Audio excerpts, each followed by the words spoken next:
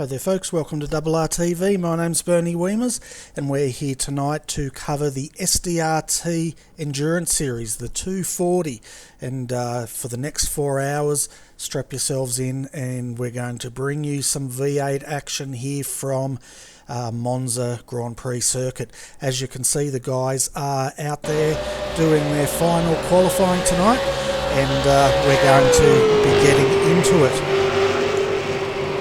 So a little bit about this series. This is run over 3 rounds and we are joining them for the second round tonight. So the race goes for 4 hours. That'll be about 128 laps. As far as incident limits go, that's unlimited tonight, but they will have 4 fast repairs. And on top of that, they will have driver changes. It is a team event. Unfortunately, my overlays don't show you the teams, but because I've had to put this together in a bit of a rush. But expect driver changes tonight, folks. No driver out there can do more than 65% of the total distance. So there should be, I'd expect 2 drivers in each team tonight. We will be joined by a couple of other co-commentators as the night goes through. We'll have Brenton O'Brien joining us very shortly. And here now. There you go, he's joined us right now. Welcome, Brenton. I was just taking the folks through the driver changes and a little bit about the series. Yeah, the series has certainly picked up. Good evening to all, and to yourself, Bernie, and all the Redback Racing TV viewers. 24 cars on the grid tonight, Bernie, for this 128 lap race. So really looking forward to this. Probably 2 hours, 3 hours? 3 hours, you reckon? I'm thinking it's maybe longer. It's certainly going to be a long race, but there's some good competition out here at the moment. The quality of the field certainly picked up, so looking forward to a good race. Yeah, we're just having a quick look. As you said, we've got, how many drivers are out there? A total of about 25 drivers have joined us tonight, or teams I should say. At the moment, Jake Blackhall has provisional pole on a 149.813. Blake Coppo's just behind him, followed by Marlon McMullen. 4th is Matthew Ross Munro, and then 5th is Aaron Hamilton.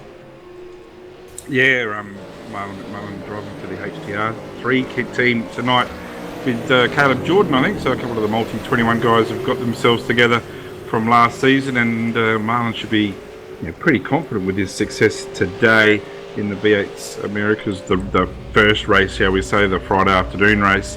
Had a good win there from PJ Sturgis, so looking forward to what he can bring to the table. And also another car to watch out for, with this team racing, Bernie, that it's not just all based on the one driver, is it? I think one driver can do, the maximum is 83 laps, so a lot of work for the second driver, if you're such, to do as well. And just keep your eye out for Corey Preston and his teammate there, Dale Niche.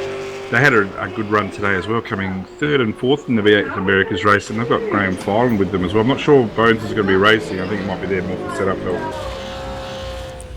Yeah, it's definitely going to be interesting as we get into the driver swaps. And as I was explaining before you came on, Adrian Brenton, I'm used to Adrian up here. Yeah, sorry, mate. Before you came on, I was explaining to the viewers that unfortunately my overlays don't have the teams in them at this stage, so you might have to give us a hand with all that stuff. Yeah, well, it's a good opportunity to share the teams around, and really with the SDRT, it ran last season where Ian and Mick Ford had success there, but as I said, the strength of the field is rising all the time, as is the popularity of the class. It's just going up as well, so it's great to see so many good teams out here. Oh, it certainly is, and we're definitely in for some racing. We can see at the moment Paul Gorrell's out there. He's currently qualified in 10th for Kimmy Rural Fencing.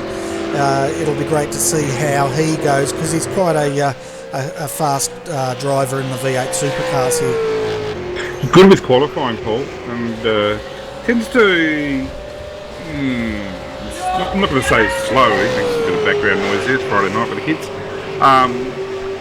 He's not as quick in race pace, but extremely quick over one lap. But he's got a strong teammate tonight welcome addition to the KRF boys. Michael Ford from ERA is now gone to KRF, so that will be a strong combination at the moment.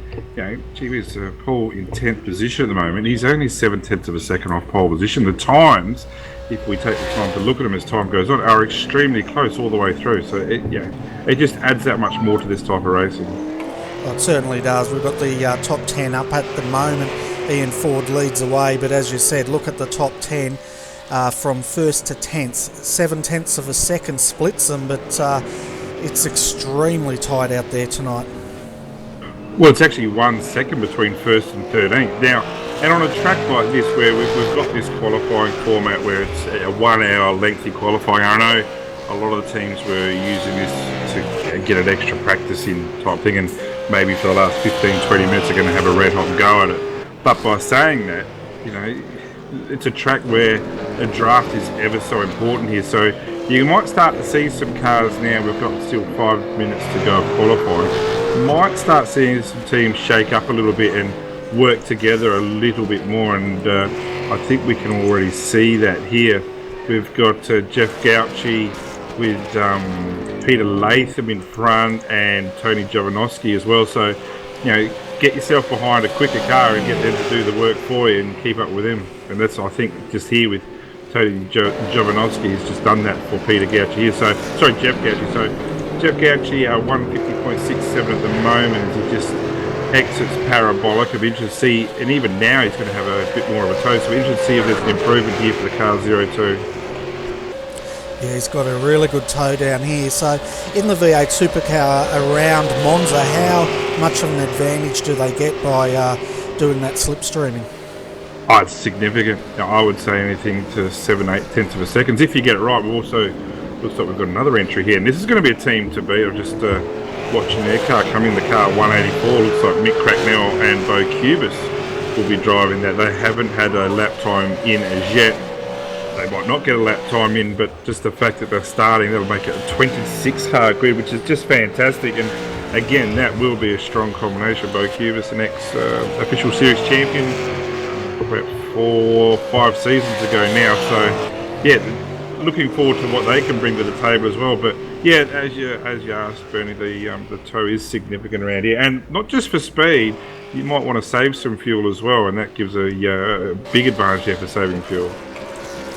Yeah, well, it's definitely going to come into to play tonight. Will be the strategies these teams employ, and I guess consistency, because they're going to be doing. How long does a V8 supercar do around here? Is it about an hour stint in between tyres and fuel?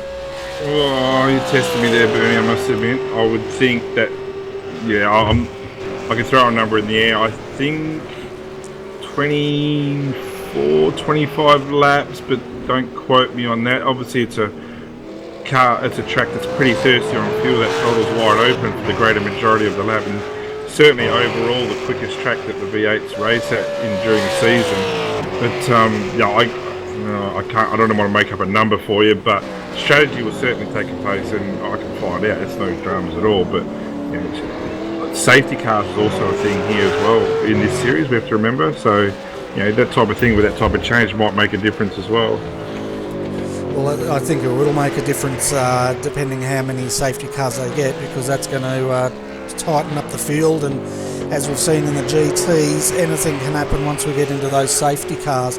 Just doing a bit of maths in my head based on what you said, it looks like probably around about a 45-minute stint, 40 to 45 minutes, but we'll soon find out once they get underway here in 2 minutes' time.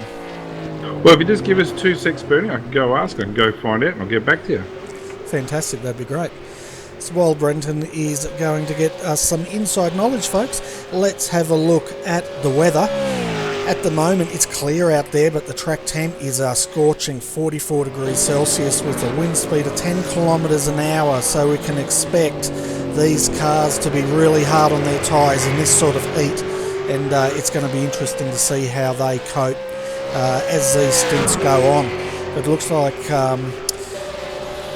let's have a look. We're just having a look now. Blake Coppo currently pushed down to third in the Maverick Welding V8 supercar here. He hasn't been able to better his time that time by. With 1 minute 20, he may get one more lap in to see if he can get back up into second position.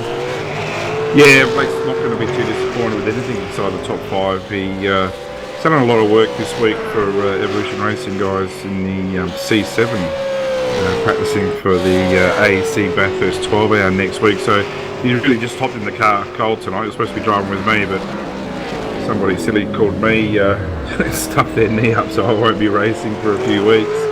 But yeah, qualifying's just coming to an end. Yeah, 24 laps, Bernie, which is what we're after. And the second driver, or the co-driver, is going to have to do 2 stints to make sure they don't get DQ'd at the end of it. Okay, so I'm just doing a bit of maths in my head. I still think it'll be around about the 40-45 minute mark that the stint will probably go for. So we'll see how good my maths is as we get to the first pit stops. But I guess, as far as qualifying goes for such a long race, these guys, of course, want to be as far up the grid as they want, but I guess if you're in the top 10, you should hopefully be able to stay out of trouble into that first chicane. Yeah, that's exactly right. And like I said, it's a track where if you're fast enough and you're at the rear of the grid, and at the moment I'm thinking that the STC boys probably would be. I'm just trying to see if STC... No, they're not even putting in a lap, so that's the end there. But it's a track where you can pass on quite such easily, but there's certainly a lot of passing opportunities, so you can certainly make your way through the field. Yeah, and it'll be interesting. I'm assuming the guys that are qualified will probably be the guys that will be starting tonight. So we'll have to keep an eye on that. I'm just not sure what those rules are at the moment. But it looks like we're coming to the end of the qualifying, so before they start gridding up, let's take you through this grid. And I can only really call out the names, folks, because I don't have the team information with me. So as we can see, Ian Ford has taken pole position on a 1:49.793, followed by Matthew Ross Munro in second. Third is Blake Coppo. Marlon McMullen qualified 4th, followed by Aaron Hamilton in 5th position. 6th we have Wayne Taylor, followed by Brendan King, then Forzan El Nabi in 8th. Paul Gorrell moved up to 9th position, so keep an eye on that car tonight, folks. Dale Niche in 10th.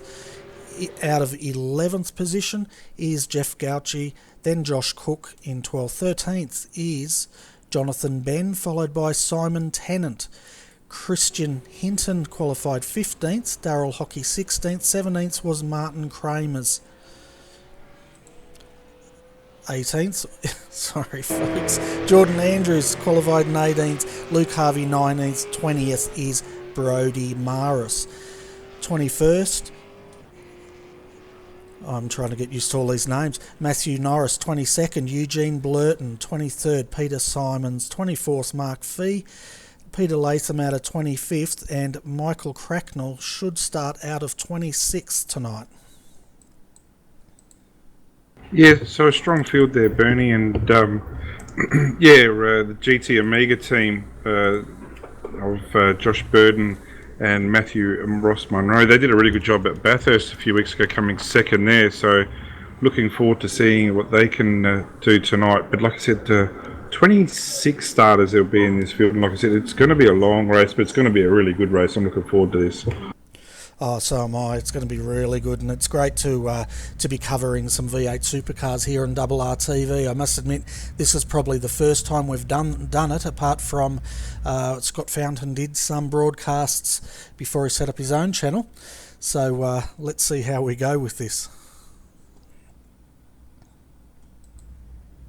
Yeah, it should be good, and yeah, Scotty's gone off his own direction, obviously, but the V8 certainly do get a lot of TV time at the moment, no doubt at all. So, with the Monday night, Wednesday night, yourself now covering, and obviously with the V8 Scops coming up, so there's a lot of V8 racing.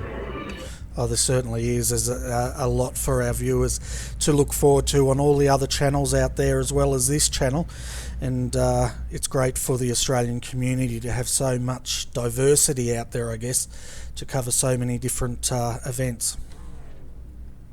Yeah, it is. Just something also for notice is that these guys have got 4 fast repairs tonight as well. So that will keep them well and truly in the running throughout as well. Like 4 fast repairs around here. Some guys might need it. I wouldn't think the majority would need 4 fast repairs, but what you get is what you've got. So make the most of it.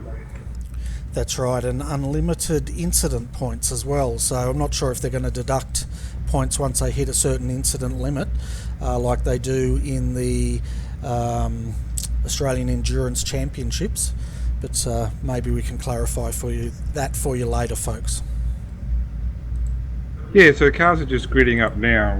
Ian Ford looks like he'll be doing the opening stint for the Demonov Innovations car. Matty Ross Munro for GT Amiga, Blake Coppo, Marlon McMullen, Aaron Hamilton as racing is away.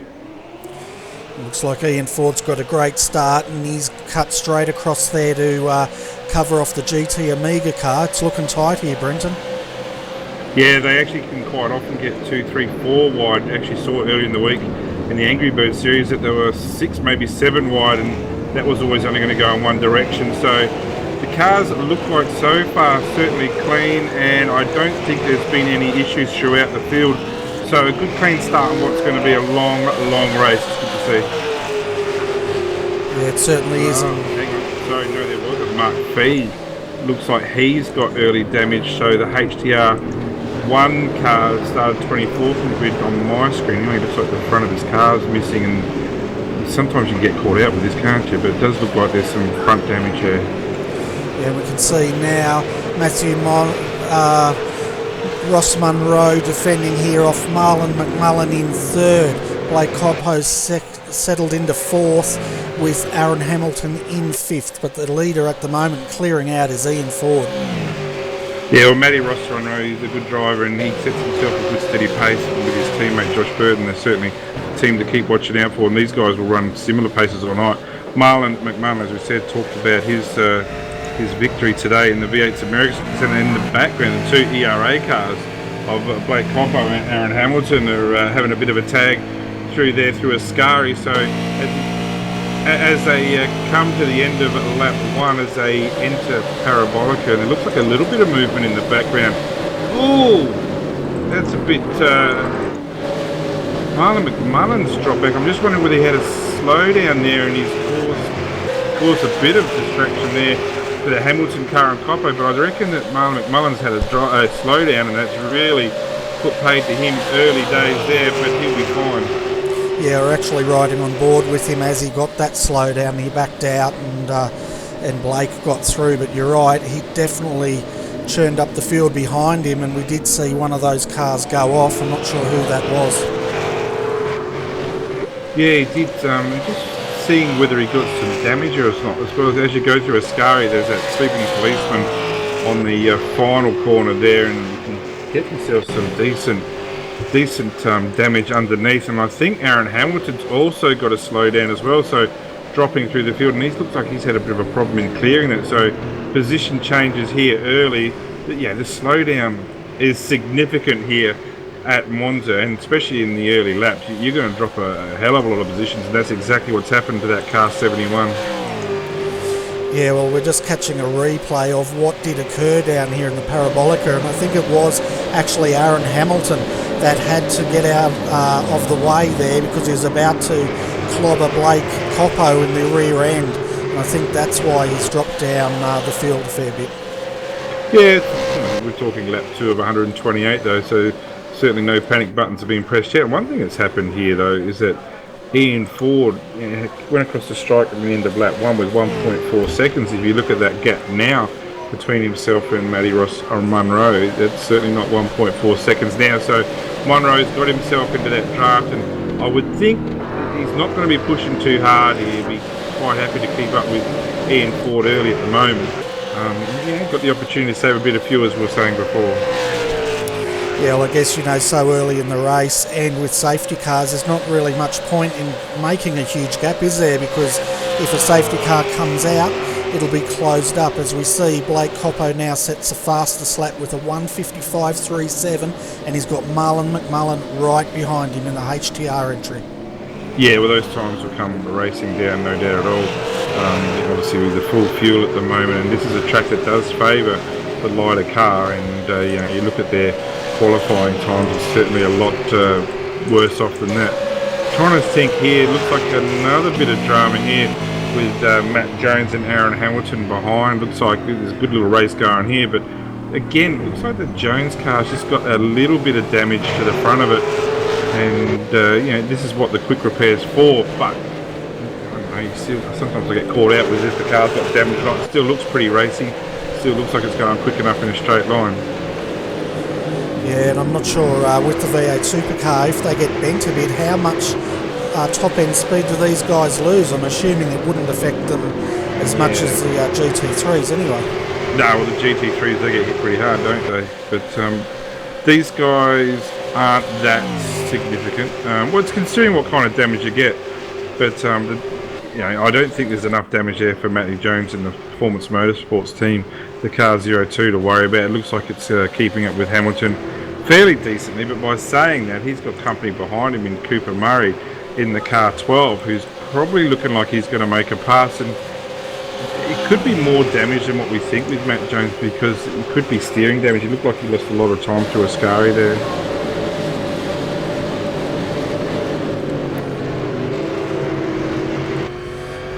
Sorry, go. Sorry, I was going to say, we're just jumping on board with Matt Jones now, just to see how his steering's looking.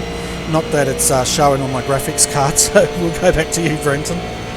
Yeah, that's okay. I'm just going to say there was a bit of a battle for the lead there. Both cars drove side by side down there, Ford and Monza Monroe. I don't think Ford's pushing himself to the limit here, shall we say. A 1:51.634 is off pace for Ian at the moment, and with a track temperature of 45 degrees, it's fairly warm, so tyre conservation's pretty important here. But these guys have gone from early days of driving away from Blake Coppo and Marlon McMullen, so this is going to be a four-way battle before the end of this lap. So I'm pretty confident at the moment that Ford's just pacing himself, see if he can maybe draw out another lap or two. Yeah, and that's it. When they're coming to such a long race here, I wouldn't expect Ian to defend that position too hard if Ross Munro wants to get through, because you don't sort of want to bin this car in the first four laps of a 1:28 lap race. Yeah, at the same time, I don't know if you're Ross Munro whether you even want to take the lead. You've got the chance here to save a bit of fuel, save your tyres, let the car in front set the pace. So you might not want to do that. You might be sitting comfortably behind. He's going to be in the middle of a ERA sandwich soon with the Maverick car of Blake Coppo making small gains, and again Blake would already be in the draft, and again Marlon McMullen's dropped off there a bit through Ascari. Didn't see if he made a mistake or whether he's got another shortcut, but certainly not going hard around Parabolica. Yeah, and that gap between Marlon McMullen and Blake Coppo, 1.8 seconds, so it does definitely look like he may have had a slowdown penalty, or he's just trying to get the car into a bit of a groove, but it's unlike Marlon McMullen to back off that much, I think. Yeah, but this is the good thing about the endurance races. It's tactical as well, and I found that last Monday night we had the official race at Zolder, and it's a fuel saver, and people are going to say they love them, people say they hate them, but it just brings that extra element. There's actually a little bit of a battle here going on for second place. Blake Coppo's finding the long way around here, deep under brakes here to that second chicane, and I reckon that job's going to get not quite done. It's not. So good driving by both. Actually both backed out of it for a while there. Bit of pressure on Matty Ross Munro and also Blake. I think they both tried to back off at the same time. That's what it looked like, and they've lost significant ground behind Ian Ford and brought Marlon McMullen back up to them. So right now, if you're Ian Ford, might be a good chance to have a bit of a push here. Make sure you can stay yourself out of that draft of the Ross Munro car, and see how he can go about business there. But the racing, it's been clean throughout so far. I see Aaron Hamilton's made a pass on Brendan King. Cooper Murray's making a little bit of a fake move there as they come up to Ascari. So the ANZ car is under attack here of Brendan King. Surprised to see King down the order, I must say. He normally goes all right here, and obviously with a really strong team, but might not have had a lot of track time. Yeah, and it looks like Cooper Murray there, as they come out of Ascari, I think it was, looked a little bit loose, so maybe they need to work on that setup a little bit in the next pit stop. Not much you can change now though, is there really? The roll bars you can change on board, brake bias, but really, obviously the tyres, you can change the tyre pressure is important, like so with 46-degree track temp. Looking forward to seeing how much the tyres do go off. They do go off a little bit, lap 6 we're on now, so as we were saying at the start of the broadcast, 24 laps we think per stint, and gee whiz, Ian Ford certainly hasn't put his foot down too hard there. A 51.99 last lap, and he's just 52.6 for Matty Ross Monroe, but certainly hasn't pulled away, and I reckon Ian's just at the moment having a pretty casual Friday night drive. Yeah, he's just managing that gap, making sure he keeps that car out of trouble, and the more Ross Monroe, Blake Coppo and McMullen, when he catches them, fight it out, the more Ian's probably going to be enjoying his stint out here in the front. We're seeing a new Marlon McMullen lately.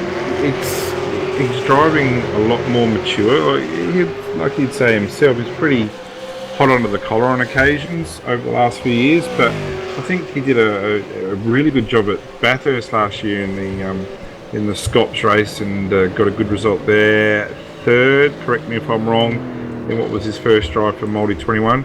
And even as recent as last week in the Monday night race, he was watching his fuel numbers, came fourth, maybe fifth, I think, fourth it was, but drove a really mature race there, didn't push himself harder than he needed to. So he's just sitting there, he's keeping his nose clean, not getting himself in any trouble. And like I said, it's 128 laps.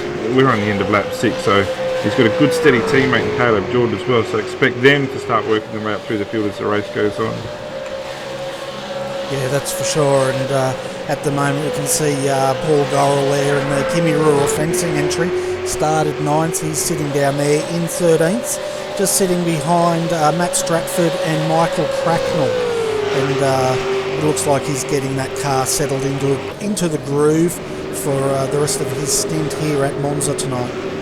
Yeah, well, there's a big move, as you just said before. Mick Cracknell on the car 184 from last in the grid 26, already up into 11th, and expect Mick to make some gains there. He had a bit of a fall down in round 1 here, Bernie, and as it's been identified a few times since, is that he was racing with Ethan Grigol at Bathurst and comfortably ahead.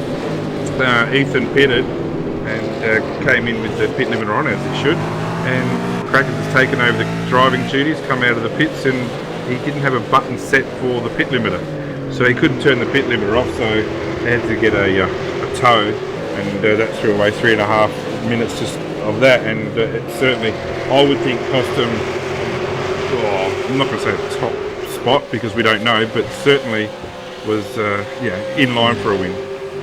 Yeah, and it's quite interesting because that brings back memories to I think it was the Australian Endurance Championship here at Monza.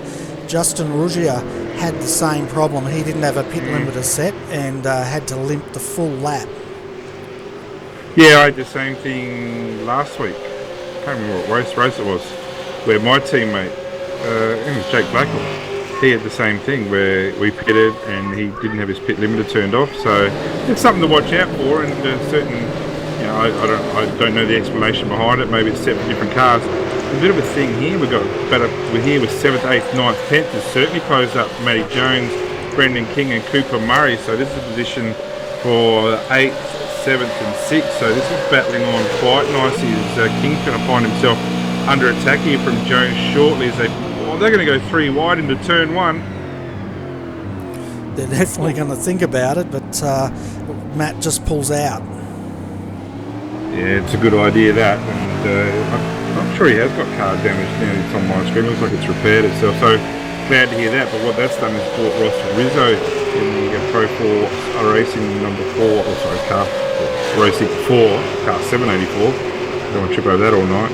Has brought up, and also we were talking about before with Mick Cracknell has made some gains on this group. It'll be interesting to see how quick Mick can dispatch this group, if he can at all. There's some good guys in front of him, but I would think that Mick's got the faster car at the moment. Yeah, by the way he's gained from that the back of the pack, but I guess as you were alluding to, as you move up through this field, your progress is going to get slower because you're really getting into the top guys now in the top 10. Yeah, no one seems to be in a hurry at the moment, except for maybe the Mick Cracknell car. The top 4 are now all together again. They've certainly just setting themselves into a nice pace, nice rhythm for the rest of this race as well. You got to give yourself a chance with an hour to go, don't you? You don't want to be flying yourself a lap down or anything like that. Just give yourself that chance, be in the game, and anything could happen. But Crackers at the same time, he's trying to make early gains through the field. If there is a safety car, it just tosses up so many more opportunities strategy-wise. But it's not a track that would really encourage a safety car, unlike Bathurst, where if you hit a wall you come back to the middle of the track. Well, the wall's quite a long way away from the track here. Yeah, that's right, they get a lot of runoff. I think if there was going to be a safety car, it would have happened in that first lap as we were coming through the chicane, but all the guys were really sensible through there. We're just riding with Mick Cracknell there, and he's trying to pass Ross Rizzo, but he just doesn't have the legs at the moment as he spins the wheels coming out of that first chicane. You've got to remember that Ross Rizzo has got a toe in front of him. Matt Jones has got a toe in front of him. Brendan King's got a toe in front of him. So Cooper Murray, who's doing all the work here, the Pro Force racing car, is punching that hole. And if you go in front of these guys, Aaron Hamilton has made a significant amount of ground on Corey Preston of late. And these two guys here are good hard racers, fast racers, but are error prone, shall we say. So there might be a little bit of action here, but whoever these guys, this is for 5th and 6th, these guys are already 5 seconds off the top 4, but I can tell you the top 4 aren't pushing at all. So I'm not sure there's any benefit at the moment in Hamilton making a move on Preston. Maybe just sit there, let Preston do all the work, and see if you can save that little bit extra fuel. Yeah, we can see at the moment Matt Jones, he's really pushing Brendan King at the moment. He wants to get past, and these guys are closing up. And you know what happens, folks, when V8 supercar drivers start to close up, it generally means possible of rubbing panels. Easy. Yeah, well, you're right. You know what? You're right. They do a bit of rubbing, but the racing is awesome. And I know, Bernie, you love your GT3s, as a lot of us do, but I've got to admit I'm a V8 man through and through on iRacing for sure. And the guys that race at the top of the V8s are absolute pure quality. They do an awesome job, and I say it week in, week out that the top guys in the V8s will be able to compete with any other iRacing person around the world in the right conditions. And they stick with their V8s, they're loyal to their V8s. But big things happening for the Australian iRacing community later this year with the GT3 Blancpain World Endurance Pro Series coming up. It's a bit of a handful. Well, we've got 5 out of the 40 cars that qualified through the Pro Series qualifications last year. 5 out of the 40 are from Australia. That is significant. That's going to be awesome. Well, it certainly will be. And earlier in the season I tried my hand in the V8 in the development series, and I must say I actually really enjoyed it. These cars have come a long way since the early days, and one thing it does teach you as a driver is how to be smooth, how to work that throttle, and how to get the maximum out of an under-tired and overpowered car such as a V8. Yeah, they carry a lot of weight with not a lot of rubber, don't they? But like I said, the field's so much deeper now, and certainly there weren't the bigger teams, but certainly the better teams of the TTR and TTI. I'm not going to say they weren't the bigger teams because they didn't have as many people racing for them. Well, over the last 6 months, they now have more people racing, so they've become a larger team. That's probably a better way to say. And the guys like Josh Rogers, who's just come on leaps and bounds, and he's hell quick. You saw what he did during the AEC, his last stint in the HPD against Madison Down last week, he was able to hold him off. And people might have been saying, well, who the hell is Josh Rogers? Well, Josh Rogers is a superstar in these cars. Ethan Grigol, it's pretty much 1 year today that Ethan Grigol started driving the V8s, and look what he's achieved. So, yeah, the list is deep. Mitch Cielak, Kane Kugelmeyer, quite a few. And there's others to watch out for as well that just slipping under the radar at the moment. But I can tell you, every good team manager is keeping their eye on them. Yeah, for sure. And you're right. The talent is going deep. And one thing that I have noticed in the last couple of years is the driver lineups are also going deep as far as talent goes. It used to be the case that you'd have a fast driver and a slow driver, but these days in these cars at this level, just about all the drivers are A-class drivers. I think it's the way of the real world though, isn't it, though, Bernie? Like, could you imagine years ago Dick Johnson and Rusty French, so they won Bathurst in the Falcon. Well, Rusty French was, 2.5, 3 seconds a lap off Dick Johnson's pace. Gracious best to Rusty if you're listening, I don't think you are. But you can't do that now. And I know, putting my ERA hat on, like, we've given ourselves the best opportunity for 3 of our teams to be, hopefully, giving themselves a chance at the top 5. A win would be nice, obviously, but you've got to... It's something you've got to think about right from the get-go, is to get your strongest combinations. Yeah, that's right, and that goes not only with speed, but compatibility on how these cars are set up, and it's important to have both your drivers in these V8s tonight comfortable with that setup, and being able to turn around consistent laps pretty close to each other would be the best way to have it. Yeah. With the Scops Enduro races, Spa, Phillip Island and Bathurst, there's definitely Bathurst with the realistic chance of safety cars. Spa, probably yes as well, but Phillip Island, maybe not. So you need 2 fast drivers throughout, and we saw last year with Bo Cattell. Bo Cattell's a fantastic driver. But he was partnered with Jared Filsell, who's, I think, the fastest V8 driver, and his win at Scops proves that. But Bo got minimum seat time. That's how strong that team is at ANZ, well, that combination anyway. So you gotta keep your feet on the ground and keep your lookout for other teams as well. And as the Scops season starts, I think there's a practicing this weekend, next weekend. That's the big picture at the moment that teams are looking at. Yeah, that's right. And while we've been discussing the different drivers here, folks, you've been keeping an eye on Michael Cracknell. In the last lap, he's made up 2 positions. He's up to 9th now, and he's starting to put the pressure on Brendan King. So Michael Cracknell is still on the move. Yeah, and I think he'll make short work of King as well. It's almost the King brothers racing tonight for the ANZ car. I know Brendan King's in the car at the moment. Henry King, no relation, is going to be the co-drive there tonight. But this will probably be easier for Crackers now to make a move here, because Brendan doesn't have the benefit of a draft from that car in front. That Cooper Murray car seems to stretch his legs fairly well here. So as they cross the strike end of lap 12, start of lap 13, it's still a long way to go, and Crackers will make a nice little duck here, will he? No, he's backed out of that pretty easy. So I would think, if that was a sprint race, he would have stuck his nose in for sure. But a bit of experience there for Cracknell in the car 184, and his time will come for sure. Oh, that's for sure. We saw a couple of laps ago how patient he was getting past Matt Jones and Ross Rizzo here. But all of a sudden he saw the move and he pounced. So we'll keep an eye on Crackers as he continues on. Just to give the viewers a bit of an update of our top 10, now that we're 10% through this race, it's currently being led by Ian Ford, followed by Blake Coppo, Matthew Ross-Monroe, and 4th is Marlon McMullen, just sitting in there behind Ross-Monroe.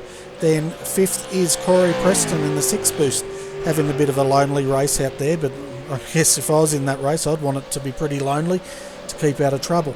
6, Aaron Hamilton, and then 7th is Cooper Murray, followed by Brendan King in 8th, 9th Michael Cracknell, and then 10th is Ross Rizzo. Yeah, like I said, a lot of cars. It's just good to see a full field, isn't it? And with Redback Racing getting on board. I just had a phone call, Boone. I've got to go answer, mate. Sorry, this might take a while. Sorry. Oh, that's all right. Yeah, and to give you guys a bit of an update on the cars that have had a bit of drama out there, Shannon Mason, he's had to have a fast tow earlier on in this race, and he's currently circulating in 20th. And the other car that has had to pit was Peter Latham. He was involved in a first lap incident and suffered a bit of damage of that car, so they've used a fast repair on that one. As far as people not starting, we had the number 105 did not make the grid tonight, so I'm not sure what has happened to that car at this stage. So you can see now Blake Coppo and Ian Ford, they're just shadowing each other. They've been doing that for quite some time. We've been racing now for half an hour, so we can expect to start seeing pit stops probably in the next 10 to 15 minutes here, and it'll be interesting to see how that that shakes out. For those of you that have just joined us, we have not had a safety car yet in the first 30 minutes of racing. No, and as you're saying with safety car, with pit stops as well. Sorry about the phone call, Bernie. But it's how quick the second drivers are going to be. And let's just have a look through this at the moment. You know, with the GT Omega team, you got Matty Ross Munro sitting there now, but Josh Burden, I think he's equally as quick as Ross Munro. So don't expect too many changes there. Obviously, the Ian Fords with Jake Blackhall. Jake will say himself he's not quite as quick as Ian, obviously, but we'll still hope we'll be able to keep up a fairly steady pace as Aaron Hamilton passes a slowing Corey Preston, who's obviously had a slowdown. Who else we got? Blake Coppo is going to be driving with Craig Jones. Jones is not as quick as Blake, but you know he will put in some strong laps. There's no doubt about that. Who else we're going to be looking at? Marlon McMullen will be handing over to Caleb Jordan. Caleb can be very quick, if not erratic sometimes, a young fella, but he's certainly improved for sure. Corey Preston, we talked about him, he'll pass over to Daramish, and Aaron Hamilton will be handing over to Greg Sharp further through the field. Now there's some strong lineups, isn't there? There really is. Simon Tennant in the HDR2 car will be with Tony Jovanovski, the 600 car, Benny Stratford and Farzwan El Nabi. So again, that's a really strong combination. I'm surprised to see them down the field in 12th position at the moment. Yeah, there's definitely some strong combinations out there tonight, and it's really quite eye-opening for myself, I guess, in being able to broadcast this, because normally when you focus on like the GT3s, you get to know all those drivers, but you don't see so many of these drivers, and it's great to see in the V8 supercars what talent there is in this category. It's great. It shows you how deep the iRacing community goes in Australia as well. I forgot to mention the guys in 7th place, Cooper Murray. He's got a couple of teammates. I see Wayne Taylor, who's more than capable, and Jonathan Hancock, must admit, don't know much about him, but it shows you how deep the Australian community goes, and it's one that's getting stronger and stronger. I might say, I don't want to put my ERA hat on it too much, but the two ERA cars out the lead here, Ford and Coppo, seem to have stretched out their lead on Marlon McMullen over the last lap or so. So 2.6 seconds over the strike last time was Coppo in second place, a 51.221. That's a handy little lap compared to, has we lost? No, there he is, a 51.996. So another 0.7 of a second. So it looks like the ERA guys are getting on their bike. But like I said, they might need that little bit of a gap because their co-drivers certainly aren't slow, not sluggish, but I would imagine that they might just be matching the times of the guys behind. So good little opportunity here, and it looks like Aaron Hamilton has, what's going on there? Is he straight lined or has he got damage? I'm not sure. The first chicane. Was he's popped an engine? No, he's blown an engine. So there you go, the first drum of the ERA Auto Loan Centre car 71. The downshift has absolutely crucified him. So better make sure they've got their quick repair on, because that car is going to need a tow. So that's going to be really effectively the end of their race, certainly for a major position. So unfortunate there for that car. Whilst they're there, they might as well chock it full of fuel, get some tyres, make a driver change. But unfortunate for sure that they've blown an engine there. So you'd probably discount them for a major position by the end of this race. Yeah, well, you can't afford that, can you? And so that's the third car that's in trouble at the moment, and we can see he's just waiting for that quick tow to count down, and then we'll see if he has managed to get that fast repair on. But out front, we've still got Ian Ford and Blake Coppo. They're just sitting there, not really fighting for position, just being consistent, which, with over 100 laps to go, they're doing the sensible thing there. Marlon McMullen, he has got past Matthew Ross Munro, so he's moved up to third position, and Matthew Ross Munro in the GT Omega entry has dropped down to fourth, and then fifth, Corey Preston. Corey's having quite a lonely drive out there, but in the 6 boost. A bit lonelier now with the demise of the Hamilton car, because Aaron just blew his engine right in front of Corey. So it is a lonely drive. But I don't think he's going to mind that a hell of a lot. What's he, 11.5 seconds down on the lead.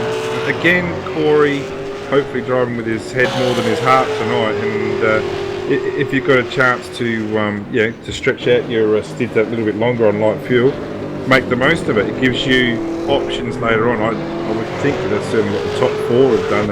They certainly look like they were fuel saving dramatically, but they seem to be up and away now. And if you're Blake Coppo in the second position, right behind Ian Ford, it's a great chance to just sit in his draft and get Ian to do all the work here. Ian, as we know, is one of the faster V8 guys going around, and just got himself triple screens a couple of weeks, Bernie, so that's going to make him even faster than a lot. Yeah, it definitely will. Once you get onto triple screens and you get used to them, there's no going back, that's for sure. And at the moment, Michael Cracknell, he's dispatched Brendan King. So Michael Cracknell, he's up to 7th position. The next person on his target list, I guess, is Cooper Murray. But that gap at the moment from him to Cooper Murray is 2.5 seconds. So he's got a bit of work to do. Yeah, I think he'll make ground there. Cooper Murray's last lap, 51.9, is certainly comparable. Half a second up on Corey and 4/10 of a second up on Marlon McMullen. And actually quicker than our guy in second place. No, not now. They go across the line. So a 51.602 and a 51.681 up front. So it'll be interesting to see what Cooper Murray's lap is here as he gets that Ford Falcon really wound up down the long straight here. These guys are reaching some phenomenal speeds here already as they go across the line. They're already hitting 265 or 52 flat on that lap. Just nudging 279 for Cooper. That's not in any tow at all, so that's pretty impressive. Yeah, it certainly is. And I guess with Monza, it's probably a bit of a momentum track, meaning, they just want to keep that momentum, carry it through the corners to maximise these long straights around here. Yeah, the car 71 is back out from they're blowing up their engine. Greg Sharp, as we said, whilst you're in the pits, you may as well take some fuel, take some tyres, and you never know, you might get back on that lead lap. Now that you've had your pit stop after lap 18, you might get back on that lead lap, and hopefully a pace car safety car might come out whilst you're way down, and you might be able to make that lap up. But Greg Sharp's doing the right thing, letting the field through with that blue flag. So while there's life, there's hope down in 24th position. Yeah, and once you go down that lap and you've got to get out of the way of the cars lapping you, it's really hard to get your momentum going, isn't it? Because you're forever pulling over, letting people through, and then trying to get that car back up to speed. Yeah, it is. It is. What are we now? Lap 18. So it stops to be coming up in the next 12 minutes, we're thinking 10 to 12 minutes, and then we'll see the race turn on its head just that little bit more. The second driver, the co-driver, as we said, is going to have to do certainly going to have to do 2 full stints here to make sure their car qualifies. So the gap at the front at the moment is between the 2 ERA cars and Ross Munro's 4.4 seconds, 2.2 last lap there, and a 51.5 for Matty Ross Munro. So 7/10 of a second going there for the guy for the car in third place, and 52.8. Yeah, that's not reflective of where he's going to be at the end of this race, because I'm very, very sure that he's fuel saving. We need to actually probably work it out here, Bernie, don't we? 24 laps per stint, under 28 laps, so let's see what they can do with themselves here. Yeah, well, the 40 minutes in, so that's the pit window. Well, it's open now, but we expect them in the next 4 or 5 laps. A bit of an update, Peter Simons in 24th has also just gone a lap down, as we see Matthew Ross Munro put a lap on him, and Marlon McMullen is about to do the same. So the guys are going to start to come into traffic now that they're catching the slower drivers. Yeah, I was just trying to tap in my head how many pit stops I need. It comes up as 5.3 pit stops I need. So if you got the chance to save that 0.3 of a pit stop, you know, let's face it, I'd rather have a car doing 280 k's down the straight than doing 0. So, you know, if you get a chance to have that one less pit stop, certainly make the most of that. But these 2 ERA cars are just travelling beautifully at the moment. Matty Ross Munro, in the meantime, he's just pulled a bit of a gap on Marlon McMullen, hasn't he? So, not sure if Munro's going to be pitting maybe 1 lap earlier, or whether he's been able to save fuel through that early stint behind the Ford vehicle, and he's got himself in a good position as well. But you know, we saw last Monday night the improvement in a lot of the drivers in the ability to fuel save. Josh Burden is actually in our channel right now, I can see, but yeah, he just probably about 300 metres short on the line, as was Brett Cananzi, the SDRT driver. But the pace of the top 4 cars in a fuel saving race last Monday was so much faster on a slower track than what the speed was on Saturday. So the good guys find a way. Yeah, any way they can to get that edge over their competition, and one of the ways is definitely fuel saving, especially on a big long race such as this. I guess the other question's going to be how the teams stack their drivers as far as what stints are going to do, whether we're going to see drivers double stinting or not, and that'll be an interesting thing to keep an eye on.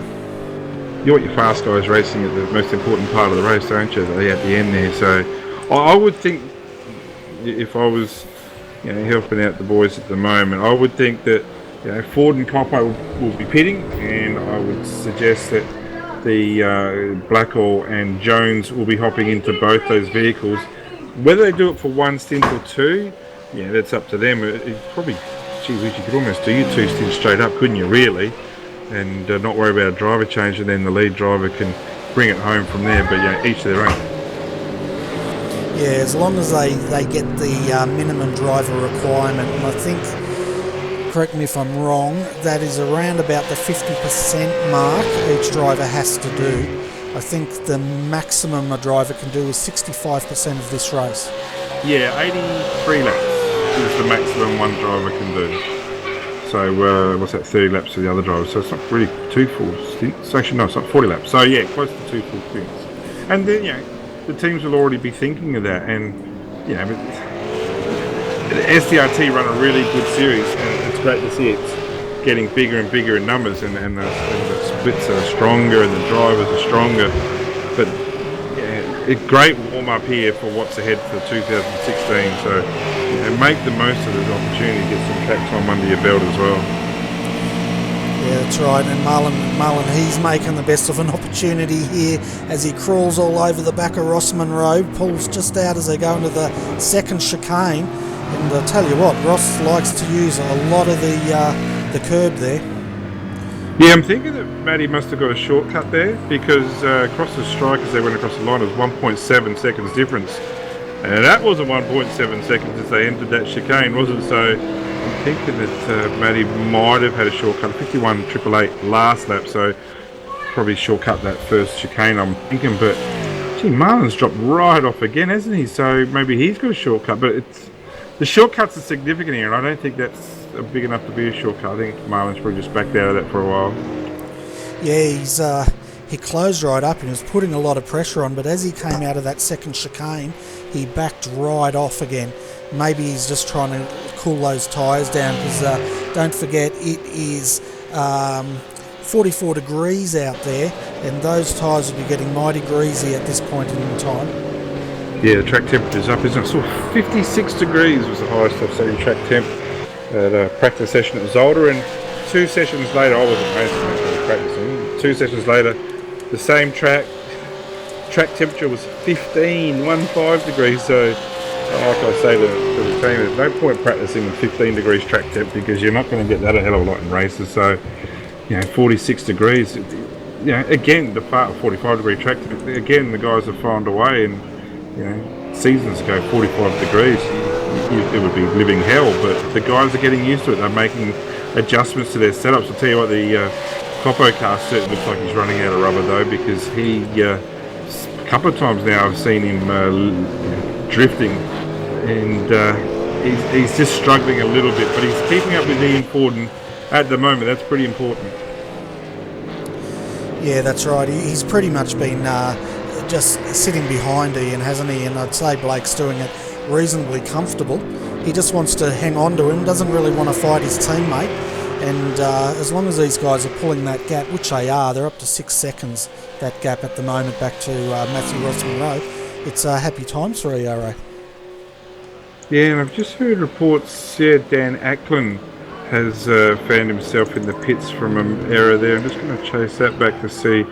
Yeah, he's got substantial damage. Yeah, actually, that's an unusual place to go off. Yeah, actually, there's a couple of cars that have gone off. So, Ackland there has a bit of a mess, as is Matty Jones is another one. I don't think those guys came together either, so not sure what's happened there. Yeah, we're just having a look at the replay. Matt Jones actually went off the track 5 times. We're having a look at Matt now. Coming the inside, they're rubbing. Oh yeah, they rubbed all right, and the O2 straight into the fence there at the Parabolica, I think it was.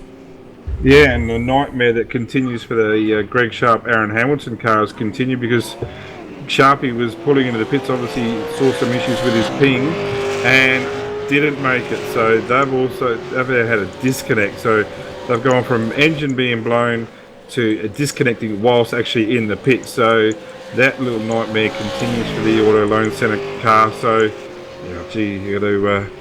You wonder whether you just decide that today just might not be your day. Yeah, well, it'll be interesting to see if they reconnect and push on. But 23 laps in, the drama has definitely started to unfold for that team.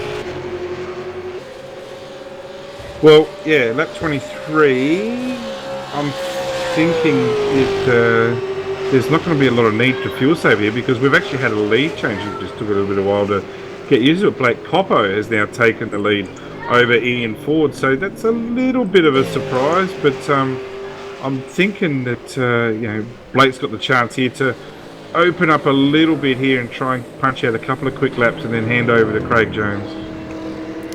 Yeah, so I'm not really familiar with ERA's sort of policies.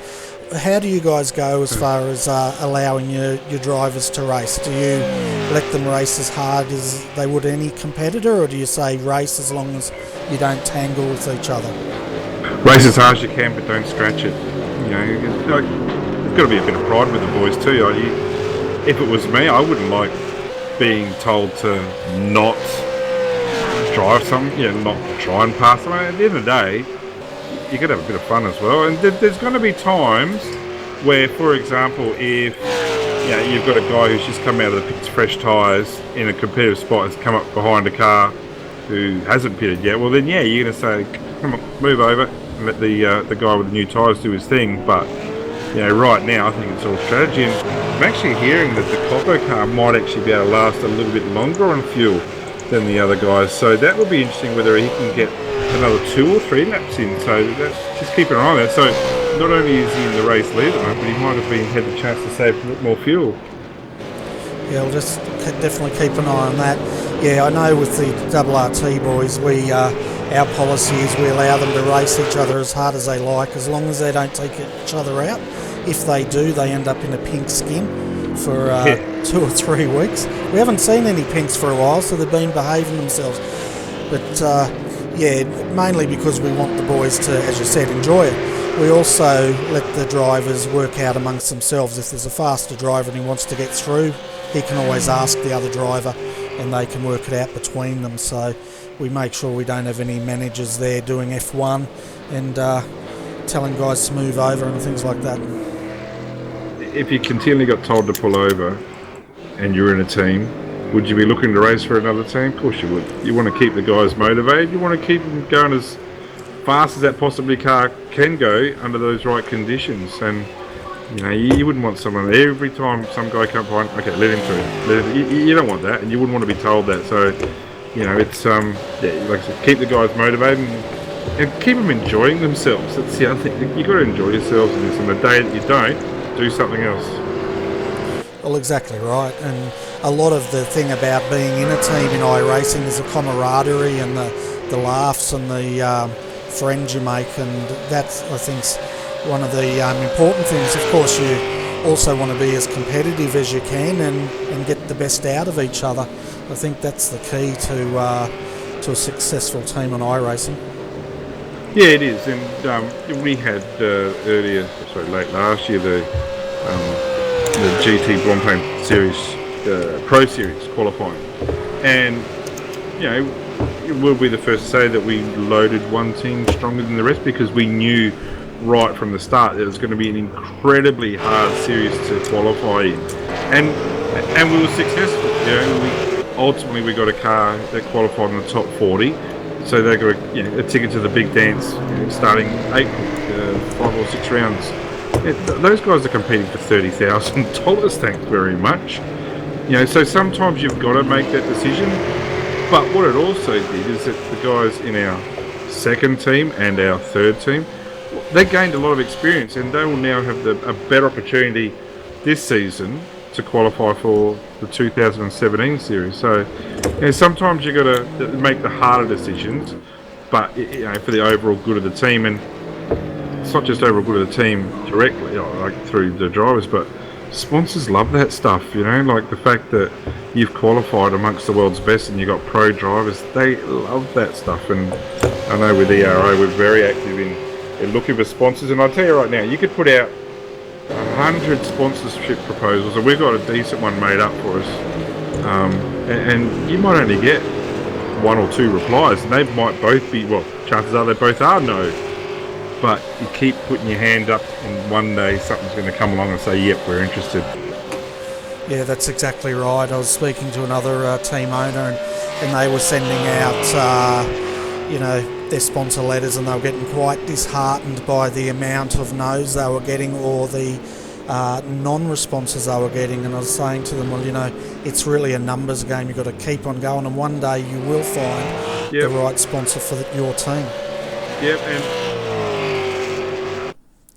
and Rose, our first of our pit, so Josh Burden will be taking that car over. So yeah, these guys have gone longer than what we've thought here. We were originally thinking 24 laps, so they've gone longer than that. Who else we got in the pit? Garrell pitting. So there's a lot of guys here. Matty Stratford's pitting. The car 12, the Pro Force racing car is pitting. So a lot of driver changes right here. Gee, we're surprised even more so that the 2 ERA cars are able to go as long as they have. Yeah, so Josh Burden's jumped into the number 4 car. Wayne Taylor's jumped into the number 12. Forzan El Nabi has jumped into the number 600 car. Michael Ford looks like he's in the 68. And Jeff Gauzy is just now jumping in to the number 2 car. And we've got the 444 in as well, and Tony Jovanovski has jumped into there. So a lot of driver change and action going on in the pits at the moment. Got a feeling this is, I'll tell you what, Pete Latham here certainly hasn't done the lead of the race Blake Copper any favours. Blake's been stuck behind him for pretty much that entire lap. Blue flag waving. Even now I don't think Pete's real keen, so Blake's actually pitting, so it's first stop for our leader now on lap 26, and Ian Ford is able to continue on. So this is what I'm saying to you, as I said earlier. I was really, really confident that the Ford car wasn't pushing as hard as he could have, and that's the same with Marlon McMullen, because they've also been able to go on that extra lap. There's a lot of cars now. Jeff Goutsey, as you said, has pitted. Blake Coppo overshot his pit a long way there. So that's going to take time. I'm not sure they're doing a driver change either, which is surprising. So looks like Coppo will be staying in that car. So just tyres and fuel for that car. Michael Cracknell, he brings the 184 in, and what a stint did he have. He started at the back, he brought that in at the end of his stint in 4th position, and Bo Cubis is jumping in to the 184 at the moment. Yeah, not the worst guy to hand the keys to your car over in Bo Cubis, is it? We know what he can do. And yeah, with the free repairs too, these guys can afford to drive hard, but gee, it looks like a really long stop for Blake Coppo, finally out of the pits now. So these guys are taking on fuel full tank. So yeah, that was a long stop, but it looks like it's par for the course. But it where does that leave our leaders in Ford in comparison? So they're actually exiting Ascari as the leaders. As the previous leader was exiting the pit. So that's how much time it loses. It's a lot of car. Certainly is. And having a look at the pit stop times, folks, Blake Coppo did a 47-second stop. Bo Cubis in the 184, they did a 46.9 second. The slowest at the moment is the 52, where Henry King jumped in, and that's a 53 second, as we see our race leader in Ford coming into the pits now. Yeah, so I'm thinking with the King car they might have had a little bit of optional repairs and or a short pit lane penalty, I doubt. So yeah, so Ford will be pitting, and he will be handing over to Jake Blackhall there, who has done a fair bit of track time from what I understand. And Marlon McMullen also now, as he comes up to his pit bay, hasn't come to a stop just yet. In the HTR car comes to a stop. Not sure if that's going to be a permanent thing for the V8 Scott Series, whether Marlon's staying with him. But yep, McMullen out and Jordan in, and in front of them Ford out and Blackhall in. And we can see now Josh Burden, it's coming down towards a parabolica here. He's 3rd on track at the moment, and their stop was a 38.7 seconds. So we'll see if they can get across the line before Jake Blackhall can get out. 37.7 so far. Yeah, so obviously Burden here is short field, I would think, because previously they were 6.5 seconds behind Blake Coppo. And as they go across the strike now, lap 28, that's a 5.4 second. So, what was the pit stop time for Burden there? Sorry? 38.7. So he's cut a good 5 seconds off that pit stop. Okay. Yeah, well, even that. So if it's only 5 seconds, well, he's made about 11 seconds track time. So. That's obviously a move that succeeded for them, and we've got Josh in our TeamSpeak channel here, Bernie, but I'm not sure he's going to get the ability to talk to us whilst he's driving, which is a shame. But obviously, probably short field, I would imagine.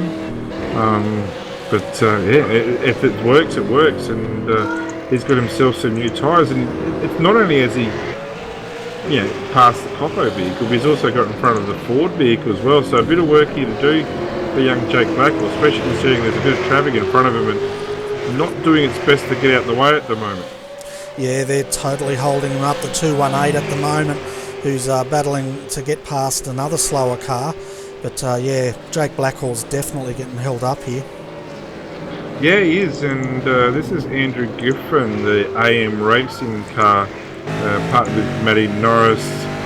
I don't want to throw myself under the bus here, but I think these guys race in the AC as well. Bernie, you might better help me there in that in the roof in the GT3 section. I might be wrong, but if it's the same guys, it's good to see them out and about in the V8.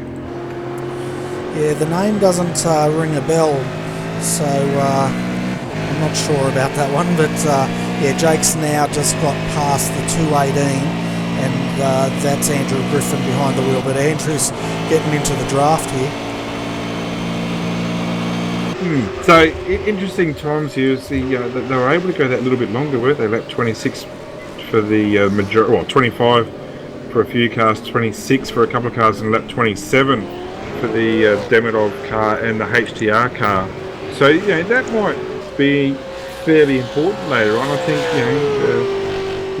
the Josh Burden car pitted 2 laps before Blackall and also Coppo. Oh, sorry, 1 lap before Coppo, 2 laps before Blackall. So I think that's going to be fairly significant. If you can find your car over those 5 stints, saving 2 laps per stint, well, you never know. That might be 1 pit stop less. But all it will take is a safety car, and all that work will be undone real quick. Yeah, that's exactly right. And I guess the mover in that pit stop strategy was the GT Omega car, up into first position. Having a look at Bo Cubis in the 184, that car came in 4th position. It's come out in 6th, so lost a couple of positions, but saying that, they've also gained a good 20 positions from where they started tonight. Interested here, Burning, you've got that in front of you, I don't have that. The car 98, what was their pit stop time? Because they also made some decent ground on Caleb Jordan in the 654, so Marlon McMullen handed over to Caleb, and Corey Preston has handed over to Dale Nish, and Nishi's already made ground, significant ground. He was a long way back before Marlon McMullen's car, and right now they're pretty much nose to tail. Yeah, well, looking at his pit stop, Dale Nish did a 43.5, Caleb Jordan a 44.4, so they've only made 9/10 of a second up in the pits. So I'd say the rest of that is Dale Nish on track. Yeah, so strategy coming into play for sure, and Nishi had a good result today. I reckon these guys have got their setup sorted today. You can always tell how well a team's going with their setup when both the guys are up there, and that was certainly the case the V8's Americas race today. Nishi did a really good job and stayed with with Corey the whole time, and I don't know whether he beat him at the end of the night. I got to admit I was halfway through doing something else, but I did see for a long period that Nishi was actually in front of Corey.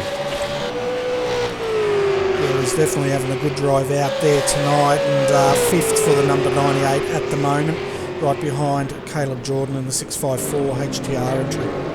Let's keep our eye on the car 184 Bo Cubis. Last lap was a 151.438. A 151.438 is pretty quick off the bat for Bo. 6th position at the moment, 24 seconds or 23.9 is close enough to no change there. So I think Bo will start making ground.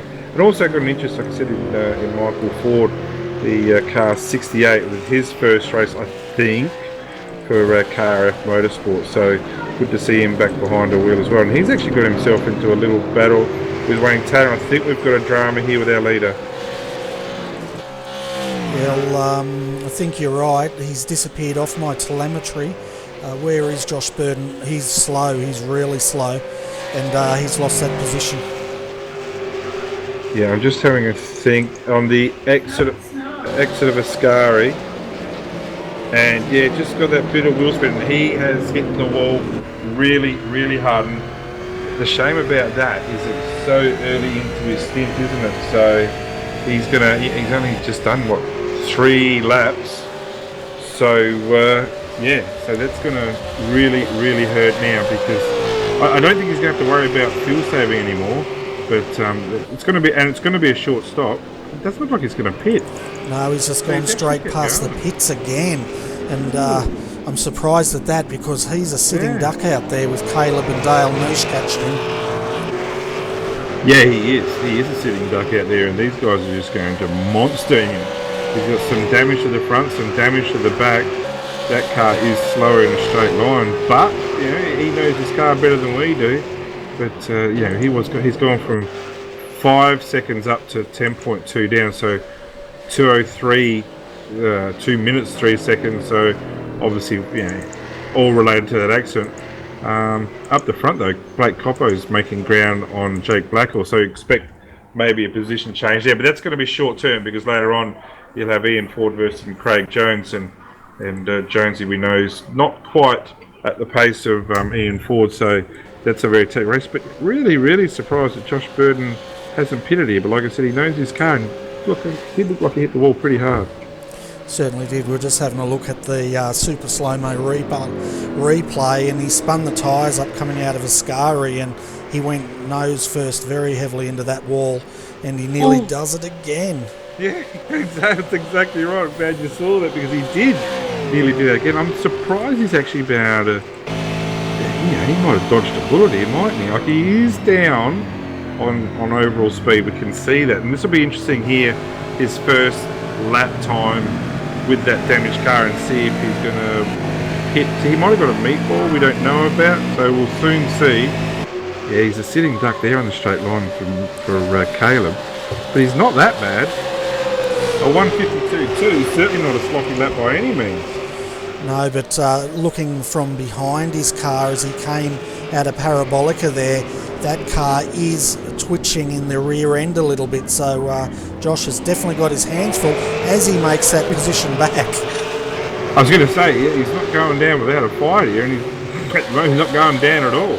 A 52.2 is not that bad a time. A 50.6 was the car's fastest lap. A 52.2 is actually his second fastest lap so far. So, wow, let's just see where this leaves him. At the moment, 11.1 seconds off the lead. Oh, gee whiz, yeah. I can understand to a point why he needs to do this. Opens up a different pit window. So, gee whiz, I'm surprised the car was able to sustain that hit. I could be saying things about Fords right now, Bernie, but I've been told not to. Probably a good idea. But one thing I will say about that car, he went in nose first, straight in. That car doesn't even have a scuff on the front of that. So I think you're right, Brenton. I think he might have dodged a bullet.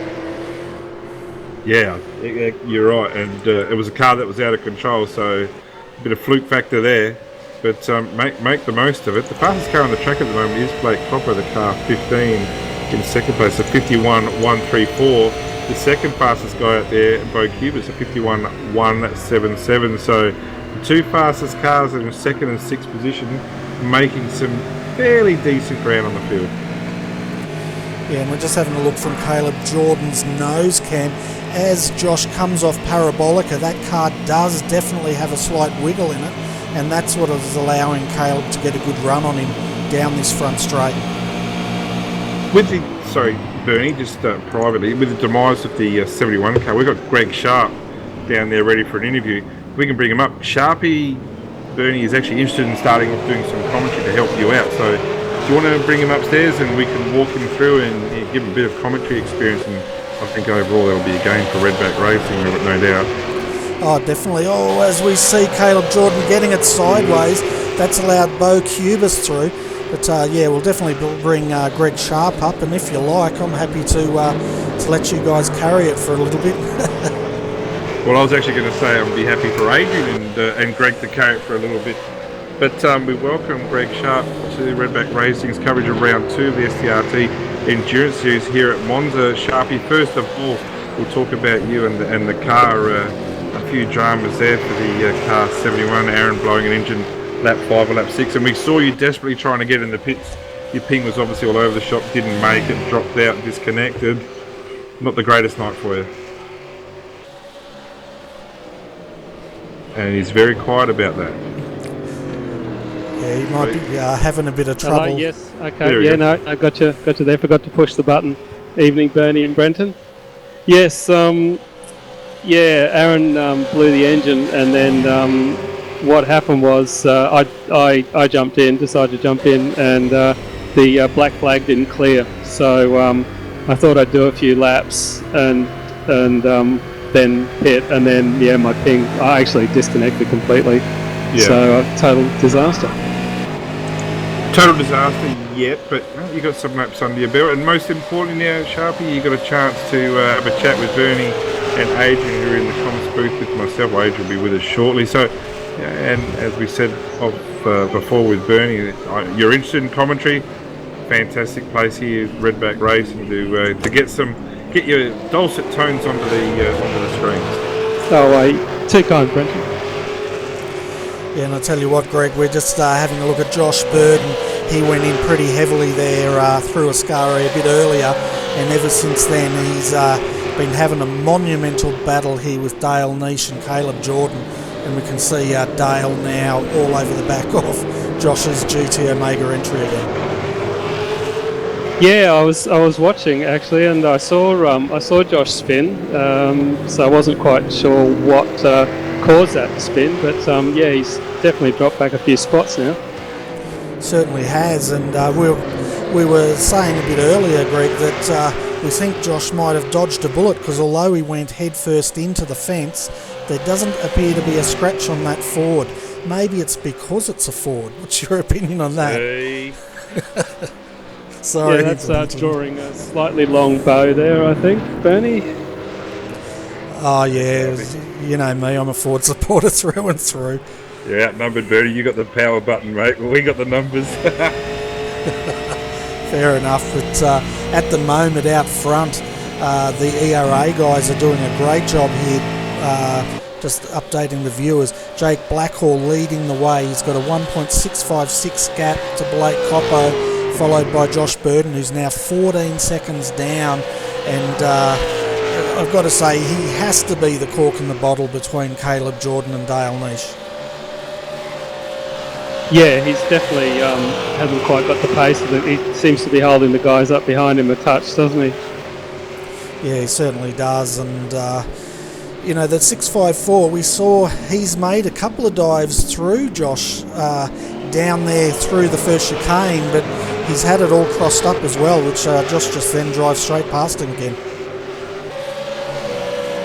Yeah, I'm just had looking at Josh now. I'm amazed at his, yeah, as you say, his car's totally fine. It looks like he might have a little bit of a bent rear spoiler there.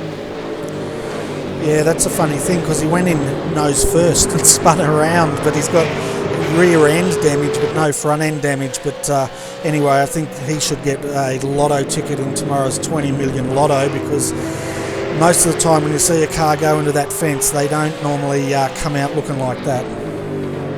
No, but he's probably is carrying a little bit of damage though, I would think. Yeah, you can see as he's coming through the faster corners, that rear end on the GT Omega Ford, it just starts to twitch a bit, and that's allowing Caleb to get a better run onto these long straights. Yeah, it's only a matter of time, I think, before... he ran a bit wide there too, so I think it's only a matter of time before Caleb and... who is it, Corey gets him? Yeah, we've got Caleb and Dale Nish in the 98, and they're battling, trying to get past Josh Burton here in the GT Omega. But for the folks that just joined us, it was quite interesting. That car actually jumped the two ERA cars in the pits, and he led for a couple of laps until he got it all crossed up coming out of Ascari, and it looked like he spun up the tyres and straight into the fence, and since then he's now 15 seconds down from our leaders. So here we go. Looks like Caleb's got a run on him here in turn one. Oh, that was a bit naughty maybe. Oh yeah, and I could hear Dale Nish in the background running into the back of Caleb, but I'll tell you what, Josh went so deep under brakes in there. Yes, well he was clearly, I think it's a lost cause really. I think he's not going to be able to defend like this for the whole race. Yeah, well we've got how much, about 80 something laps to go, so you're right. They're losing so much time out here, 16 seconds. You'd think they'd just stop to get that car in and fast repair it, take the pain now, because after they do a 40-minute stint around here, God knows what that gap's going to be like. Yes, and it looks like Bo Kibis is coming up to the back of this train now too. Yeah, I'm looking at the times here. He's actually lost 1.2 seconds in one lap. Now surely that must... if you're in that car, let's say, Greg, and you're losing that much time, what would you do?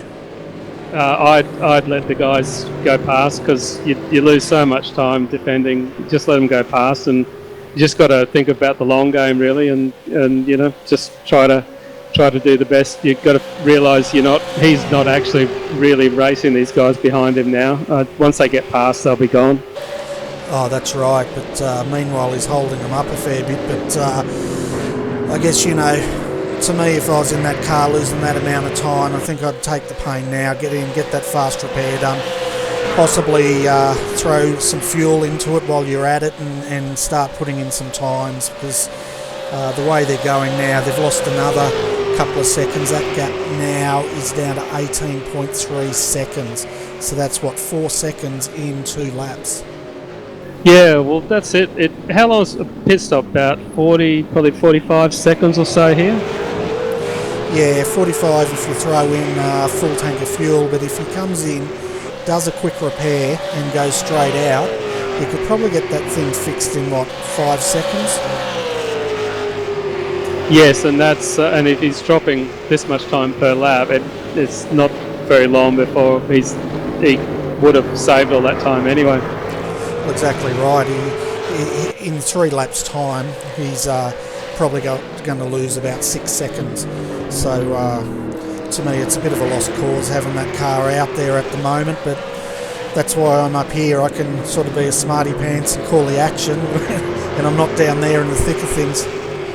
Oh, geez, that was Dale Neese getting incredibly loose off the exit there. Yeah, it was a good save, wasn't it? Yes, it certainly was. Bernie, Sharpie, I'm sorry, I'm going to love you and leave you boys. You've got Adrian here in the comms box as well. Good luck, Sharpie.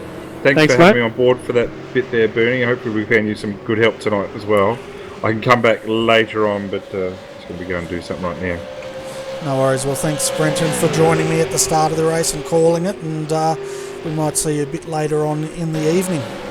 Yeah, stick with Sharpie here, Bernie. He'll be a good man, good help for you. So leave it with you, boys. Thank you. Cheers, Brenton. See ya. We've also got Adrian in the comms box with us. Adrian, have you been watching all this action, and what do you make of it? Hey Bernie, hey Greg, I believe we've got Shane here just listening in as well, but hey viewers, yeah, I've been sitting here, first V8 race that I've been involved with RRTV, and geez, the boys are definitely turning on. It's good to see, like Brenton said earlier in the broadcast, the depth that's in iRacing here, and the V8 boys are definitely putting on a show for us here tonight, so awesome to see this, and watching Josh here trying to wrangle this V8 as much as he can, trying to hold his position, but like you guys were saying, unfortunately I think he needs to back off here, let these two guys go and save a bit of fuel for the next stop, because we know he's short field, and I believe there's a car closing in on these groups, so it's going to be a four-way battle here soon. Yeah, well, that's Bo Cubis at the moment.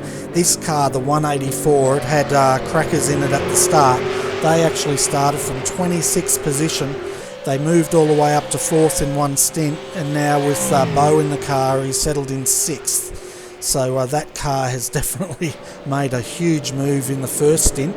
But you're right, with Josh being the cork in the bottle here, he's allowing Bo to close in, and it's going to get interesting.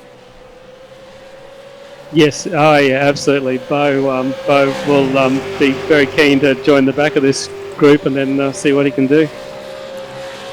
And meanwhile up front, Blake Coppo has closed that gap in on Jake Blackhall. It's down to 0.4 of a second now, so the ERA boys are resuming their flight formation in the 1-2 at this stage. Yeah, certainly there, Bernie. I'm still stuck down here with Josh, and just seeing Josh coming out of the Parabolica, getting all crossed up, and he may have just lost that position. We'll see how he goes deep down into turn 1 here. But we've got, Caleb Jordan. Yeah, he lost that again. Jeez, Josh really late on brakes there. He's really deep, but you know, Caleb's just got to stay in here and keep the pressure on Josh here at the moment, because I don't see this Ford keep going at the moment. He's just going to lose the rears, and oh, you can see him there. He's going really sideways, so the rear tyres are starting to let loose on that car, and we know the track temperature is quite high. Yeah, that's that rear wing damage we can see. He's an absolutely sitting duck coming out of the corners, but his saving grace is he's phenomenal under brakes in that GT Omega Ford. But I'm going to have a quick break, guys, if you don't mind, and I'll do the camera work. I just need to have a bit of water. So are you guys happy to call it for the next 5 minutes? Yep, no probs. Yeah, certainly, Bernie. It'd be great as we can see, like as Josh is holding up everyone. These boys are so keen to try and get past one another. I think the call of the day is just to settle down and let one guy try and do it for a few laps. And look, if he hasn't got past, get someone else in there with fresh eyes and try it again. We've seen it before in V8 supercars that in real world that's what usually happens. But now Josh has got a bit of break here, so the boys have got to play it smart. Josh is a wounded duck here, but and here's Bo Cuvis too. He got Dale, and now he's got Caleb, and I don't think he'll be mucking around once he gets up to Josh. No, as we heard Brenton before, like I'm just new to these V8 drivers, but obviously, Greg, you've been around a bit and you know these guys, but apparently Bo's quite a steer, and here he is coming down into turn 1. Had a little bit of look, no, don't have any luck there, but give him this lap. I reckon he might be able to do a number here on Josh and get through, and hopefully open up the doors for the rest of the guys for those, and see if they can get around Josh. But Josh is a determined driver, and he doesn't like to give away positions, that's for sure. No, you see, he got extremely loose there, and it's always Bo's having another look. Yeah, it'll matter of time. And it could well be once Bo gets past him, if it's it could well put Josh in a awkward position, and the others may well get past him all at the same time. It could be unplugging a cork. Yeah, that's right, Greg. These things we can see here at the moment. Josh is really struggling to keep this board in a straight line. It's definitely not liking coming out of those corners, getting way loose. And he's just struggling to put that power down. As we can see, Bo, he's going to have a look here, but he's definitely close enough. But no, he's pulled the nose back in. And he might see if he can get a run along in the front straight, because that's where he was looking before. And if he can get a good power out of the parabolica there, he certainly will have a decent run at this board. He might get him into the parabolica. Yeah, that's it too. It's amazing with these cars, the draft and that. So we'll see how he goes. Now he's lining him up. We'll see how he goes. Plenty of places to overtake on this track, that's for sure.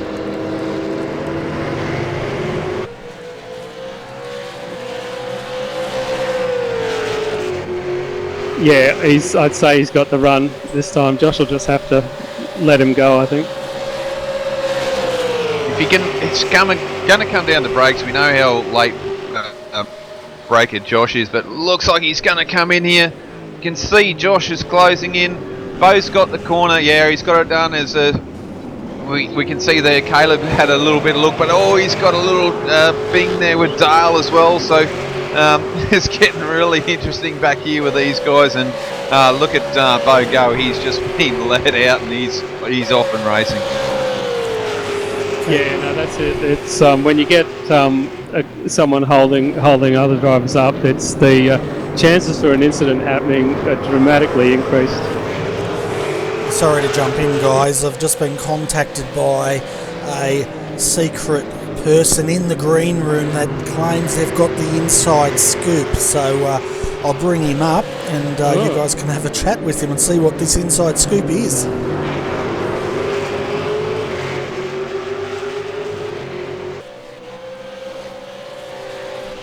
Hey Scott, welcome to the RRTV booth. Good to have you here. I see that you're watching the broadcast, but you've also got an inside scoop, seeing you're partly attached to this team with Josh. Just thanks for having us up here, guys. And Friday night watching the broadcast and watching Maddie and Josh try and belt around for the 4 hours and come up with a half decent result. So far they're not looking too bad. Slight mishap from Josh earlier on, but he's kind of, I guess, recovering kind of well from that, even though he's dropped a little bit of pace. Yeah, we can see that he's struggling a bit there. Would you reckon that's from the incident and just struggling with overall downforce on the rear? Because that rear wing is definitely not as straight as it used to be. Yeah, so the rear wing's basically losing him downforce on the rear, and so he can't get full traction coming out of the corners, and then that's affecting his actual top end speed. So you'll see the guys like really catch up to him down the end of the straight, but then he's not carrying as much speed. He's actually able to go deeper into the braking zone, where those guys have to brake a lot, a lot sooner because they're carrying more speed. So he's been doing a pretty good job to hold him up and keep his spot. Just saw on the broadcast Bo's gone through, and that was probably a little bit inevitable, but yeah, if he can kind of maintain this speed and keep the other two behind him, and then get the quick repair done at the next pit stop, he should probably fight back and battle his way back up towards, maybe chasing after that last podium spot if the other guys in front don't have any incidents. Sorry, go on, Adrian. Yeah, thanks, mate. I'm sorry to bother you. I'm just so used to it, mate. But anyway, Scott, with his first pit stop, we see that they were a little bit quicker in their pit stop. So was that a short fill or a scheduled stop for them? Like, I think they stopped a little bit earlier than everyone else. The pit stop was strategy. So not only did they have to so they didn't have to sit in pit lane as long, but they got on fresher tyres sooner. So your out laps and your next couple of laps from there, you kind of get onto the better tyres sooner, and you can get that jump and put in some quicker laps. So at the end of the day, literally they kind of put in, they all ended up with the same amount of fuel at the end of the day. Just when you took your fuel stop was going to be the deciding difference. If that has an effect later on, I guess time would tell, but I think they only managed like 1 or 2 laps earlier than the 2 ERA cars that were in front, and got a pretty significant jump. So it was a pretty good tactic and worked out well. I was going to say, obviously Josh feels the damage to his car is not worthwhile pitting early. He's going to hang out till the end of his stint. So what their plan is to get it out to the next pit stop instead of having to trundle down pit lane just for getting a quick repair and then get back out. You might as well do it. You're effectively putting yourself through the pit lane for no real apparent reason other than to get some damage fixed. So yeah, they're going to hang out there, and they're keeping the HTR car and the 6-boost car behind them. He's doing a really good job at that. So hopefully once they get that repair done, they'll be able to actually stretch away from the 2 behind and try and close in on the podium. Yeah, that's as long as he's actually not dropping too much time per lap, that hopefully will work out for him. Yeah, they had pretty good speed at the start. Like Matty was doing a really good job, and the gap was kind of fluctuating between the 2 lead ERA cars, but the guys behind weren't really able to keep up with Matty. So Josh got in, and he was basically doing the same thing. So he was able to keep the gap to the guys, the ERA cars that they jumped in the pit, and just a unfortunate mistake where one time you go through a certain corner and the tyres will light up, and you can control it, and then the next lap you go through and it just wants to throw you in the wall. So it's kind of a little bit of unpredictability there, and we've known iRacing to have that before. So unfortunate, but yeah, he's trucking on and doing a good job. Yes, he's still managing to keep Caleb and Dale behind him, although they are pressing hard. Yeah, they sure are. And none of these guys want to go through and try and, well, not try to, but they don't want to take one another out. Nobody wants to have that kind of racing. So as much as Josh might be holding him up, they've got to make that pass, and they've got to make it clean. So if they can't do that, then yeah, they're going to be stuck behind him, I guess. But Josh is pretty good on the brakes, and I think the other 2 behind are just struggling to try and outbrake him, unless they get like a really, really good run onto the pit straight. Yeah, I'll just jump in quickly, guys. Blake Coppo has just taken the lead from Jake Blackhall, so there's been a change for position up the front here. Oh, and Caleb dived into the parabolica and got underneath Josh, but then Josh did the undercut, and now they're nose to tail going down the straight. This anything could happen here. Yeah, a little bit of bump drafting as well going on, so it's all on. I think, geez, Caleb's just got to break it that little bit later to get him, hasn't he? Yeah, it's a bit hard. Like Scott says, he's not carrying enough speed, so Josh has got to break a little bit later there, and Caleb's got to do it a little bit earlier. But getting back to Josh there, Scott, is Josh going to do a double stint, or are we going to see Josh hop out and we'll see him probably do a double stint later? I don't actually know on that one. I think they're just playing it by ear, see how comfortable they are in the car.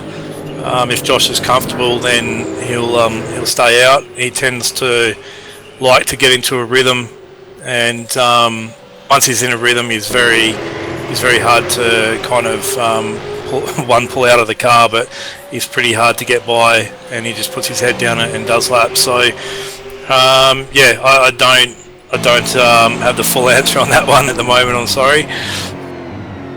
No, that's fine, mate. As we can see, Josh is actually closing in here as we've got someone fighting position, which is Caleb behind him, and he's coming up behind Caleb's teammate. So this might be a little bit interesting. Not saying there's anything untowards, but you know, having a teammate there might help them a little bit at the moment. I'll tell you what, Dale Niche in the 6 boost, he's starting to get a little bit impatient back here. And last time by, he was actually rubbing panels with Caleb Jordan, who was also rubbing panels with Josh Burden ahead of him. So keep an eye on the number 98. Well, that didn't pan out there, guys. We see the driver just move out of the road there. Sorry, I don't know his name. I'm not up to everyone at the moment. But, yeah, it's good. Oh, as Caleb goes a bit wide there, guys. And that's allowed Dale to get through. He is definitely showing he wanted to get past these two guys, and he's got one down. And it'll be interesting to see if he can go in deep under brakes against Josh, but I tell you what, the way Josh is braking, he's going to have to go fairly deep to beat him. I probably don't think Dale will be as patient as what Caleb was. So yeah, it'll be interesting to see.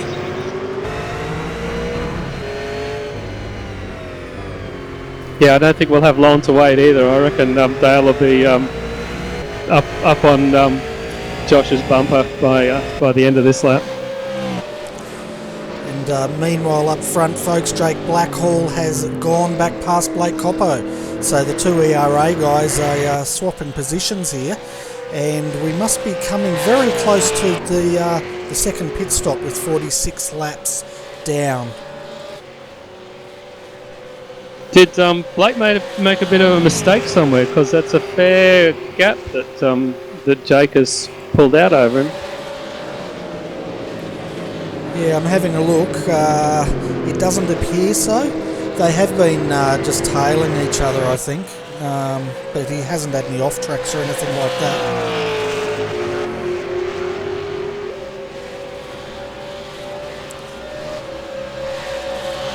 So it's just ERA teams taking turns to lead. Yeah, they did that in the first stint once, and then Blake came into the pits. We thought Blake was going to outlast him in the pit window, but he didn't.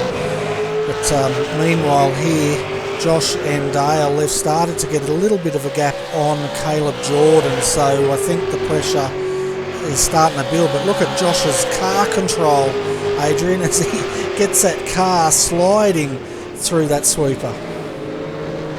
Yeah, Josh is quite an unbelievable steerer. A lot of talent in that bloke's hands there. And is there anything that this bloke can't drive? Seriously, we've seen him in a lot of cars, and Usually he's up near the pointy end, and if he's not, he's trying to fight his way up towards the pointy end. So a lot of talent in this bloke's hands at the moment, and doing a fantastic job there in this FG Falcon at the moment. So how many laps is a full tank roughly? We calculated, and we might get Scott's opinion on this, we calculated about 24 laps was the distance that we got some inside information earlier on, about 24 laps, but it'd be interesting to see if that's different, which probably would be for each different team, because that information, those guys, I don't think went as deep as some of the people behind them. Well, Josh has got to be getting close to a pit stop then. Yeah, well, that window would be just open now. He's probably got, I reckon, another 1, maybe 2 laps in that. But of course, we've got one of the GT Amiga guys up here. Scott, do you have any link back to the V8 team, or aren't you allowed to indulge us in any of that sort of information? That's secret squirrel information. No, I'm pretty sure the guys stretched it out maybe to about 27, 26, 27, and I think one of the ERA cars made it out to about 28 laps. So track temp and weather's going to have a bit of play in that. So all in all, we're probably roughly about maybe 4 to 5 laps out from cars starting to look like they're going to pit. From memory, that should work out. Yeah, thanks to that. I was doing some sums in my head there, and I came to roughly about the same amount, minus 100 or so. But just to give the viewers a bit of an update for those guys that have joined us, we've been running now since 8:30, so an hour and 35 minutes, 36 minutes we have been running, 48 laps down, not one safety car has come out, and it's been a very clean race. At the moment, up front, we have Jake Blackhall for ERA, followed by Blake Coppo. These guys are just passing, but they've got a 19-second gap over Bo Cubis. Bo, in this car, the number 184, started last, and within one stint they'd moved their way up to 4th. They're now currently running 3rd, so they are the mover and shakers of this race. Josh Burden, who's got some rear wing damage, is doing a fantastic job here, keeping Dale Niche and Caleb Jordan behind him, and he's been doing some phenomenal braking and defending there to keep that 4th position, as we see Dale Niche again coming in, but Josh just parks it on the inside there and there's no way around. So Dale Niche is 5th, Caleb Jordan 6th, Farzan El Nabi in the 600 Henlink entry in 7th position at this stage. The number 52 having a fantastic job race there, and they are currently in 8th with Henry King behind the wheel, and that's another I'm thinking of John King, sorry, Henry King in 8th. 9th, Michael Ford in the number 68 for Kimi Rural Fencing with that big, I don't know what that is, jaws on the front of that car. And then rounding out the top 10, folks, is Tony Jovanovski in the 444 HTR entry. The cars that have retired is the 71, and that's your car, unfortunately, Greg, has retired. And did we get an answer on why that car had retired? Yes, I did tell Brendan, but again, we blew an engine. Aaron blew the engine, probably just shifting down a little bit high in 2nd, and then got a tow back to the pits, and the black flag did not clear. So I did a couple of laps, and then I actually lost I lost my internet, so I dropped out anyway. So yeah. I think it's a known bug with the team racing, isn't it? That sometimes the black flags don't clear for some reason, or the repaired black flag meatballs don't clear. Yeah, we definitely saw that. I think in the AEC, one of the HPDs had a similar issue in the pits where but with them, every time they jumped in the car, it would cost them an engine until they had to retire that car. So I think it's something iRacing will have to have a look at to try and fix that pit bug. Yes, yeah, definitely, because it was fairly annoying, fairly shortish long distance race for me. I think I did 3 laps. Yeah, that is a pretty short race, that's for sure. But I guess that's the gamble when you're the second driver, isn't it? That sometimes you might prepare and line up, and you may not even get a drive. Yes, yeah, that's it exactly, and that's fine. That's it's all fun.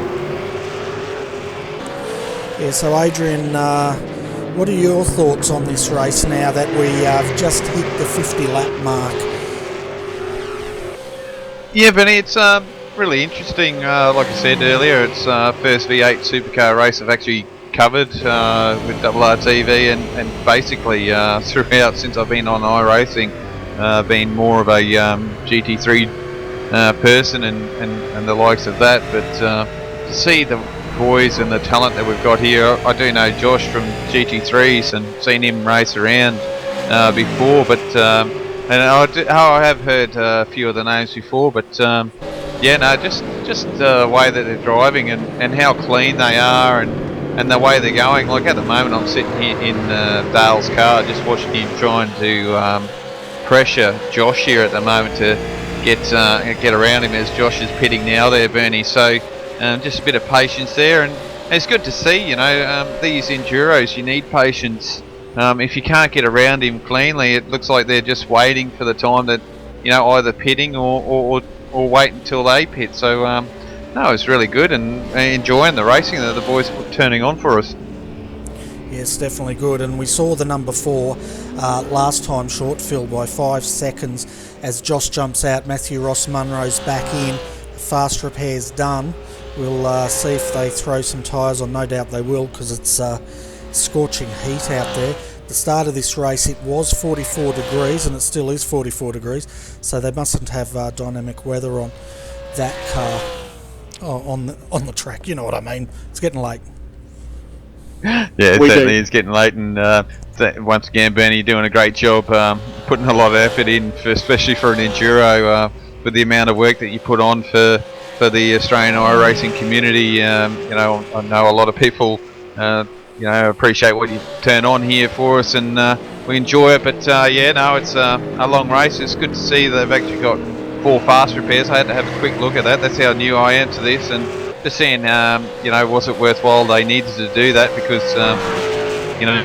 we see these fast repairs, you don't want to waste them just on something like that. Maybe you need to just do a normal optional repair, but with 4 fast repairs and probably only a couple of more stops to go, probably worthwhile getting that quick repair done. Yeah, so you don't want to have damage and finish the race without with a quick repair still up your sleeve, do you? Oh, it's always good to have them up your sleeve, but like you said, if you've got damage there, yeah, you want to make sure the car's nice and quick. And obviously, with the damage that the guys had on there, wasn't ideal for that car to come out of corners. We saw Josh; he was doing a fantastic job there with the damage he had, and kept that car in a good spot, really. Like to keep that car in the top 5 positions and still racing these guys was a fantastic effort by him. And like I said, I've seen him drive before, and he's a magnificent talent here in Australia. So to see how he handled that V8, and I know these things are not the friendliest cars to drive, so to keep it in a straight line and point in the right direction with damage, he was doing a fantastic job. Yeah, he certainly was, and he's actually jumped straight out of that car and he's run up to the green room and he's waiting for an interview. So I might bring him up, Adrian. You might have a chat with him, hey? Yeah, sounds good, Bernie. Hey Josh, welcome to the RRTV commentary booth. First time for V8. Man, that Falcon looked like a handful there for a while. Yeah, just had one of them crazy little spins that you've got no control over. Yeah, that is typical of the V8. It seems to be of late. So yeah, it wasn't ideal. Put it in the fence while leading. So yeah, I was quite annoyed about that, as you could imagine. And yeah, just had no straight line speed. It's a bit loose. Had a bit of damage, so I was actually pretty surprised to hold on to where I was. Yeah, no, it was fantastic to see you hold off the guys. It was definitely just keeping your car in the right position, and I suppose without that straight line speed that you had, as Scott was touching on, which is up here. So obviously the boss man's up here keeping an eye on everything and making sure you're not dropping any secrets. But to lose that straight line speed, they've helped you brake a little bit later, which held the guys off that were trying to fight you for position. Yeah, it did. I know Caleb sent it a couple of times to turn one, and yeah, at the last corner you just went way too hot. So yeah, I kind of didn't lose that position there at the last corner when he chucked it up the inside. I was able to over and under him. Not sure if you caught that on the broadcast or not. So yeah, we lost a bit of time battling, but yeah, I was able to hold on, which was good.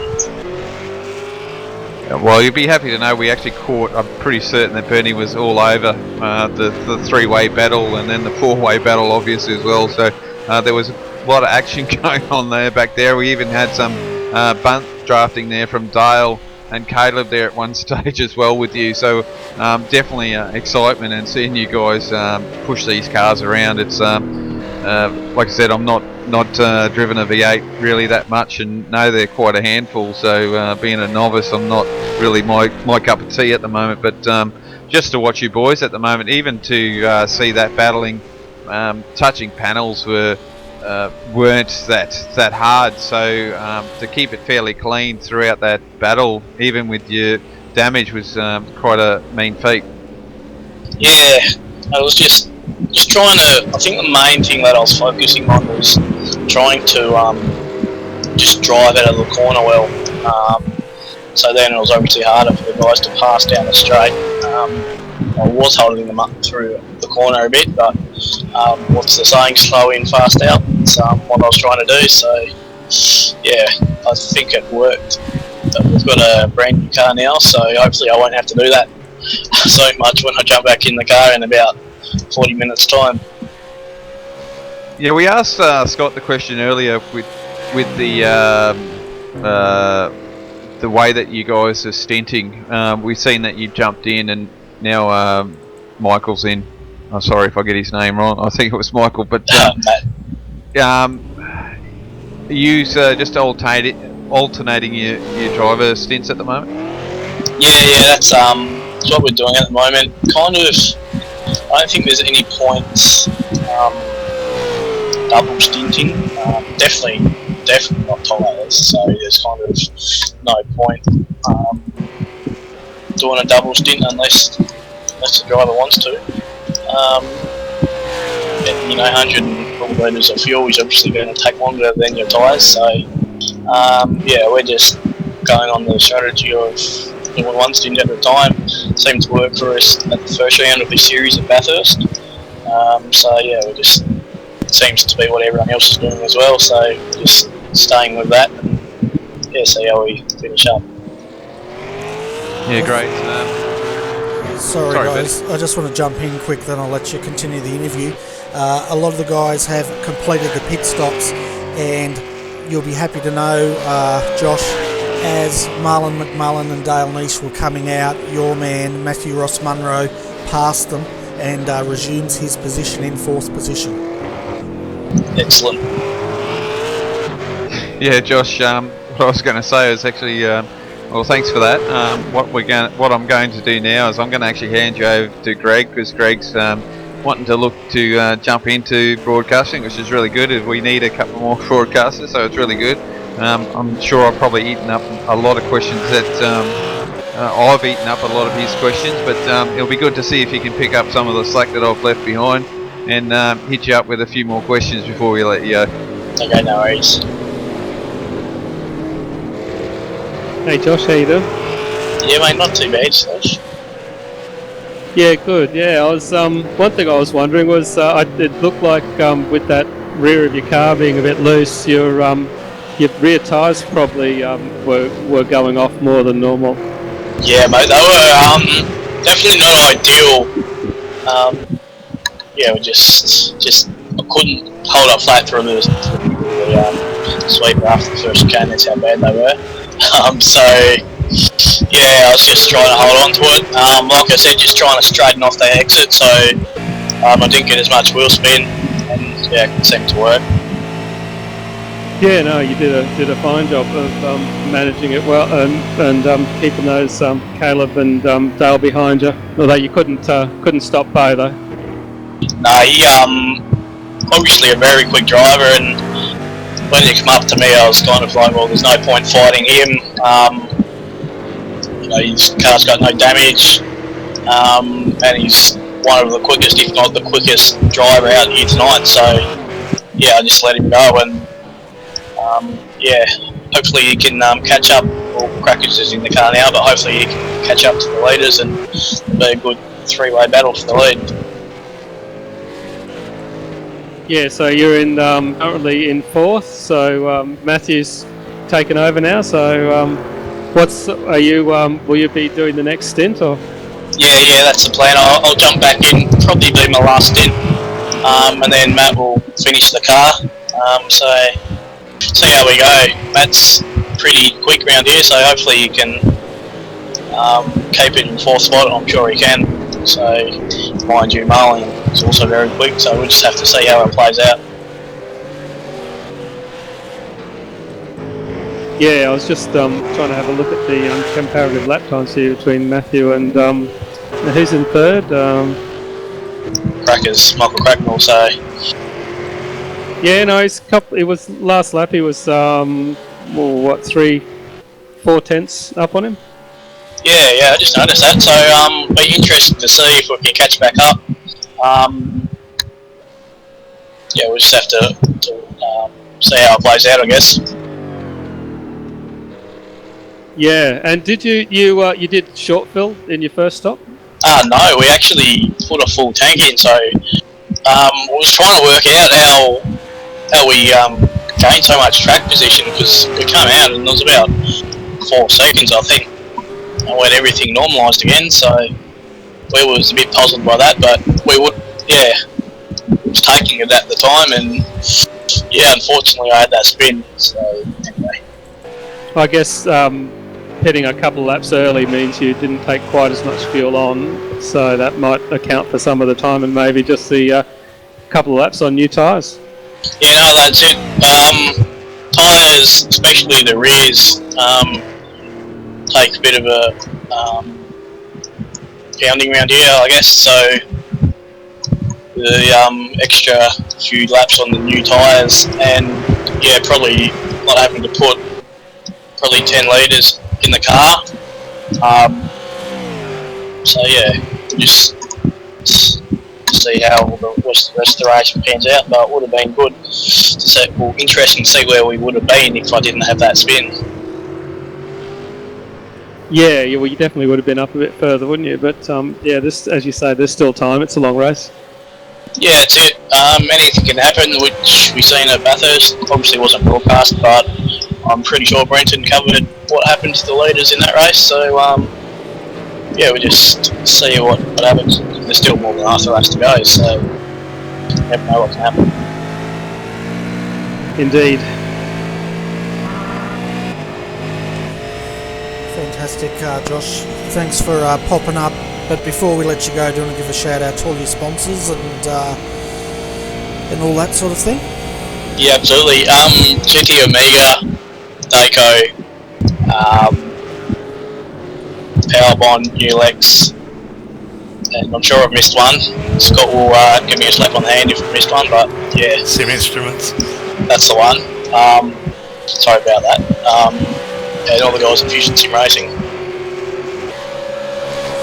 Fantastic. Well, thanks for coming in, and I must say, yeah, you hit that wall, but I think you got to go and get yourself a lotto ticket, because that car had absolutely no front end damage after that hit.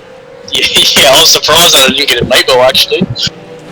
I was waiting for the bonnet to fly off and all the smoke to pour out, but it looks like there wasn't even a scratch on that car, and as I said earlier, it's probably because it's a Ford, but I'm going to get yelled down again in a moment and told to get back in my box. Oh mate, if it was a Holden, like would have been to the wreckers. Hey, now we don't want to stir up these Holden people up here, because you get to leave now. What three cars are in the podium positions at the moment? Now look what you've done, Josh. Alright mate, thanks for popping in and keep that Ford moving forward. we'll try. Cheers guys. Cheers, Josh.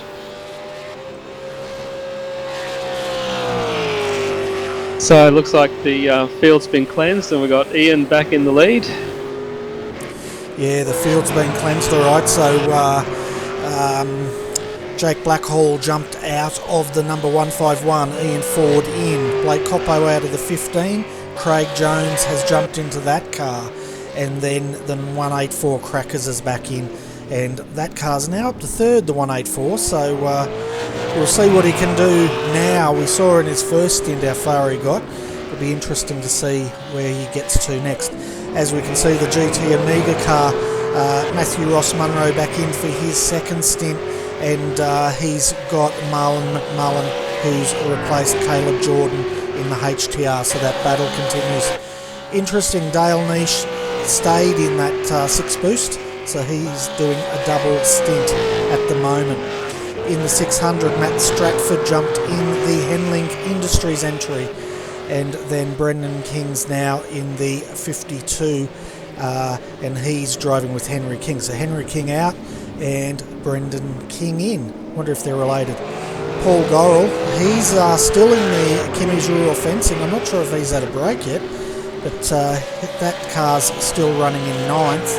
And then rounding out your top 10, folks, is another Henlink Industries entry, the O2, and Matt Jones has jumped into that car. Yeah, I was wondering exactly the same thing, whether the two Kings were related. Yeah, we'll have to find out if they come up. I might actually see if I can send a sneaky message while you guys carry on with the commentary, and I'll see if I can dig a bit. Alright, put on your investigative hat. That's right, I've got my pipe, I've got my thing, so I'm going to go and do some detective work.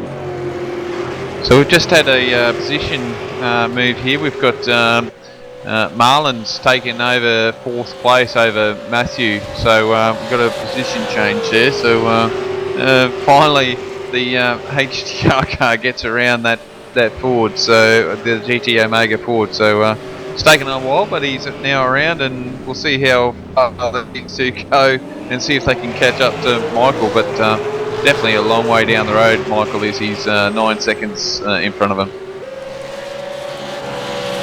Yes, and Marlon now has to keep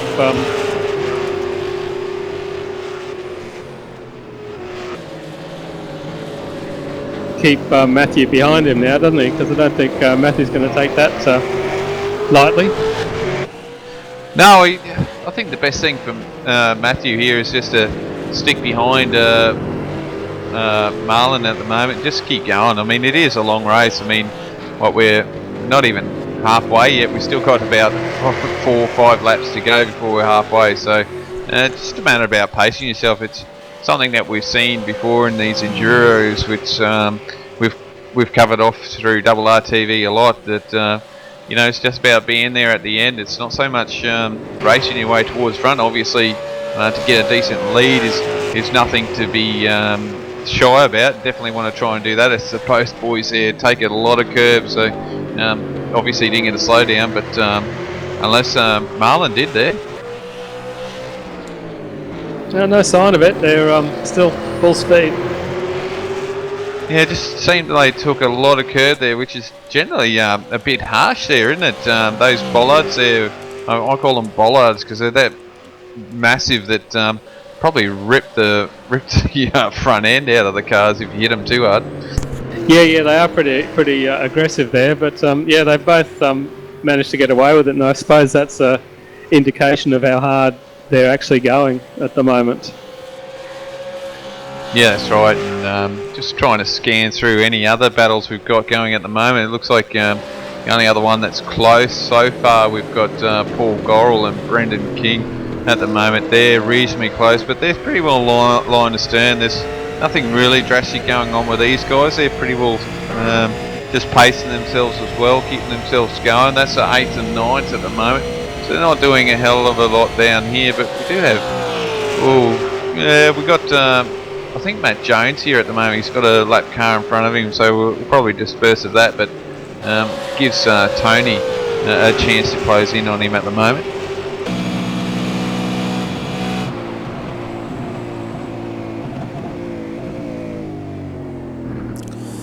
Okay guys, I've done my investigative work and I've gone out and found Mr. King and brought him up to the green room for a chat. Cool, Bernie, this one must be for you then. Yeah, thanks for that. I was going to just be quiet and let you guys carry the can, but no, I'll bring Henry up and we'll get the lowdown on Brendan King. Hi Henry, welcome to RRTV's commentary box and having a look at the number 52 at the moment with Brendan King in that car, and it looks good for you guys sitting in 8th with Paul Gorrell right behind him. Yeah, no, we're sitting pretty good right on our strategy at the moment. Fantastic, and the question we've been asking up here, and that's why I've gone and found you in the pits and dragged you up here, is Brendan King any relation to you, or just coincidence you guys have the same surname? No, mate, no relation. He's a Kiwi, I'm an Aussie. He's just got a really good race name. Well, there you go. Well, that clears that up. Yeah, because we in the GT3s we call Colin and Timothy Schweck, and we were wondering if they were father and son. They turned out to be brothers, so we had to get to the bottom of that breaking story here. And the other one is Henry, I've managed to get your paints up, so it's showing your SimWorks sponsors now. Thanks, mate. Looks a bit better on the telecast now. Yeah, so how have you found this race? Oh, as we see Brendan hold on to it. Oh, he's gathers it up without too much drama there. Yeah, and there goes the commentator's curse. Just start talking them up and they just spin on out. But up until that point, how was the race going for you guys? Oh, that included. The race is still going pretty good. The car's straight, that's the main thing. We're not even halfway yet, so there's plenty of Ks to go. Yeah, and this is the first time RRTV, well, myself and Adrian for RRTV have actually called the V8 race, and for a very long time, as far as I'm aware. One thing I was surprised about was the start, in that going through that chicane, how clean it was. It seemed to be very little contact, and well, the whole race has been clean, really. Is that a surprise to you around here, or is that a norm for this this competition? Oh, the first chicane there, I thought there was going to be some contact. No, I'm pretty amazed to doing or watching the OSR Dev series. I'm pretty sure there was contact in both splits in that one. Okay, and switching to the tyres, how's that car holding up with tyres? Because I know it's about 44 degrees out there on track, and can you really feel it through the tyres as that stint, as you get to the end of your stint? Oh, I can assure you she's getting pretty loose in the rear end at the end of the stint. Fantastic. Well, we've got a couple of other guys up here with me. We've got Adrian Jarvis and Greg Sharp here. We're training Greg up at the moment, so I might let you carry on with this interview, Greg. Thank you, Bernie. Hey, Henry, how are you? Fantastic, mate. Very good. Yeah, so you're trundling along okay in ninth there. Any major sort of dramas with the car? Is it handling as you'd like? No, it's actually good. To be honest, I haven't driven the setup that's in the car at the moment until I turned lap 1, because it's actually Brendan's own set in. And a couple of laps in, I made it some tweaks and then hammer down. Yeah, and you raise a good point there with the team racing, that sometimes the setups have to be a compromise. That the two drivers, two different styles. It's sometimes it's not always ideal that you've got to set up somewhere in between what both drivers would like. So it can be a bit challenging for both drivers. So you've both adapted to that, all right? Yeah, it actually seems right. I know for Brennan and myself, we actually do have different driving styles, particularly in the braking zone. But the set seems to be working alright for both of us. Yeah, well, luckily with the being able to change the brake bias, that because I find that I always have to throw the brake bias forward a fair bit. I can't compared to Ian, say for instance, who has it quite back and turns it in a bit on the rears. Yeah, I can't do that. So. But luckily you can adjust that. Definitely. Without that, I'd be speedway actioning it into every corner, I think. Yeah, you'd be driving it in on the rear, wouldn't you?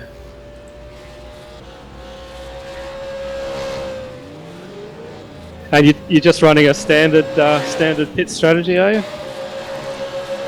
Somewhat, yes. I'm pretty sure when it all plays out, we're going to jump a few of the cars in front of us. Oh, okay. Got something up your sleeve there. Yeah, we've crunched the numbers, and I think we'll 2 or 3 for sure. Bit of fuel saving, or? No, not really. We can neither of us are saving as such. We can just go that extra lap. Oh, that's good. Yeah, you're probably maybe you're a bit more economical than some of the other drivers around you. Wanted to, from the outset, it's been their top 5, so we should be good for that. Sorry guys, I just wanted to quickly jump in. The 444 with Tony Jovanoviski, I've butchered that, has just had to be towed back to the pits. They're circulating now, but they actually blew their engine. So coming to Parabolica. Back to you. Yes, I know that blown engine feeling well.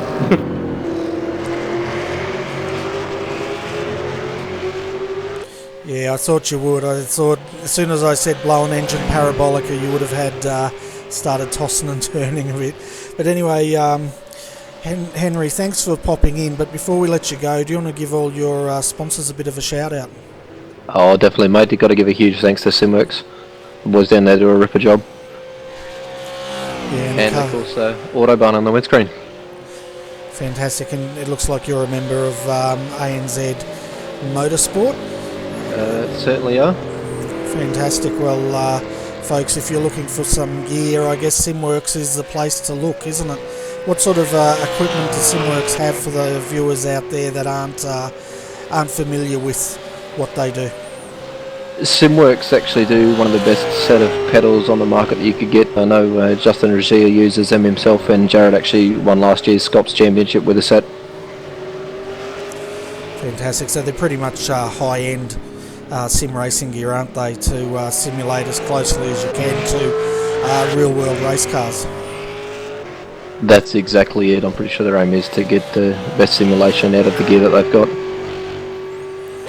Fantastic. Well, folks out there, if you're looking for high-end sim gear, definitely check out Simworks, and we'll keep an eye on this 52 now, Henry, to see what you guys have up your sleeves as this race progresses. We're just about at the halfway mark, folks, and it's 10:37 p.m. on a Friday night, and we haven't even had a beer yet. Speak for yourself there, Bernie. Okay. Well, Henry, I guess we'll see you when you jump back in the car. Thanks for popping in, mate, and clearing up the big question about your co-driver, and best of luck for the rest of the race. No worries, lads. Have a good call. I might jump back later. Yeah, by all means, pop in any time. Cheers, Henry. Okay, folks, a bit more of an update. Adrian knows this. I like my statistics a little bit, so let's have a look at them. Ian Ford at the moment, he's leading this race with a 16.699 gap. His last lap was a 1:5:12.16, and Craig Jones in second was a 152.229. So Michael Cracknell, or Crackers as they call him, is starting to close in. Let's have a look at what that live gap is now. He's got it down to 3 seconds, so that was about 12 seconds. So he's coming fast, and his lap was a 151.502. Looking at the cars on the lead lap, we only have the top 12 now on the lead lap. The last car on the lead lap is Cooper Murray in the number 12, and he's a 12th. So, that's the last car on the lead lap. As far as retirements go, we've had one, which was a number 71. We heard earlier from Greg that had a blown motor and then internet connection issues pretty shortly after that, and Greg unfortunately only had about 3 laps in that car. The other cars in trouble, or have had some trouble, are the Matthew Norris entry, the number 218. They are 2 laps down. Christian Hinton also right behind him, fighting for position, the 414, 2 laps down. Peter Latham, 2 laps down, and Peter Simons in the number 31 is 3 laps down. But considering these guys have done 66 laps, Adrian, to be 3 laps down as the lowest in the field, that's pretty darn good going. Oh yeah, for sure, Benny. These cars aren't the easiest to drive, so put it into perspective for everyone out there that hasn't driven a V8 supercar. There's a lot of horsepower, not a lot of tyres, and they're just mean. I mean, we've covered off GT3s, and we think the Russ are a mighty car that when it goes from one side to the other, it's either a pleasant car or a nasty car. I think these V8s land in the class that they're pretty well nasty all the time, and it's just about trying to finesse them all the time. So to be 3 laps down is nothing to be sneezed at, that's for sure. And I believe we've got Mr. Shane Reynolds that's been trying to come and talk to us, Bernie, for a bit. That looks like he's got his microphone off at the moment, but when he's ready, we'll have a chat to him. And we've also got Coppo there has joined the green room as well there, Bernie. Yeah, no worries. Well, I'm going to bring him up and return the favour and let you have a chat with him. Oh, geez, thanks, man. Yeah, you know me. I'm such a team player, mate. Yeah, I know. That's all right. Greg doesn't realise he's going to copy him pretty well soon. Haha. Yeah. Oh, yeah, I do. Hey, Blake, welcome to the RRTV commentary booth. We're having a bit of a joke up here, but mate, race looking good at the moment. You guys are really fighting up the front there, but a bit of Michael Cracknell's coming through the field and starting to put a bit of pressure there on Craig at the moment as well. And you're having a great race there for ERA at the moment. Yeah, good evening, fellas. Thanks for having me up here. Yeah, we are having a good race. It's going actually a bit better than we expected, to be honest. First 2 stints obviously went really well, and we were able to take advantage of being behind 40 and Jake there and get some of their draft to save a little bit of fuel to make sure we can do it on 5 green flag stints, and which is looking good now. And I mean, to be honest, Craig and I never really expected to be up with 40 and Jake, not even for that long. So that was a bonus, really. So we'll see how we go now with Crackers coming up behind us, and try and fight for second, I think, from here, because obviously 40's just driven off into the distance now. Yeah, he's certainly done that, hasn't he? He's definitely put the foot down and made that big gap, and they've definitely taken the race by the scruff of the neck, that's for sure. But yeah, with Michael coming along at the moment, he's definitely putting a solid run in there. He's, from what I've heard, has started from the rear of the field and he's working his way up to third. So definitely your closest rival at the moment, and he's not off. So bit of competition there. I mean, we've ran for 2 hours and we've just gone over halfway. So you guys have definitely got a bit of competition now with these guys behind you. Yeah, Crackers is definitely coming quick, and Bo was before him. They're running some really tidy lap numbers. Just looking back through the times now, and I think we'll be doing really well to hold them off over the duration of the race. Obviously, having come from the back, they've got very good pace.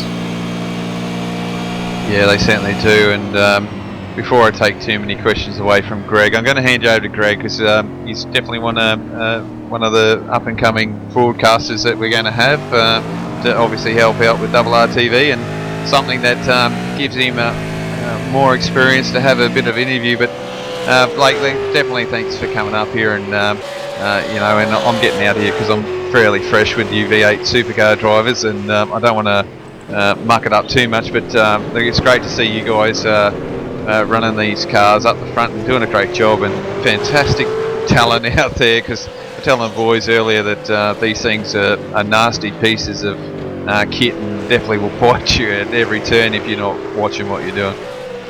Yeah, for sure.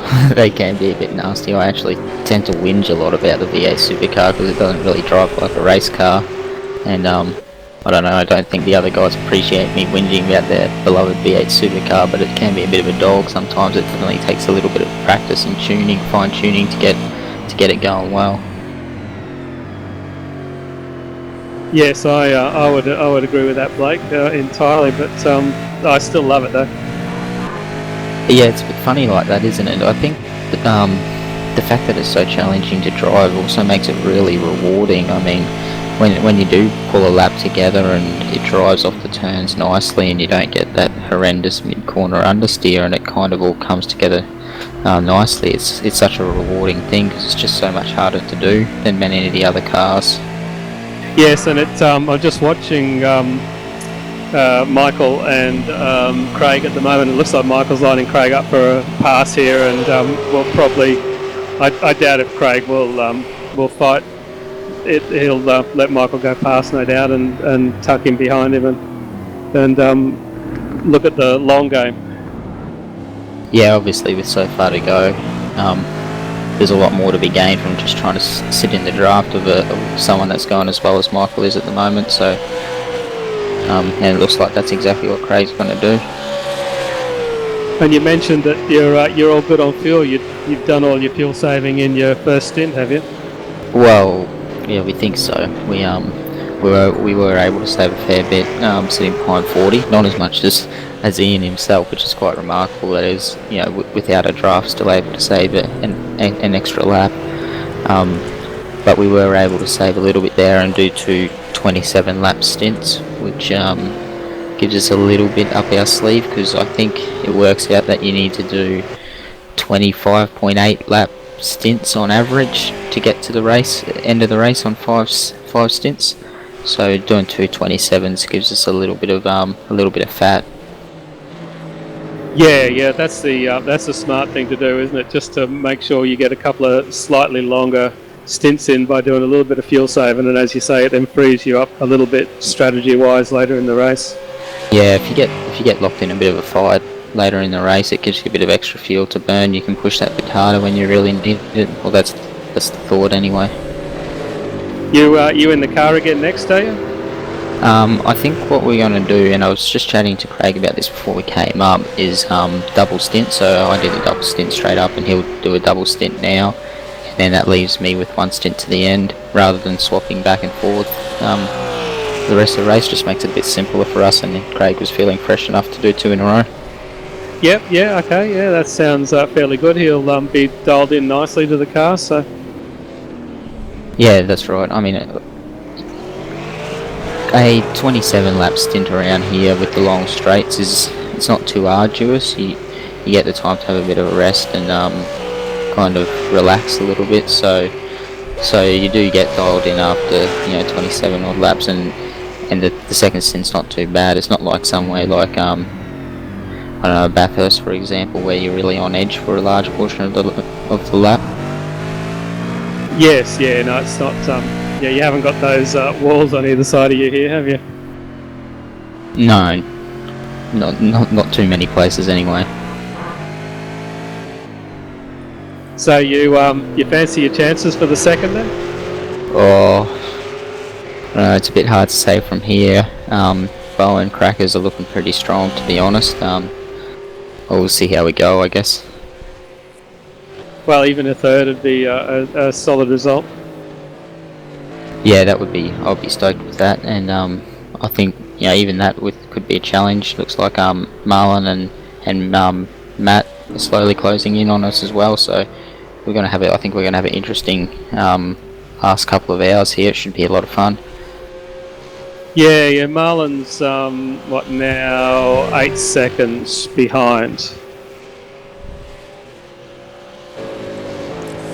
Yeah, he closed up last lap by 9/10 of a second on Craig that time by. So we'll see what sort of lap times they do now as they come across the line again. As we can see, Marlon now.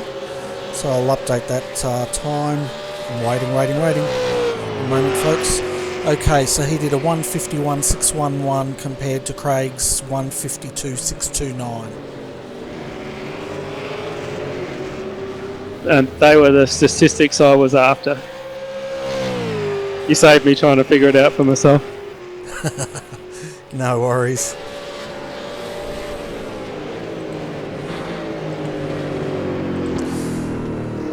Yeah, so it looks like there's about a second on that lap, but I would guess that Marlon's not going to be driving his car to the end either, I don't think. Or maybe he will be. No, it looks like Caleb's got another stint to go, so and Marlon was lapping a bit quicker than Caleb, so we'll see how that pans out over the course of the race as we switch drivers back and forth. One of the great things about doing these endurance racing events is you don't really know how that's going to pan out oftentimes until later in the race, until both drivers have reached their minimums and you can kind of see where things are going. Yeah, what is the minimum? Well, the maximum was 283, I think, which should leave 45 for the minimum for the other driver. So you're looking at 2 stints.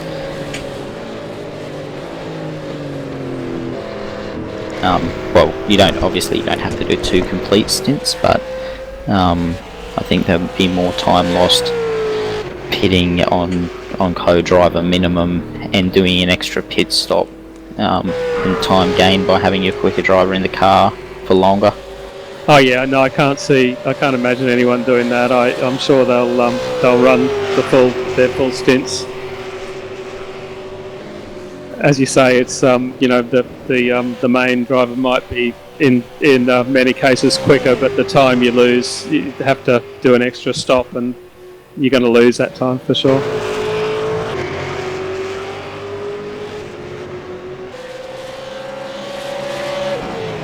Yeah, Blake, for the uninitiated like myself, with the V8s, how much time do you guys actually spend in there initially to get yourself the feel for these cars?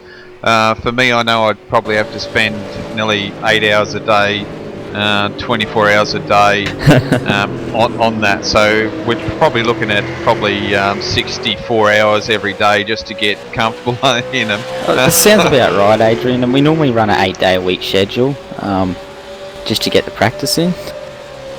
Yeah, I bet you do.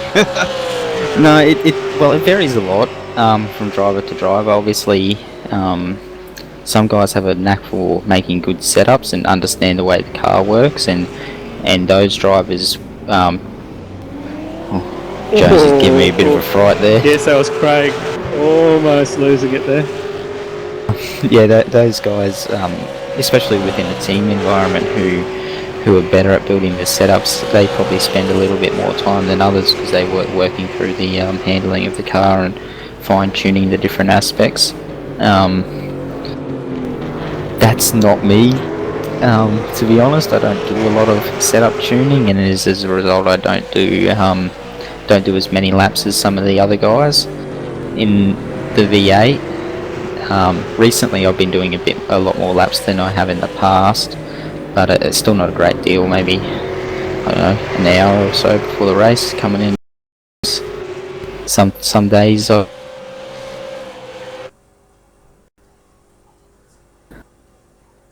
But yeah, I can see, like, for myself, I know my skill level set, and don't get me wrong, I love iRacing, and the challenge is definitely there for a lot of people. But the problem I have is, just trying to pick up car 444 there, coming out of the S's there, was in all sorts of trouble, where it's most common. Sorry about that, but yeah, no, my skill set is I'm not too bad, but yeah, I can't set up a car to save my life, and as for consistency, I'm pretty bad at that as well. But I do love the challenge, but obviously time constraints for myself a big challenge. But you get me up into the booth, I don't think I've got any problems with it doing that, because obviously talking is probably one of my strongest suits than driving a car. It's one of those things you've just got to balance. Everyone's got real life commitments. Plus, there's other series to run in iRacing, and especially with the AEC running at the moment, that's proving to be a great series and a lot of fun. So there's a few laps on the side go into that, and a bit of fun. Jump on the Nürburgring and blast around an MX-5 every now and then, or something like that. So that's right. You got to do what you enjoy and have fun and enjoy the challenge of driving a car like the V8. But at the end of the day, if you like sitting up here talking, that's fun and fun too, you know. Yeah, that's it. iRacing is a great platform, probably the best that I've ever been involved in this simulation kind of concept, because iRacing has probably got the best that I know of, and definitely, they've had their little bit of issues and up and downs that all us iRacers have come across. But once again, it is software and something that they're working on, and are putting on a great platform for us. So can't knock that. And you guys out there as well, putting on a great show, and driving at the moment is just fantastic. And we do get real pro racers in here and racing with us, so it can't be all that bad, that's for sure. No, that's definitely a very cool thing, isn't it? To have the guys who do this in real life, and in some cases are extremely good at it, to have them on the same track as you, and to be able to race them, even if it is just on a computer. It's still very cool. Yeah, for sure, and something that we're all get weak-kneed and like little schoolgirls when we see these guys come on here, because it is something of a phenomenon to have them on here. And I know everyone will probably say that I'm just talking a load of hogwash, but it's good to see them on here, and to see these guys that actually run these cars real life. It's always nice to see them in here, and see some of the guys that are racing on here constantly actually give them a good run for their money. Yeah, there's definitely some guys in there's definitely some guys in sim racing, and even in some of our stupidly good Australian drivers who are obviously extremely talented at driving a car, because you see them race against those top level professional drivers in the sim, and they're definitely just as good as them. And I think that quite a bit of it carries over. And, the basic skill set's definitely the same or very similar anyway. Well, I think the best example that I probably could put out there, and it's Simon Feigl. We've seen him, which is part of the RA group there, that was a GT Academy driver. So obviously he started out in the PlayStation and moved his way into and got a ride to go over to Europe and do all the fun stuff in a real world car, and has now spent his time and effort into iRacing and joined the iRacing community, and he's a good candidate, saying that you can be good on a sim and in real world if given the opportunity. Yeah, Simon's definitely a great example of that, and he's obviously pretty handy in real life, and he's also one hell of a driver in a sim. And another example of that is Marcelo Riviera. He's a GT Academy fella too, and he went all the way to the finals, went over there and rolled the buggy, famously, unfortunately. And he's very handy in the sim as well. Yeah, that's right. I've forgotten about Andy, so my apologies for that. But no, it's good to see, and this is definitely something if you really want to. And at the moment with the blank paint series, in the Pro series, like Brendan said earlier, there's actually a bit of money up for grabs in that, and I believe also in the Oval Series. If you're not keen on road racing, they've got the Oval Series, anti-freeze series here. That's definitely up as well. So a lot of professionals out there and doing us proud, and even our Aussie boys, they're doing a great job. And just see the Australian community over the last 12 months, and it's going to look good for the future as well.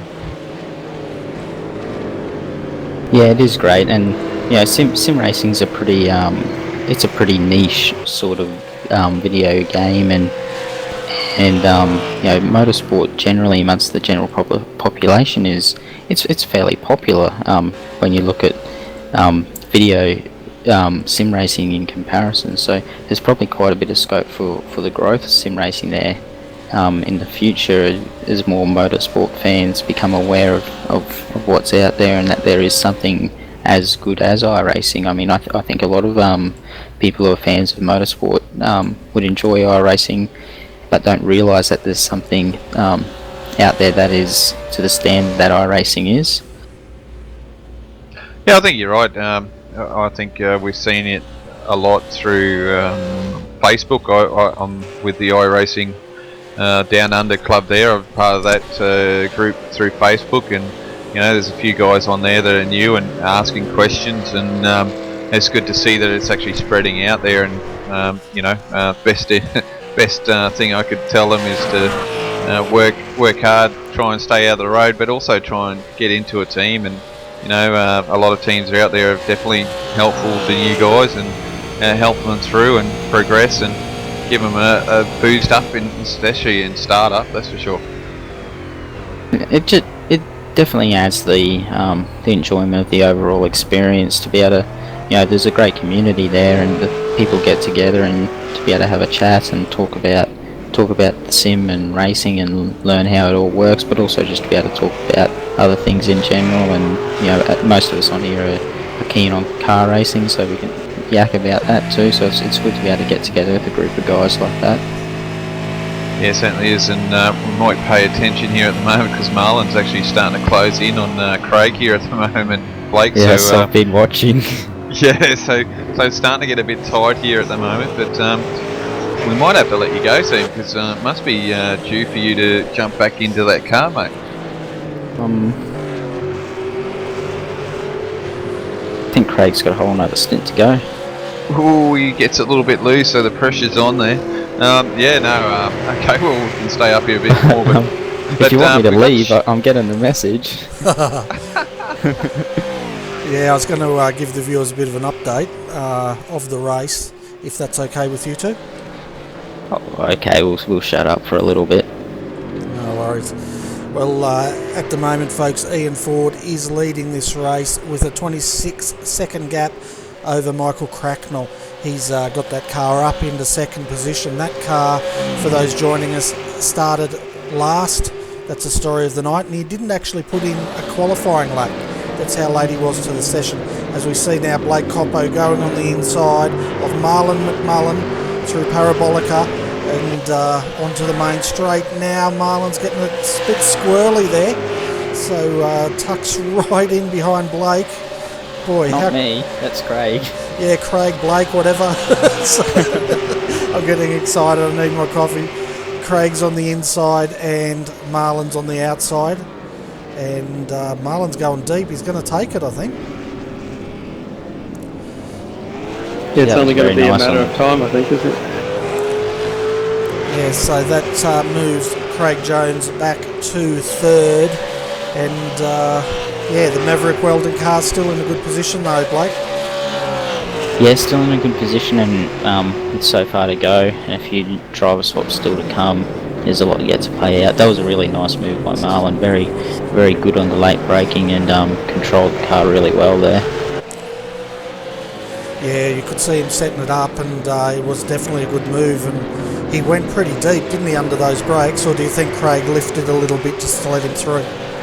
Oh, I think Marlon definitely took it right to the limit there. It looked like he broke a little bit later than the normal marker.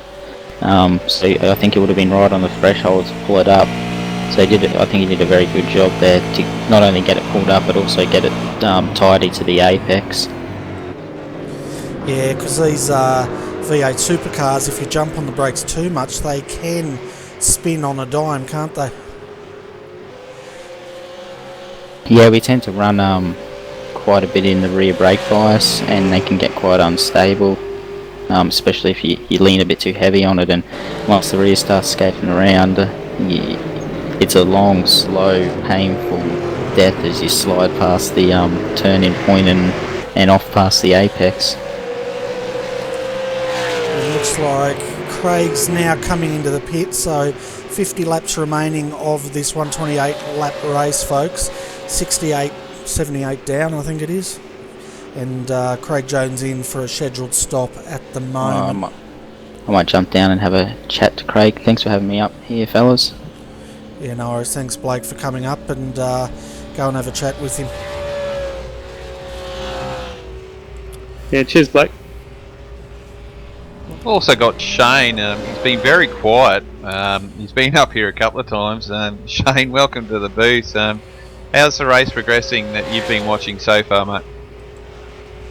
It's been awesome, mate. It's been great calling and great racing. I was surprised at how clean it's been. There's no safety cars needed. Yeah, it's been awesome. Bernie's jumped on board tonight to broadcast this. Something new for us, and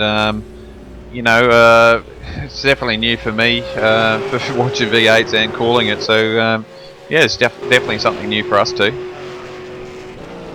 Yeah, no, it's been great for the competition. We noticed a lot more guys in here tonight because of the live cast, and the racing's been just brilliant. They're so clean and so professional and smart about the fact that it's a long race and not doing any stupid moves.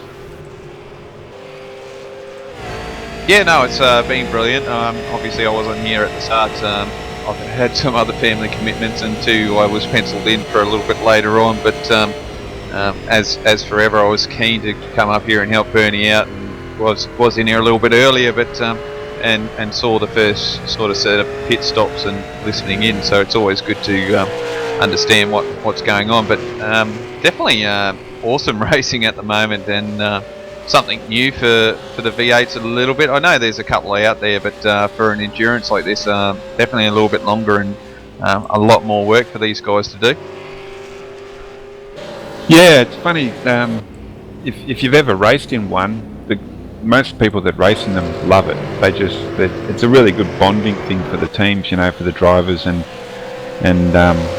most of the guys that do it really enjoy it. I mean, I've done a couple of my PC's a bit stuffed at the moment, so I can't really get in there. My graphics card can't keep up, but they're a hell of a lot of fun.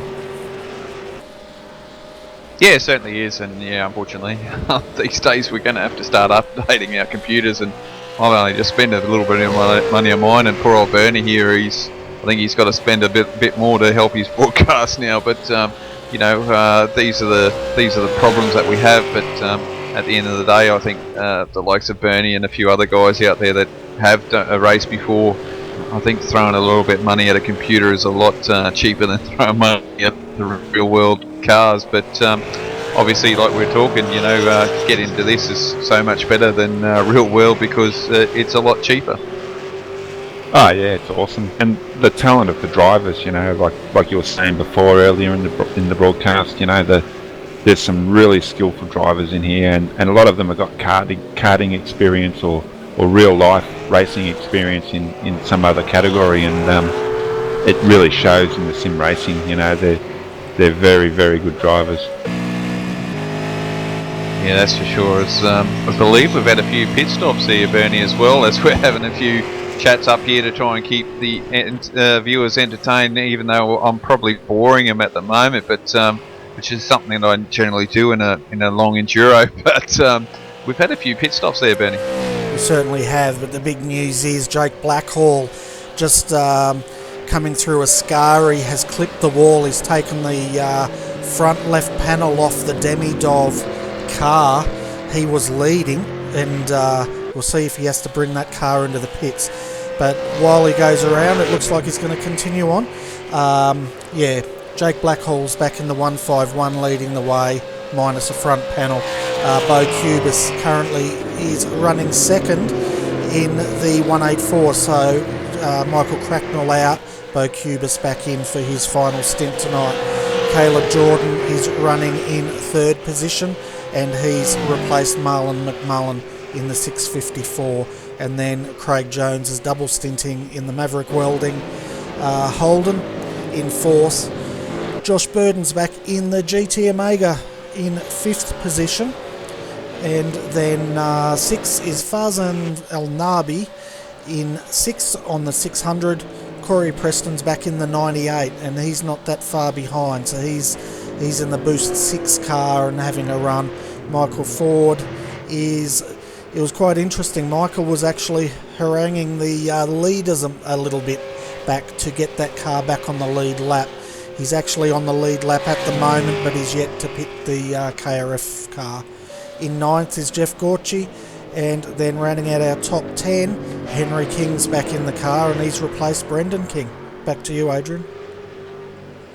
Thanks, Benny. I just saw a car as I was watching Jake Blackhall there. He was off to the one side, so we've got a car that went to the pits there, Benny. I couldn't quite catch it. It was one of the HDR cars, I think it was, so I'm not sure who it was, so I do apologise. I don't have a number there, but Shane, once again, this is good to see, and once again, I'm quite impressed with the talent that's in here, and it's just opening up my eyes to more of this the caliber that's in iRacing, especially in Australia.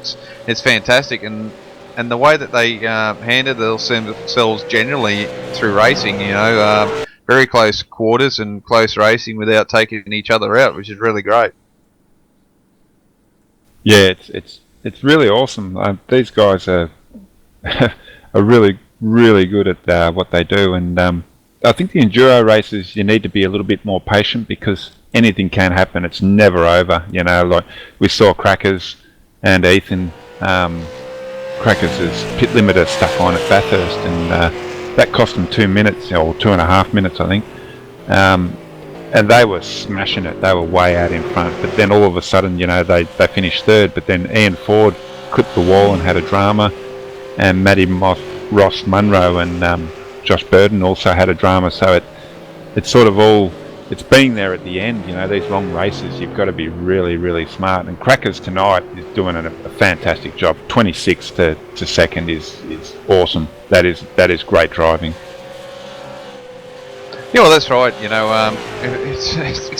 makes a sort of amazing sort of situation where you get a bloke that's near the back and pushing this car towards front, and almost reminds you of a Jamie Whincup at Bathurst. I think it was last year or the year before. Yep, absolutely. Yep. Just to see that, and look, I know Jamie Whincup doesn't get a good view out there by a lot of people. I've been putting my hand up that I may not be a big fan, but you've got to give talent where it's due, and I suppose that's the same with a lot of guys out here. You may not like them or may not see how well they are, but generally, of course, a lot of these guys are come across really well, and we all get along. But there's a lot of good talent out there, and you can't really just pick one out of this group because they're all fantastic at driving these cars. Yeah, it's a bit like Corey Preston. He is an awesome driver. He just lacks a little bit of patience, I think. And but he on a good day he is as good as the top drivers. Like he can really drive the car, but he just overdrives it, I think, a little bit every now and then. But him and Dale Niche, they'll be ones to watch out for as well, and certainly Marlon and Caleb, they're two really top drivers as well. They'll do well. Brendan King, he's pushing along quite well as well. So there's a lot of talent out there. Yeah, it certainly is, and this endurance is definitely a different mindset. It's not like your official series on iRacing where it's only like 30-40 minutes and your race is finished, so you're not even using half the tyres, and you're not even using a full tank of juice. So to get through a race, you're trying to push it all the time, and you're getting a little bit of biff and barge here and there. But in the leagues here with the longer running stints, and especially in this enduro, you've got to be more patient. You've got to take your time and make sure the equipment's looked after. I mean, I'd like to see a car come home nice and clean with no quick you know, with all your quick repairs left, and you're up the pointy end for the last, you know, 30 minutes of a race, because that's where you need to be. Yeah, absolutely. It's about racing really smart and not putting yourself in a position where you make contact with another car. You've kind of got to pick your battles and pick them very carefully and make sure you're there at the end. Otherwise, it's pointless. You know, it's such a long race. You've got to be smart. And like you say with Jamie Whincup, you know, that he's not the world's most liked guy. I mean, if it was between Jamie Whincup and Craig Lowndes would win every time. But the guy's got a massive amount of talent. Oh yeah, you're right about that. I mean, I think Craig Lowndes is the face and the person for the V8s. I mean, he just comes off that way and always smiling, and you know, I'm sure he has a bad day. We just don't see it very often. On his face, he tries to keep that to himself. It's really good, but yeah, I know there's a few things out there. But I mean, even look at Shane Van Gisbergen. You know, he's one of the guys that we do see on here on a regular basis, having a bit of fun. You know, last weekend in the 12-hour, he goes out and wins for Techno, which he couldn't do in the V8, but he's gone out there in his GT3 and won that. And you know, just a talent, and he's now racing for Red Bull this year. So. You know, just to have a guy like that does so many different things, and just phenomenal in any race car, in and on anything. You may as well say. Yeah, he'll be like Peter Brock. He'll be absolutely a legend of the sport, I think, and you know, there won't be too many guys that will match his race record at the end of his career. He is going to be absolutely a legend.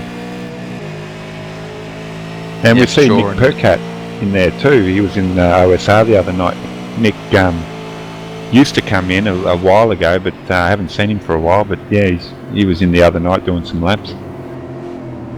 Yeah, it's something for them to get a little practice in. I know there's a few guys that were on here and not on here anymore, but or don't do it very often. But it's always good to see. But look, I'm hogging most of the broadcast here, and I know Bernie doesn't mind because he doesn't have to talk as much. But I'm not sure if Greg's got something to say, but finally got you in here, Shane. It's good that you're doing this and putting in a bit of work and giving the boys something to do on a Friday night. I know myself, it's not. I've got to thank my wife, even though she won't hear me, but to let me on here and gas bag away with Bernie and watch some brilliant racing. Yeah, no, it's been really good, fellas, and really big thanks to RRTV because you know, they've certainly got some more numbers in there, and we hope more guys come in and do it because you don't know what you're missing until you've done it. It's a win, lose or draw. It's a hell of a lot of fun.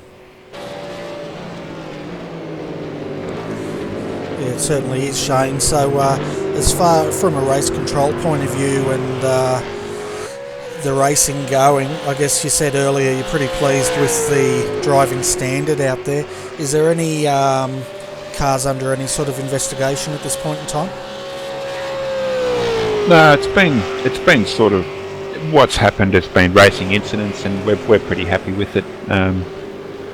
We're not really we don't really want to penalise people, and we don't want to see people in the pits. We do the fast repairs because we want cars out on track racing. We don't want them waiting 15 minutes to get their motor fixed or anything like that. So we're kind of easy going with that. We frown upon, you know, bad decisions where it might take a few cars out of the race, but if you just crash by yourself, then we just keep racing. But if it gets stretched out and it gets a bit boring, then we would consider throwing a random safety car, but we haven't had to do that because the racing's been of a very high standard, so we just let them go. Fantastic, and yeah, that would make it a lot more accessible, I guess, to a lot of guys out there that want to give enduro racing a go in the V8s. And if there's anyone out there interested in joining this league, I guess, where can they find you on the forum, Shane? If they just type in V8 Sudden Death Racing League, it'll pop up, and yeah, that's open to anyone if they want to join up and come and have a go. We're open to all divisions because we want everyone to have a race, whether you're at the front, the middle, or the back. It's about having a race with a rival, and as I say, it's not about winning. It's about having a lot of fun and close racing is where you have a lot of fun. You know, you can finish last, but have a battle with a guy that's second last, and that'll make your night. You'll just be stoked to have had that battle. Yeah, I can say from personal experience, I'm sure Adrian would agree, that those close, hard battles that are, you know, clean, they're something you really remember for quite a long time, and often can swap stories over a brew or two, I suppose. Absolutely, they're the ones that you save the replay and you look at it back and you go, wow. Sorry guys, that big was great spinner racing. 600, car 600 there, Bernie. Just done just lost it coming out of the parabolica straight into the pit lane. So that was a massive spin, guys. Yeah, it certainly was. We actually, yeah, that was Farzan. We actually had that on live camera, as you called that, Adrian. So that was a fairly. Oh, that's huge. That was a fairly lucky save, I was about to say. Yeah, that's absolutely huge, and he probably will have picked up a pit lane speeding penalty as well, I would imagine. Yeah, because we're just having a look at the super slow-mo now, and he's just got his wheel off onto that, what would you call that? Let's ride with him so the viewers can enjoy the super slow-mo slide. All we need now is some nice classical ballet music, and you'd top it off.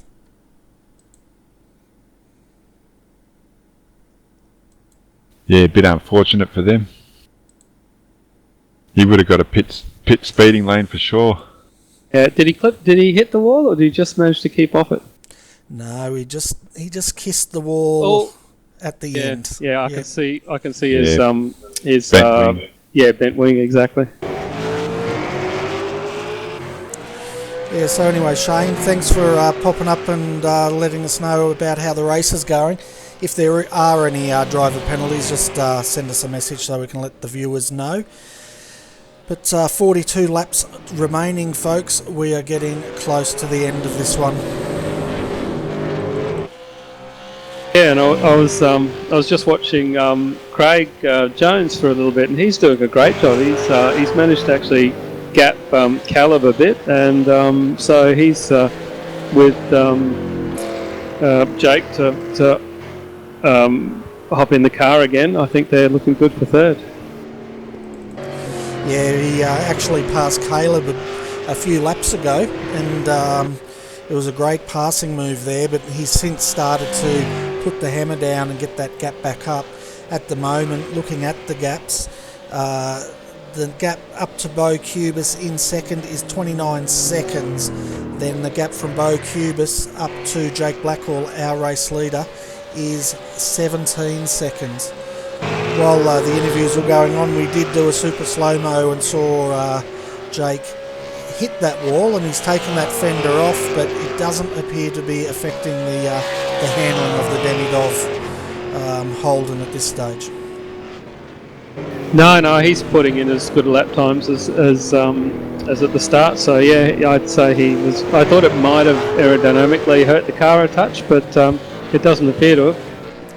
Yeah, and that's the thing about these V8 supercars. Like we've seen in the GT3s, they can have hits like that, and they'll bend the steering or the floor pan in the DPs and that. But these cars, they just seem to be able to take a beating. But I guess that's what they're built for, isn't it? Yes, well, yeah. Sometimes something small can give you a lot of damage, though. You know, the unpredictability of sim racing and the damage model. Sometimes, but yeah, sometimes, as we saw with Marlon, you know, Joshua, just slamming into the wall and getting away with very little damage. Yeah, that's right. I don't think he even scratched the Duco on that car. At the moment, folks, the top 9 cars are on the lead lap. Jeff Gauci here in 9th, and the 02 Henlink, I think it is, Holden, is the last person on the lead lap at this stage.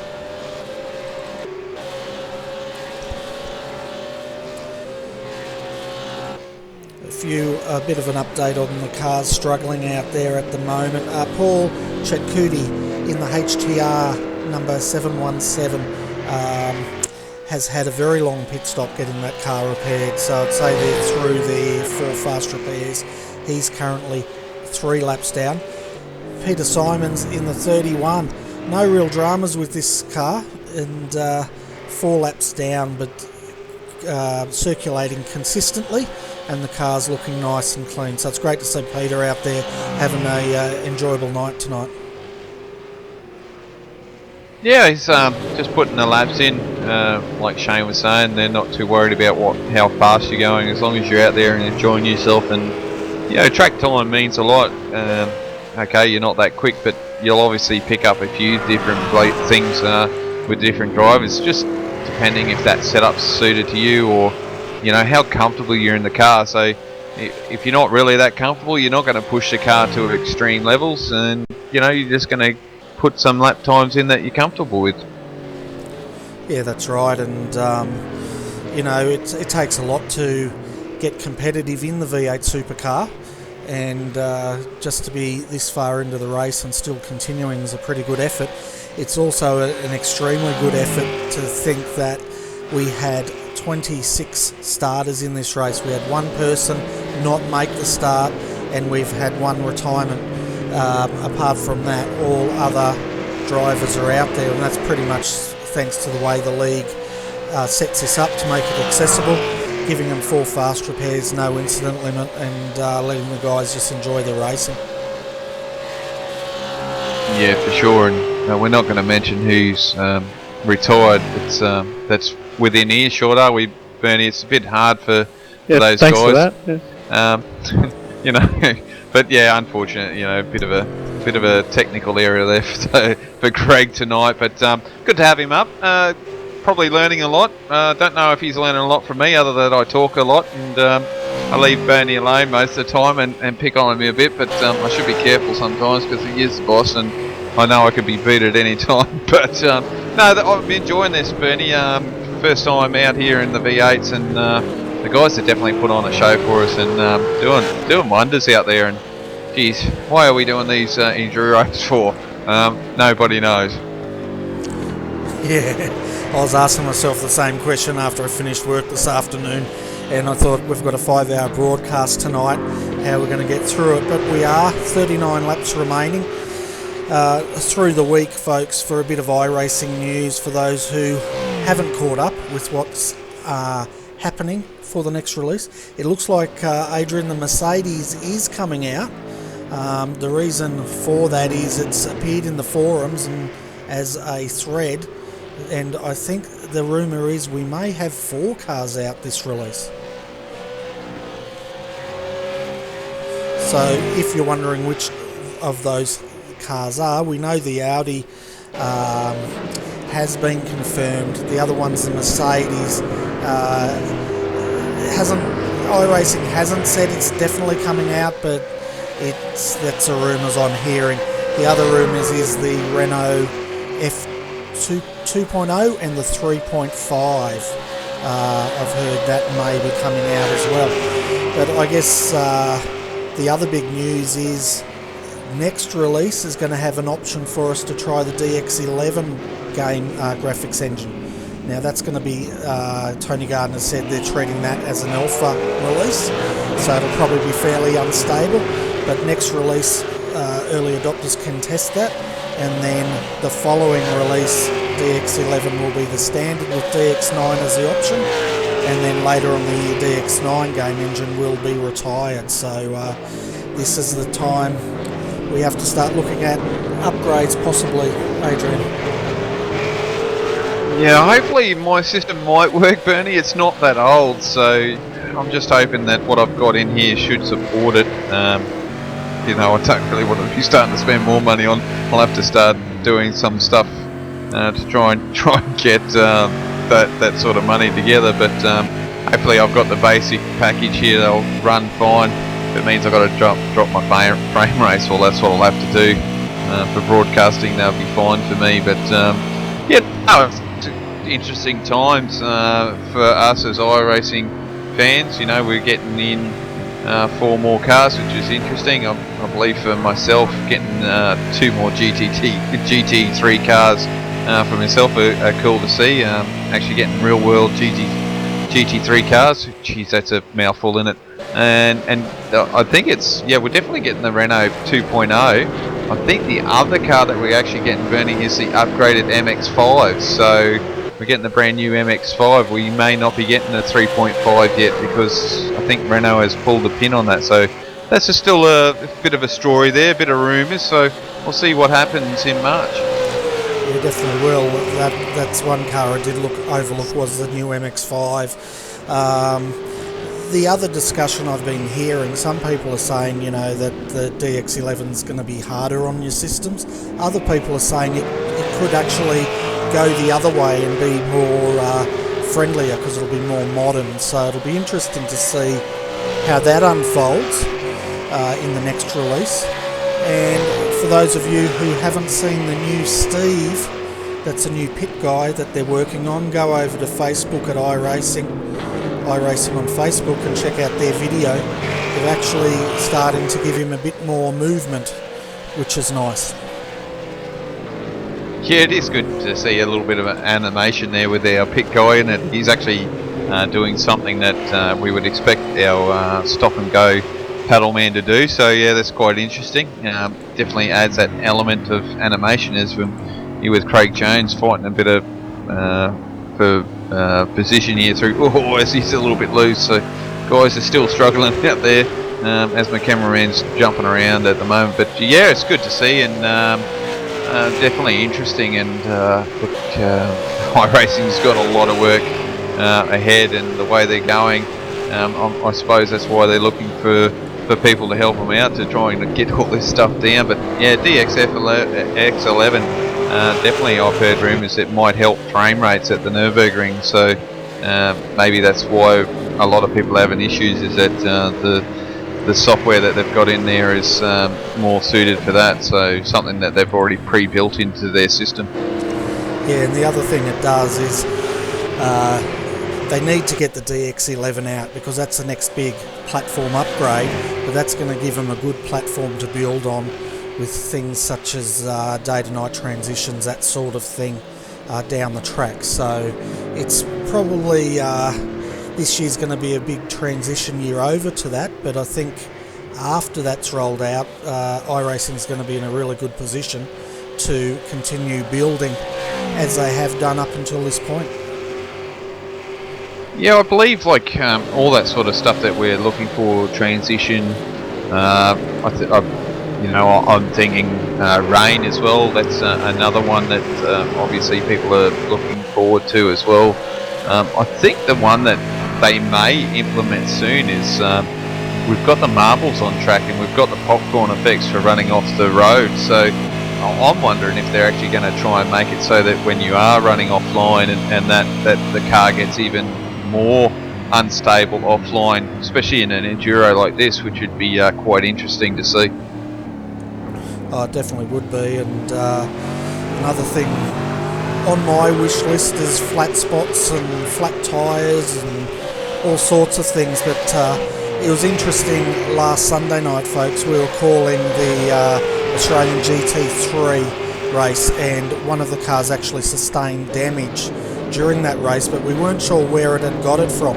After the race, Adrian and myself went through the footage and we found they actually got damage from running into the DRS sign, and that was quite an interesting, either it was a fluke or possibly something iRacing was playing with, we don't know.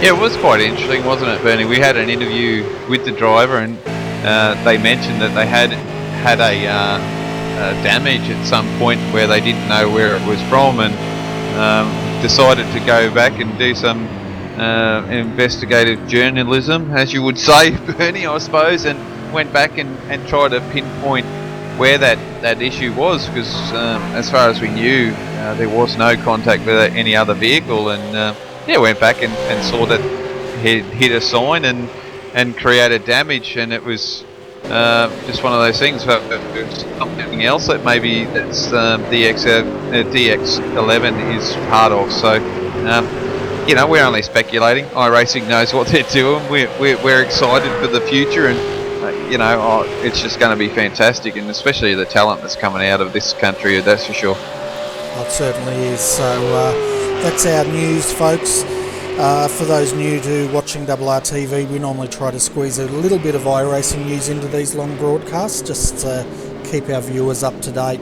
But Greg, earlier on tonight, Brenton was talking about buying that ticket to the last hour of this race.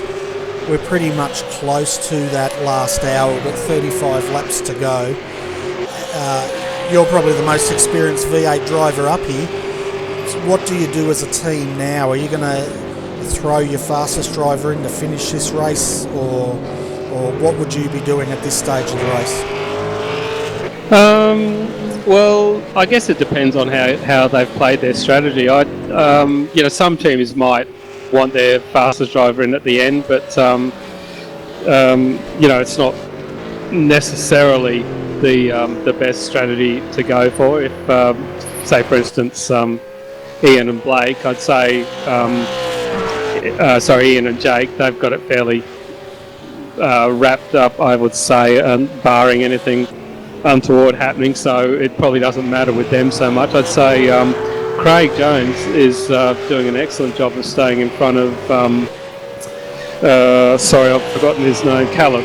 So if Craig can hold off Caleb, who's pressing hard at the moment, then I'd say Blake, being a little bit faster than Craig, that they're in a good position to hold on to that third place. Yeah, I think that's where the battle is, isn't it? And I'd say this time by when they pit, Craig has double stinted, I think, or done his 2 stints, so that would allow Blake to jump back into that car if he wants to bring that car home. Because for those joining us, the maximum a driver can do in this race is 65%. So just to make sure both drivers get a good run in this event tonight. Yeah, I think, as far as I understood it, that was definitely their strategy. Blake will do the last stints. Also, is it Marlon in 5th? Or Joshua at the moment in 5th. He hasn't really been making any great inroads into Caleb or Craig.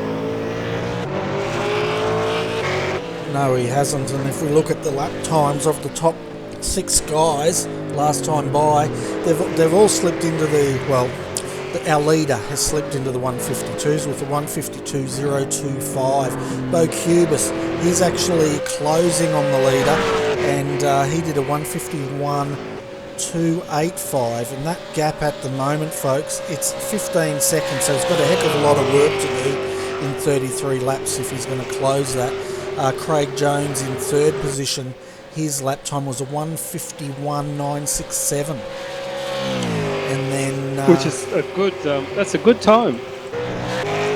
Yeah, it certainly is, but something's happened with Bo Cubis the last lap, because he actually did a 153.774. So I think he's had a bit of an issue out there somewhere, that last lap, Greg. Yeah, that's a slow lap for Bo. Bo's been in the low 51s most laps, so yeah, he's obviously had a bit of a off, got a bit loose on exit somewhere. Yeah, so I'm just going to go back to a replay here, folks. He did have an off track, but so did quite a lot of other guys, and we'll just see what happened here if he actually spun it.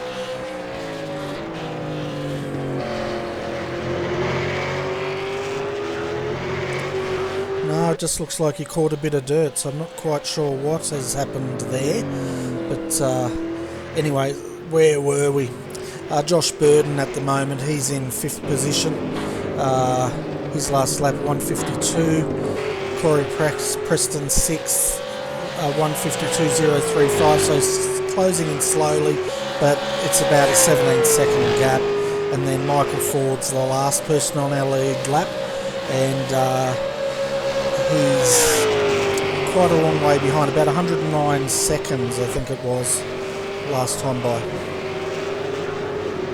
Yeah, we've ended up with only six cars on the lead lap, so they're getting a bit lonely there now. Yeah, they certainly are, and it's starting to spread a little bit out in the top 5. And the interesting thing is, guys, once the cars go down on the lead lap, it's very hard to find where the battles are, isn't it? Because we can't see the gaps between all the cars anymore. No, that's right, exactly. Yeah, and I'd say that even though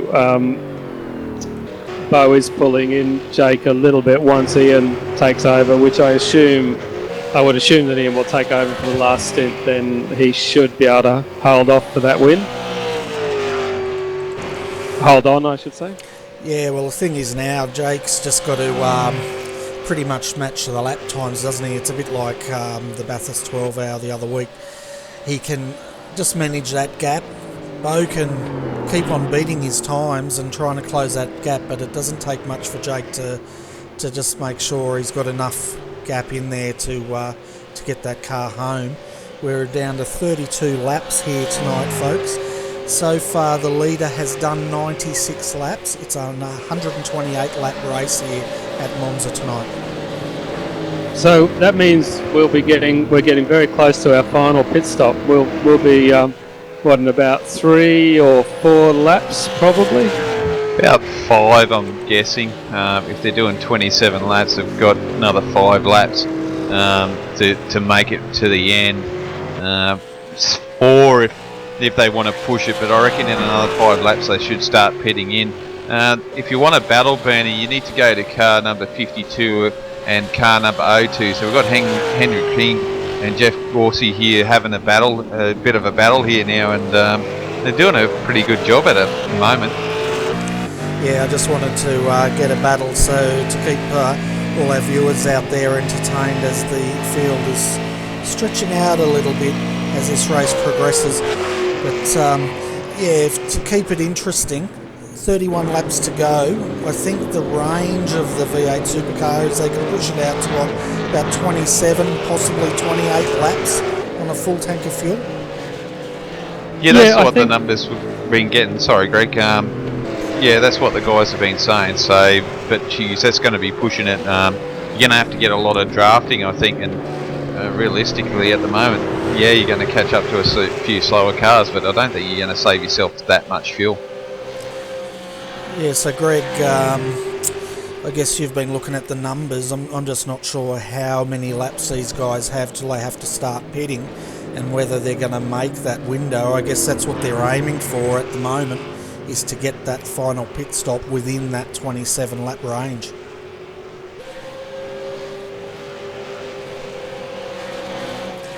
I don't think you'd be getting an answer out of that. It looks like he's just timed out, which is a shame. A little bit of internet connection there, which is a shame. But yeah, it's one of those things. These guys are definitely got to shoot for that, so it's going to be interesting to see when these guys pit. But yeah, definitely with 28 laps to go, that's when we're going to start seeing guys. But once again, Bernie, I think that's going to be pushing the limits of that car to make it to the end without it spluttering full of fuel or something like that. Yeah, and we'd like to welcome back to the commentary box Brenton O'Brien. Brenton, it's looking good at the moment for ERA. We've got Jake Blackhall with a lead of 12.766 seconds, and Craig Jones in third is doing a great job there, battling consistently to get that Maverick Welding car onto the last step of the podium so far. Tale of two cities, isn't it? Jake's made a couple of mistakes, found himself a couple of walls, and like Josh Burton earlier, just luck was on his side, and it certainly hasn't affected the speed. But for me, Craig Jones is batted above and beyond. He's done a sensational job just then, a 52.7. Has kept his nose ahead of Caleb Jordan this stint. So they'll both be handing over to their lead drivers in a few laps' time. Whether they make it on one stop or not, don't know. But yeah, it's a fantastic effort. Certainly is, and I'm glad you joined us at this time, because I recall quite a while ago in the evening you were talking about buying a ticket to the last hour, and we're pretty much coming up to that ticket now with pit stops. The question we've got with 30 laps to go, whether these guys are going to be able to get these cars into the last 27 lap pit window, or whether we might see some splash and dashing going on. I know from Zolder last week, certainly a fuel saving race that Ian Ford spent a lot of the Monday perfecting his fuel saving abilities, but there's some teams here who've got a bit of advantage over other cars, and you'll see a couple of cars pitting shortly who weren't able to go as long last stop, and every lap is really going to count, isn't it? If you can get to lap 103, 102, 103 is the magic mark. That's important to get to. Whether they can get there or not, I don't know. Yeah, we've definitely noticed this stint that the tempo of the race has changed quite a bit, in that the cars are stringing out a bit, but they're going for that consistency, which is probably that fuel saving, trying to get that car into this window. We've got 29 laps to go, so it's going to be interesting to see how this shapes out. Yeah, it will be. Yeah, it will be interesting, but that's the great thing about endurance driving, isn't it? It's your team environment, it's you working with your teammate, getting your fuel numbers together, and the strategy starts from the start. It's not, let's just run long, see how it goes. There's little plans that you do. Every 10 lap you plan in advance type thing, and you'll see that the good guys, they call the right shots, and I think that the GT Omega team might have probably short filled on their first stint. That kind of really reduces their strategy later on in the race. It made them a short-term gain. Made a mistake with Josh Burden, I think it was, which didn't work out well for him, but it restricts their later on their ability to attack. Yeah, that's right, and they did get that short-term gain up until they hit the wall, but they got a get out of jail free card. I don't know how that car stayed together, but anyway, it did. So, folks, it's going to be interesting to see what does unfold. We've still got on the lead lap 6 cars, so Corey Preston's the last one at the moment, and he's 77 seconds down from our leader. The gap between Jake Blackhall and Bo Cubis has come down a little bit. It's down to 12 seconds, but that would be more Jake, I think, managing the gap and trying to get that car in to that pit window with 28 laps remaining. Yeah, this is the important stage of the race, isn't it? Every lap counts from here on in, and cars are running 26. They could probably scrape to 27, but certainly 26 laps is your magic number for most of the cars. Oh, yeah, it's going to be tight for fuel. I've got the other team speak on, and I know that they're in fuel save mode at the moment, but yeah, there's some surprising results here. A lot of the cars, like you said, have been lapped down, and I've got to say, surprised with the Corey Preston and Dale Nish. I thought they would be pressing a lot more, but minute 17, minute 18 behind, certainly not where they wanted to be at the start of the race. That's for sure. No, I'm back, by the way. I had a slight drop out there for a minute. Fantastic, but I was going to say, before you jumped in there, Greg, one person that is pushing is Henry King and Jeff Gauci here. They're one lap down, but they were actually battling, and I think Henry just got past Jeff for position there. But anyway, Greg, welcome back. I'm going to be quiet for a bit, and I might let you and Brenton call it for a little while so Adrian and I can have a bit of a rest. Okay, cool.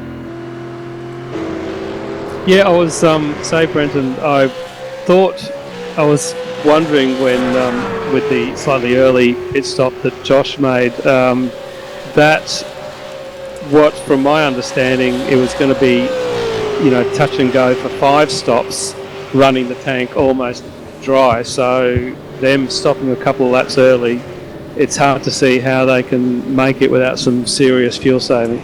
Yeah, it's going to come back to bottom, and it's a lesson learned, no doubt. As the season goes on, as the year goes on, it might not be the same thing they do if they had the chance again. And you can see the great job that Craig Jones is doing in the meantime, a 52.685 in comparison with Caleb Jordan's 54 flat. So that's the difference right there. I think now I'd say that Marlon McMullen's getting the Caleb's ear saying every lap from here on counts, because you don't want your lead driver, all they're doing is worrying about is saving fuel. You want them to get hard on it all the time and try and get some competitive lap times. And I wouldn't be surprised if Caleb, as we go to lap 102 now, 52.9 down on his usual pace, and even Jones in front at 52.7. So, you look at the time in front of that guy, 23rd position, Dan Ackland, 51.7. He's not worried about fuel. So these guys are very definitely in fuel saving mode.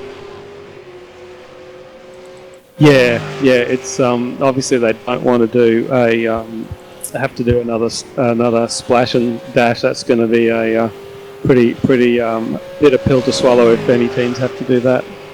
Yeah, well, lap 102 now of 128, so really, the guys will be starting to get more confident. If I just jump on board with Jake Blackwell, this is the important lap as to whether he pits or whether he continues on. So going around for one more lap. Now the guys have done their minimum amount of laps. I can tell you now that this will be Jake Blackwell's last lap, so he will be pitting next lap. But so there won't be a problem there with fuel come the end. And Bo Cubis behind, there's a couple of cars coming. Surprised with again the pace of Mick Ford and Paul Gorell. Thought they might be pushing a little bit harder tonight, but Bo Cubis a 51.9 last lap, so that's down to 11.8. But mind you, in front of him, Jake Blackwell did a 51.7. So gains made there by Blackwell on what will be his last lap. Yeah, he's done well to stretch that. So as you say, it's going to mean that Ian's not going to have any fuel concerns at all. So he's going to be able to push right to the end. Yeah, it is. So just keeping our eyes, just having a look at something, just keeping our eyes here on the pit stops as Craig Jones will probably be doing what I would think to be his last lap as well, 53.1. Jake going around again, is he? Yeah, no, Jake will be hitting this lap. So this will be as he comes down that back straight under the bridge as he approaches Ascari. I'm not sure you're on replay or not there, Sharpie, but Jake Black. Oh no, I'm on the. I'm having connection issues. So I think Josh is in now too, guys. Yeah, well, so Josh Burden is pitting now in the car 4. They'll probably still make it. I would imagine here there's going to be a driver change. Matty Ross Munro will join that car. I think 103. They should make it. It will be tight for this car. They've obviously had to make some sacrifices to their lap times, but they should make it home. But we'll get back on board with our leader here, the car 151, as Blackwell is about to enter the pit lane now. Pit limiter on, dropping down to about 60 k's an hour. So Brenton, while Jake comes in, do you want to let the viewers know what sort of things they'd be doing to this car, like resetting brake bias, any of that sort of thing going on? Yeah, generally as the fuel load gets lighter, your brake bias, they'll make changes to the brake bias to suit the individual driver. Me personally, I put the brake bias forward. Roll bars, I know Ian's fairly active with roll bars. He'll make changes to that as well. Yeah, they're able to use their quick repair here. So Ian's going to get himself a brand new car, brand new tyres and a belly full of fuel there. So Crackers is actually getting back in the car in the 184, which I find interesting. So, Bo did an awesome stint, there's no doubt about it. This is the team that's come from last on the grid, didn't put a quali lap in. They got within 12 seconds, but I would imagine from here, now that Demonov Innovations car's all clean and brand new engine in it and things like that, I think Crackers will have a pretty hard time keeping up with Ian as he exits the pit. Yeah, and Caleb Jordan's going around for another lap, so they're going pretty deep into the stint. Ian Ford out, his stop was a 46.7. Michael Cracknell back into this car, their stop was a 45.1. Just thinking there might be an issue here with our lead car. Just bear with us a sec, because there's a pit lane entry problem. I think they're going to get a drive-through penalty. I think there's a game changer here. The car 151. I think they're going to get a penalty. Just bear with us a sec. I'll go check. Oh, that'd be heartbreaking, but it's just those little inches that make all the difference, isn't it? Yeah, it certainly is. It doesn't take much, does it? No, or being modern, those millimetres. Millimetres. Yeah, I'm an inch sort of guy, and coming out in 4th at the moment. Really? No, I'm just kidding. Blake Coppo's coming out in the number 15 car. His stop was a 47.3 second stop in that Maverick Welding holding. I can confirm that yes, there is a drive-through penalty coming for the car for 151. That's heartbreaking. So that's it is heartbreaking, but it's race on now, Greg. And before I heard you saying that all they got to do is get it out and the race will be done. Anything could happen. So anything can, and anything has. Yeah, well, so 12 seconds advantage as they exited the pits, and I would imagine they're going to be getting their drive-through done now, and let's see what Ian can do after this. So lap 104. And so, yeah, no, it looks like he got it pulled up. Yeah. Going to get a drive-through, doing a drive-through. No, well, Jake was saying that he did have his pit limiter on, and his speed was consistent. Yeah. Oh, so it's not just a drive; it's actually stop-go.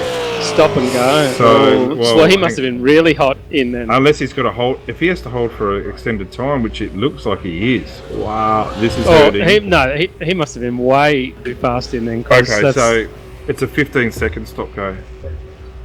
That's disaster. Killed it. Yeah, it hasn't killed it. It's made it really, really interesting.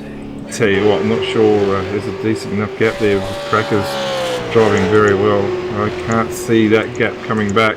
And what that will do, in fact, is maybe bring the sister car around parabolic with Blake Coppo maybe into it. So, yeah, they've gone from what was a really, really commanding position, and they might have dropped the ball there a little bit, but no doubt at the end of the race we'll find out a bit more about that. And there's a position change there also with Marlon McMullen coming out of the pits a little bit ahead of Blake Coppo, and there's traffic in the middle who's actually done really well, Adam Wyburn, to get out the way there. So, wow, changes everywhere. From a safe 1-3 to a dodgy 2-4. And Brendan King is going very slowly too, so something's happened there. He must have had an off track and probably hit the wall somewhere, I would say. Or is it fuel? Has he pitted yet? Haven't well, seen could be, but if it's fuel, it's serious because he's actually come to a stop. Let's see if a safety car comes out. Well, wouldn't that throw things near? Yes, that would. It's fuel, guys. Yeah, I think it's fuel too. Fuel. So, wiggling the car like that doesn't do anything, Brendan. No, the fuel doesn't maybe in real life, cars. not in iRacing. So maybe there's a chance of a safety car here. Actually, you would think there's a good chance of a safety car. So he's not going to make it back. So wouldn't that stir things up big time? We've actually got his teammate down in the green room. It's probably not the time to bring him up. Well, no. I might send him a PM and see what's going on with that car, but it definitely looks like fuel to me, guys. Yeah, it's an interesting one, isn't it? I'm just trying to see the last time they pitted was... Yeah, that's got to be fuel. Last lap 79. Not sure why he feel like he needed to stretch it that little bit further, but like I said, could be a chance for a safety car. This car's going to be in a horrible position as it comes into a scar, actually stopping just short. So, yeah, fairly smart driving there by Brendan. But yeah, the car's still got power. Doesn't look like it's in 100 different pieces. So, yeah, see what happens here. Maybe not. Don't know. I'll leave that up to the stewards, but he's travelling really slowly. Yeah, and it doesn't. We're on board with him at the moment. We can't hear it missing. Normally, with the fuel, you'll hear the engine dying and pulling again, but he doesn't seem to have any of that. So maybe he's stuck in gear or something. You know what it could be? Never. I wonder if his pit limiter's on. I don't think it is though, but he's doing. Actually, no, he's doing 64. His pit limiter's left. Absolutely. That's what it is. Well done. And to be honest with you, what he could have, would have, should have done is the tow would have been quicker for sure. So I would say it's definitely the pit limiter because that hasn't moved from 63 k's. We've got Henry King up here. He's the other driver of the 52. Henry, we're trying to work out what's going on with your car at the moment. Can you confirm whether it's fuel or pit limiter or something else? Oh, I can confirm the limiter will not disengage. We've seen that a few times around Monza, and that's really unfortunate for you guys. So what's the plan? Bring it in and try to get it to disengage? Yep. Well, it doesn't look like there's going to be a safety car thrown. Bit of a shame for the race, because there was, what were we up to? We had 9 cars on the lead lap. It would have been an awesome sprint home, but yeah, the cars made it home there. King, I'm not sure what the plan is here, whether he's going to have to reset a button or he jumps out and you jump back in, because that's certainly very, very costly, as it was for the SDC guys in round 1 at Bathurst. Yeah, I'm not sure what they did last time this happened. I know Justin had the problem. I don't know if they had to swap drivers again to clear it. Yeah, and I think it's just a matter of making a reset to your buttons here on the options and quickly finding yourself a button that'll turn it off. Isn't that a remarkable thing that, you know, that you just take it for granted? Your pit limiter, everything's going to work. But it's not something you often practice. And I can tell you right now, in warm-ups of the endurance races that are coming up, I can guarantee you that we'll be practicing that for sure. Well, he's reversing it backwards and forwards in the pit bay. No, he's got to get out of the car, options, and then reset and find himself a button there, and or driver change. But are they in a position where they can do a driver change? Yeah, they are. So Henry can jump back in the car. He's done enough laps. Both of them have. But I think he needs to get out and get back in. That's going to be the best way to go. And that's what they're doing right now. He's exiting and getting back into that car. Henry's actually in the car at the moment. So we'll move Henry out of the booth. So looks like your call there, Brenton was correct. I've been bitten by it before myself, so and seen it obviously before, so I know what that's like. Up at the front though, now that the dust has settled with the disaster that came across the ERA car, 25.8 seconds, and with 20 laps to go, yeah, don't like your chances there, don't you? Do you? But the real battle is now for the final podium position between Marlon McMullen, who drives this car every week, week in, week out, and Blake Coppo, who doesn't. So the fact that Blake's keeping up with him here, with 1 lap extra fuel, let it be known, so the tyres just at 1 lap older on the Coppo car, but Blake's done an outstanding job keeping up with one of the V8 best drivers. He certainly has, and I'm looking at the times Ian's putting out. Last time by, he did a 1:51.07 compared to Michael Cracknell's 1:51.423. So he's actually circulating. If he can keep that sort of pace up, I think he may have a chance to catch Michael at the end of this race. Yeah, but you got to ask the question, if they could do it now, why couldn't they do it before? Probably playing to their field numbers, I guess, but gee whiz, you'd hate to think they've left anything on the table, wouldn't you? 25.8 seconds with the 20 laps to go, even number now. It's a lot of work for 40 to make grounds on Crackers. Crackers is a good driver. He's won rounds of the official V8 Supercar Championship. Nothing to be sneezed at. A 51.4 last lap goes across the strike this time, 51.5. So certainly not slouching away there. And he's got more than a competent team behind him. They're going to give him a strong setup. So you wouldn't think that car would go away. And if he can keep up doing 51.5s, that car will not get caught. Yeah, we'll see what Ian does this time by. But I guess last time they were going through, they were fuel saving. Now they know they can get home, I guess. With 20 laps to go, he comes across the stripe now, and he did a 1:55.02. So he's taken another second out. The gap's down to 24.7 seconds now. We're going to be relying on a mistake here, I would think, from the Cracknell car. And Crackers doesn't make a mistake that often. Sharpie, I know you've raced against Crackers a few times, and next to type thing. I can't remember the last time I saw Crackers make a mistake. No, he's pretty consistent. I mean, we all make mistakes occasionally, but yeah, he's a pretty consistent driver. So, and he also may well be pacing himself to Ian's pace. I mean, there's no need for him to, all he has to win is by, a tenth of a second, and he's won. So there's no point in him risking it all to keep that gap to Ian. So. Yeah, Ian's making the most of a bit of a traffic here. Didn't get held up too much by Luke Harvey there. Did a good job getting out of the way of Lesmo too. So, you know, the chase is on. Gee whiz, the stop-go penalty as it's such. Ooh. Marlon gets very loose. Sorry, I don't know the name of the corner, but it's on between Marlon and Blake, I tell you. Yeah, well, this will be the battle of the rest of the race. You can be sure of that, and Blake's not going to let this go. So, gee whiz, and Blake does an outstanding job in the limited time, but he does a bit of iRacing. To be fair, he's done a few races here and there over the last couple of weeks, but certainly doesn't get too deeply involved with practicing the V8s. A lot of work going on the C7 for the round 2 of the AEC next week at Bathurst. So, doing a fantastic job.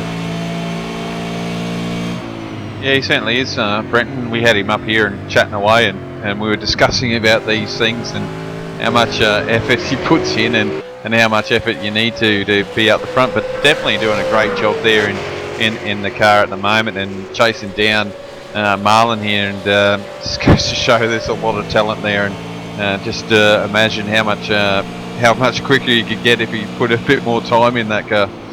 Well, look at the time he just ran through. A 50.7. Just going to have a look. Is that their fastest lap of the race as a team? No, it's not, but it's only 1/10 or 1.5 tenths off. So, sure, he was getting draft assisted there, but this is a car that's 110 laps old. It's not on brand new tyres. Tyres are a few laps old now. So, yeah, sure, it's draft assisted, but still punching out some really impressive lap times. Oh yeah, for sure. Hitting those 150s, even Ian. Geez, that's not far off the fastest lap time either for those guys up there in second, 50.2. So the boys are definitely on it. That's impressive, isn't it?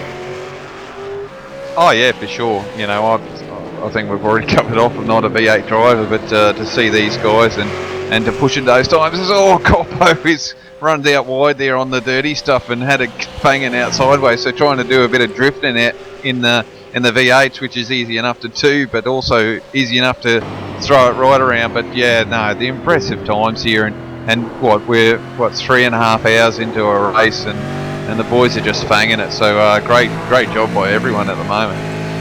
Yeah, it is. I don't think Coppo will be too worried about getting out in dirt and getting it sideways. His hobby is mountain biking and doesn't mind. Does pretty well in that too. But gee whiz, hasn't he made some impressive ground here? Catching's one thing, passing's another. But gee, you'd put him in the favourite spot here. Gets a really good run out of Parabolica. You'd think with the big hole in the air that the HTR car's causing in front, that there'll be an opportunity to turn one. Absolutely. He's going to have a look for sure. Here he goes. I'd say he's probably got it done. Yeah, he got it done, but all that's done now though. Like, it's not like, Marlon's giving him a bit of a nudge here on exit. You don't mind. Yeah, he's all good. Everything works out. Yeah, so but all that's going to do now is Blake's punching that hole in the air. So I don't think Marlon is going to go away either. I think he'll stay thereabouts, and this is going to be a race that goes all the way to the finish. Lap 111 right now. It's been a sensational race, no doubt about that. And Marlon just looks that more confident through the chicanes, but that drive out that Coppo gets from the exit there, you just got to look at that elastic band, whether it starts to stretch. Anything over 1.2, 1.3 seconds, that draft gets smaller and smaller. I think that's the key that you said there, Brenton. That looks like Coppo is actually getting out of the corner a lot better. Marlon might get the draft, but get through the S's and the chicanes here. He gets a decent break, like you said. He might actually break away here, but obviously Marlon's no slouch. Coppo's really hitting those full hard, so he's trying to break that draft now. Yes, he's really getting into it, isn't he? He's not taking any prisoners.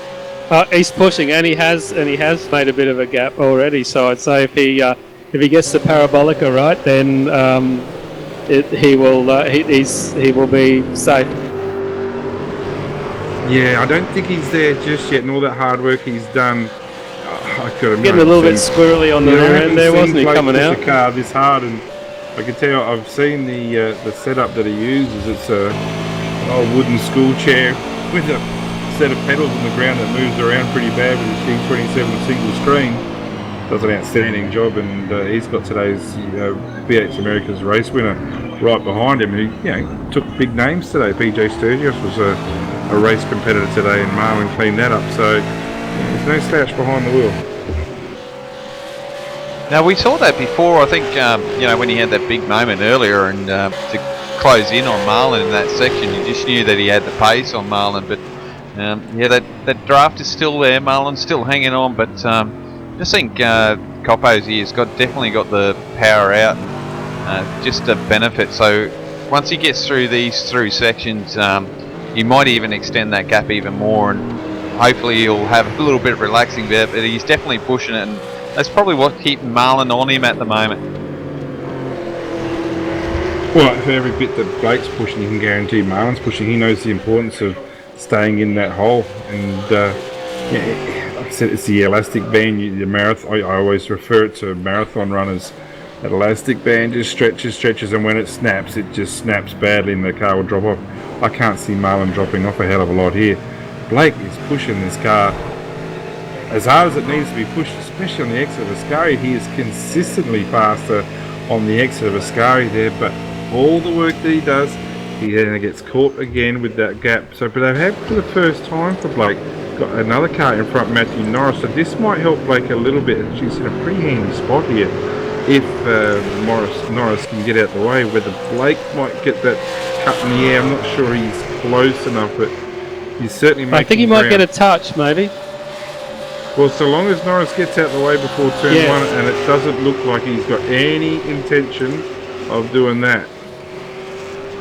Hopefully he'll get through the corner and won't affect this battle, and then he can pull over now.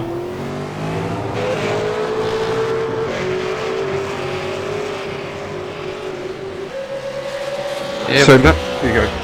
Yeah, no, it looks like if he can get a draft here and get into the chicanes here, the second set of chicanes, he might be able to help him and use him as a pick. But Coppo's braking really hard, but not getting it done there. So might drag Marlon through, but it's going to be key if he can use this slower car to help break that toe. But it doesn't look like it's going to happen here. No, now he's getting in the way. Still doesn't let him through and runs wide. Massive! And pretty that's what driving. happens. That's pretty ordinary driving by Norris, has to be said. He's had his chance to get away. What that might do now is bring out the safety car. That's definitely got to be a safety car. Right, he's got out so quickly. Well, gee whiz. It's pretty ordinary driving there by Matty Norris. Yeah, I've seen it so many times with the back markers. What they don't realise is they put themselves under pressure by not letting the leaders through in a timely fashion, and then they make a mistake, and then it all goes pear-shaped. Yeah, no, it's gee whiz, you hope there's a lesson learnt there, because he had more than one or two opportunities. We were talking back on the main straight into turn one, had the chance to let them go, didn't do it, and wow, I reckon that might affect Blake's race as well now. Well, now Marlon's got a good shot down the straight here, although Blake looks like he's defending hard. Marlon extremely strong on the brakes here, though. No, Blake does it. Blake keeps him behind, though.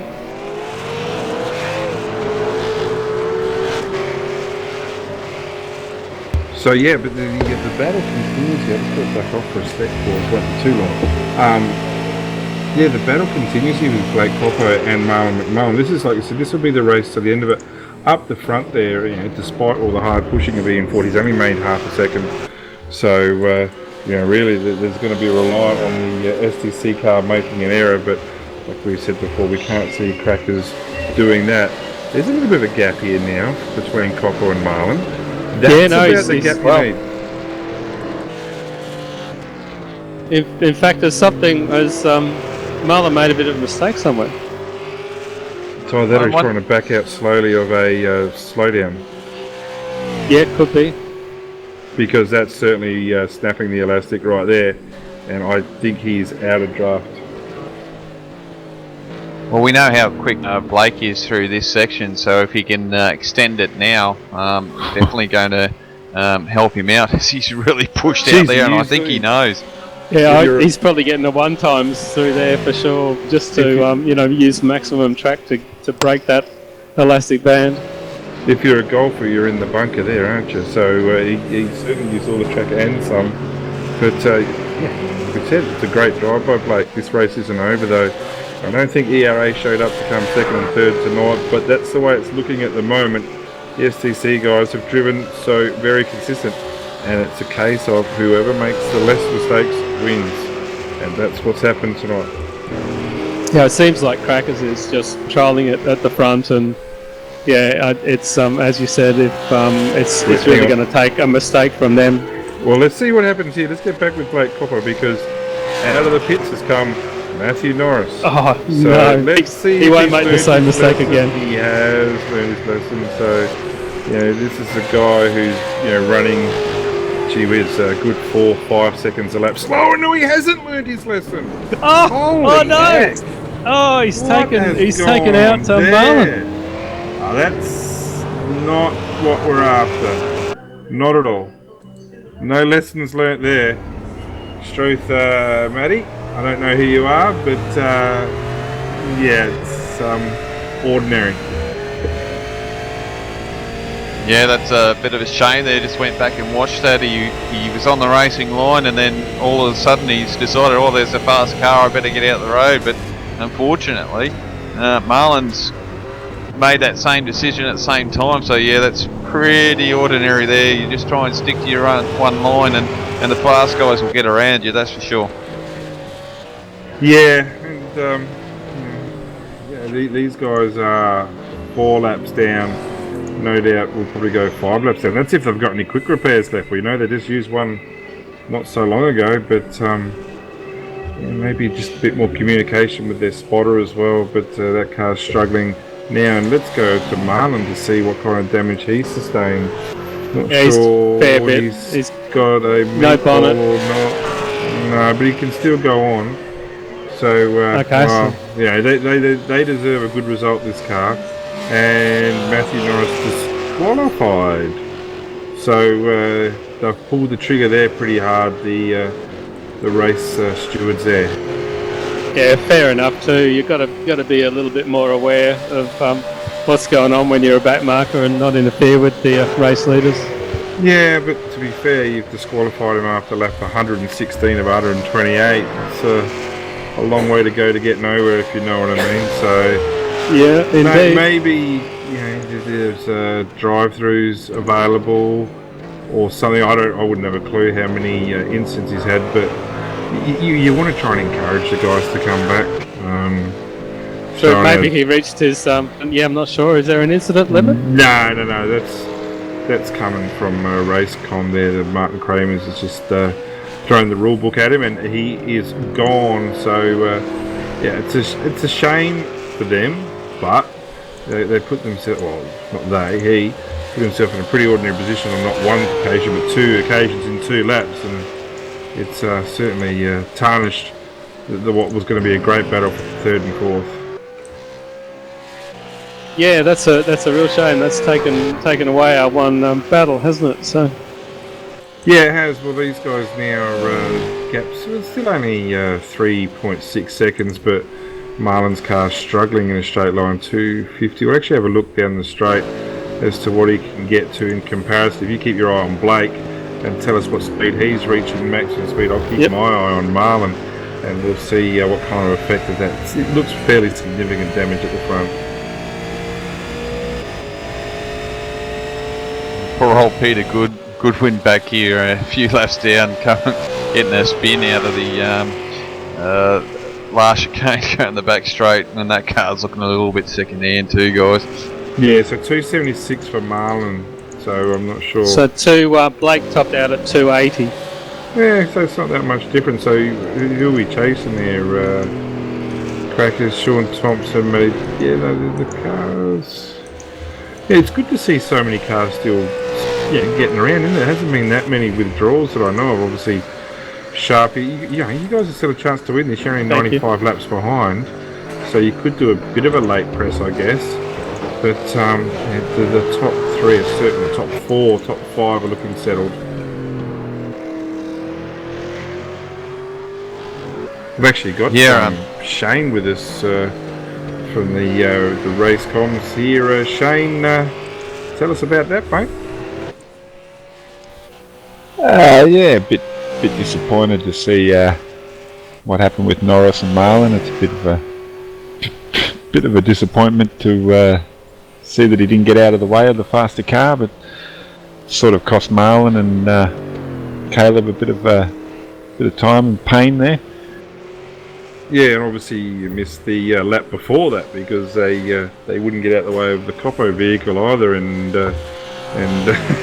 and I think there was contact between the two as well. It didn't end well for the AM car there, but yeah, maybe just have a word in their ear. You want to get the guys coming back, but you want them being more aware of what they're doing to get out of the way. Yeah, no, I did see that as well, and yeah, it's a bit unfortunate that the two cars, Blake and Marlin, were compromised by the same car. So yeah, not good to see, especially late in the race. We've had a pretty clean race. It's been unbelievable racing. Would have thought the safety car would have been out a million times before now. So bit unfortunate that in the last few laps it happened. Oh, well, if you want to throw it out, man, I'm sure that will stir things up. The top 6 cars still on the lead lap. Give Marlin's a chance to get his car cleaned up as well, because that car's just down the straight line speed of 52.1 last lap for him in comparison with Blake's 51.5. So this is a car that's coming third, and these guys have just been thrown together tonight, Blake and Craig Jones, and I don't know how far they're down on the lead. They're 44 seconds down on the lead car. They haven't made a mistake though, and it's been super impressive that after a race this long, they haven't gone a lap down and just driven beautifully throughout. The level of driving has been absolutely awesome, but I really hats off to SDC, Crackers and Cubis. They've driven a brilliant race. And that, you need to be smart over 4 hours. Anything can happen. We saw Crackers and Ethan get penalised in that first race at Bathurst with the pit limiter sticking on. But you can never rule Crackers out. He is a brilliant driver, and obviously, Bo is right up there as well. So those two guys have put in a very good effort. Yeah, they have, and SDRT, mate, the endurance series has picked up. You must be really stoked where it's at the moment, especially with still a long way to go this year, and onwards and up, especially with guys like Bernie and Adrian, and now Greg Sharp helping out with comms booth. Mate, the commentary has been brilliant. The race calling has been awesome, and can't thank Bernie enough for televising this race. It's been awesome to watch. I tell you, I've been watching the whole telecast on YouTube, and it's just brilliant, and it's brought the drivers in. It's made it more interesting because we've got a lot of the top drivers in there now, and word will spread like wildfire, I imagine, and I think the next race there'll be even more guys racing in this, and it's good because it's great team bonding and it's great team racing. So where is the next round there, mate? Just tell us all about it, and when's that, another 2-3 weeks? Yeah, we do every 3 weeks, and it's 146 laps at Gilles Villeneuve. So we try and stick to the current racetrack that's getting raced in iRacing. So that track for the week, so that drivers don't have to build a whole nother setup for a track that's not being actually raced that week. So we try and keep to the iRacing schedule every 3 weeks.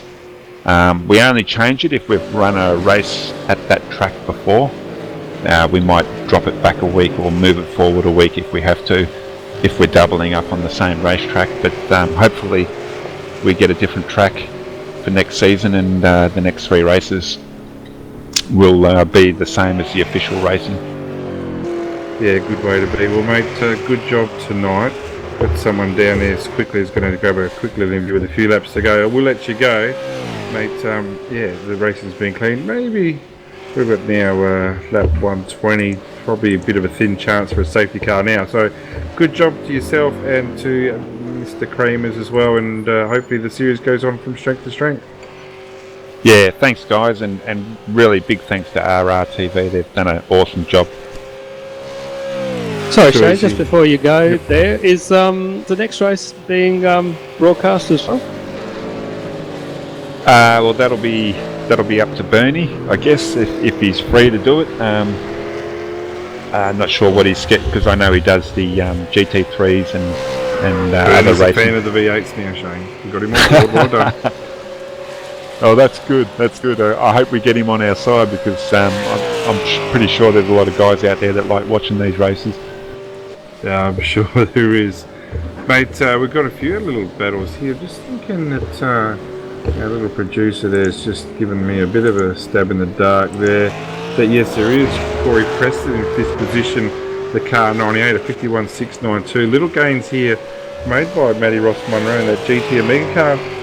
Let's not forget though, Matty had to pit maybe one lap earlier than what he was needing there, lap 103. That's in comparison with Corey pitting 104, so that little bit extra fuel by Corey might pay dividends. And then actually surprised to see where that GT Omega car lost out, because they were comfortably ahead of Corey before. We've also got Michael Ford with us in the comms booth. Just quickly, Mick, as the race is coming to an end shortly. Welcome to Redback Racing TV's coverage of round 2 of the SDRT Endurance Series. KRF now, mate, yourself and Paul Gorell. Looks like you've had a pretty good run so far, up into 7th place, albeit a lap down. Just tell us a bit about the race. Yeah, thanks for having me. It's an interesting race. The plan was that I was going to start the race, but my computer decided to do a complete reboot. It was about a minute before the end of the quali session, and it's been alright. Just sort of punching out laps. It's my first race on iRacing in about 3 months, so it's just getting it around the car again and the track and just getting more miles. And move to KRF, mate, a good bunch of fellas. Paul Gorell, we know what he can do. He's a pretty good handler. Is that the plan for the rest of 2016 in the endurance races? Work permitting, obviously, to be driving with Paul? It is, yeah. For myself, working on the setups and sharing the lead car as such. Just sort of basically helping out the team wherever we can as well. And the sister car, we got 2 other cars racing, the Aloha and the computer shop. A bit down probably what they would have thought. Great to have KRF having 3 teams involved. Positions 18 and 19, they have obviously had some issues tonight. They have just a little bit of bad luck here and there, and just a bit of bad luck basically tonight. It hasn't gone their way. They'll be back up fighting for at least a top 10 next race out. Yeah, well, the next race we just spoke to Shane 3 weeks' time at Gilles Villeneuve should be a good track. Mate, just quickly before you go, because this race is on the close down shortly, mate, with the new KRF team, is there anybody you want to thank at all? Nobby for having a chat to me to start with, and then just a good bunch of guys to work with. Kind of always help each other out. Just a brilliant bunch of guys. Paul for wanting to run with me tonight. Yeah, Nobby's a good fella, mate. Just ask him, he will tell you. Hey, champion bloke on Nobby. It's my first team KRF, mate, and a really, really good team. Mate, thanks very much for your time. We've just got action back now with 3rd and 4th place, so this is heating up again. Marlon, even though he had that damage, has certainly not gone away, and he's well and truly back in the position where he can attack Blake. Yeah, Sorry, Greg, you go. Yeah, you're right, mate. The only problem, of course, that Marlon's got is that he's given away, 4 odd Ks down the straight. It's going to be really hard for him to get Blake on the straight, and that is the obviously the best passing opportunity on this circuit. Oh yeah, no doubt. He's definitely down in speed due to that damage, but what a mighty effort even to get there, and maybe Blake's suffering a little bit with tyre degradation after all that exciting driving he's done earlier, and maybe that's why he's slowing down, but definitely going to have the straight line speed, and that's probably where Marlon's gained the time, is actually through the corners, because he's actually a little bit slower, braking later like we saw with Joshua early. Yeah, well, that's it, isn't it? Sorry, Brenton. No, mate. It's your show. You go your hardest, Sharpie. I'm happy to sit back. Oh, geez, who was that in the background getting loose too? Just caught a glimpse. Luke Harvey. Obviously, Marlon obviously is doing a great job without a bonnet there to have clawed his way back to Blake, and and as you say, he's obviously carrying more speed through the corners, but just it's one thing, as we know, to catch up, another thing to pass, and even harder to pass without a bonnet. Oh, well, bonnet and a very caved-in front end there. So, done a great job, and we've had great racing. The boys have definitely turned it on, and great to watch. I mean, it's been really good to see, and something new for myself and Bernie, I suppose. Like we've mentioned on it a couple of times. So great to come along and have a watch of these guys, and just like I said earlier, talented drivers, and to bring this car from where it was. They're having a great race, had a bit of an incident, and now he's brought it back up, but it's going to be hard to get that third place, but Coppo's not going to let him have it, so it's still going to be on until we finish, but we should sort of update on where everyone is quickly before we finish, because we've only got 6 laps to go. Yeah, that's not a bad idea. Well, it looks like I docked myself into it, or unless Bernie, you want to have a quick rundown? Yeah, I'll give him a quick rundown of where we're at. So at the moment, Michael Cracknell's leading the way. He's got a 17.294 second gap over second place Ian Ford in the 151 Demidov ERA entry. Blake Coppo is having a monumental battle here with Marlon McMullen for third at the moment. I tell you what, Marlon's doing a fantastic job driving the wheels off that car. In fifth position, we have Corey Preston, and 2 seconds down behind him is Matthew Ross Munro for GT Omega, racing for that position. So that's your top 6. Isn't it amazing that we've been going for so long now? Lap 124 at the start of now. Coppo 51.4 and 51.3 for Marlon, certainly not going anywhere. I think Sharpie's hit the nail on the head there though, with Adrian saying that a lot of the hard work's been done here by Marlon in making those gains, but even if he finds the way passes, he loses a lot of traction there on the exit of turn 2. Even if he makes that pass and gets through, I don't see him being able to hold that lead or any gains made, because once Blake gets in that slipstream, he's already talking 4 or 5 k's an hour in a straight line advantage now, but with that big hole in the air that HDR Commodore will punch out, Blake will make short work of that. But hats off to Marlon, he's made those gains, but that ERA Maverick welding car looks absolutely clean as at the moment. Yeah, the best bet, I think, as Oh, Marlon. hang on, what's happening? Is he trying to get rid of a shortcut? Yes, he got rid of it. It looks like he might have cleared it. He's not backing off. If he cleared it that quickly, that's well done. Yeah, I don't know if he has. This is where he can control the speed a bit more. Unless he's just made a bit of an error on exit there. Oh, and another one. Oh. He's cooking those tyres. He's going to have a barbecue on those later on. Possibly right now. It's going to make his exit from the Parabolica interesting, isn't it? Well, it will. But like we were just saying, Marlon can make these gains, but whatever, as soon as he sticks that nose out, I'm not sure he's going to have the ability to get past. We're soon about to find out, because he's just understeered. Oh, he lit him up again. There. I think he's he's lost the position briefly. Okay, so something's obviously happened on board the Coppo car there, because... But here he comes. I would have thought, being that far off track by Marlon, he would have got a slowdown. I know you do get slowdowns there, but yes. This is the way the race is now, lap 125, and Blake seems to be dropping off fairly dramatically here. Yeah, maybe he's done his tyres, he's overheated them maybe. Yeah, maybe he's looking at fuel numbers as well. Like, I think Blake's fairly thirsty on fuel, so maybe that's what he's looking at. I'll go find it.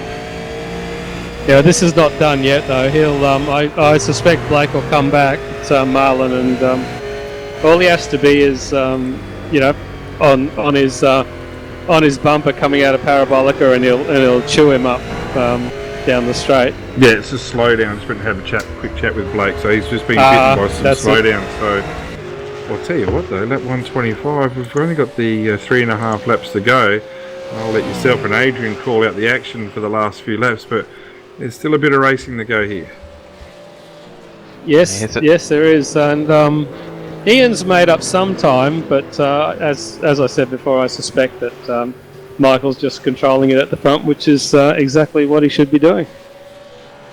Yeah, certainly right there, Greg. If we have a look at the last lap times there, Michael did a 51.5 and Ian did a 51 flat basically, so yeah, definitely managing that lead out front, but the action's back here with Marlon and Coppo at the moment. I think at the moment Coppo's probably struggling with burning those tyres up and just trying to struggle. He just needs to let them settle down with 3 laps to go. If he manages the tyres for at least a lap, he's definitely got the straight line speed, but he's got to manage those tyres so he can get better drive out of the corners and get better drive so he can actually attack him a lot easier at the end of the straights here and dive in underneath the corners.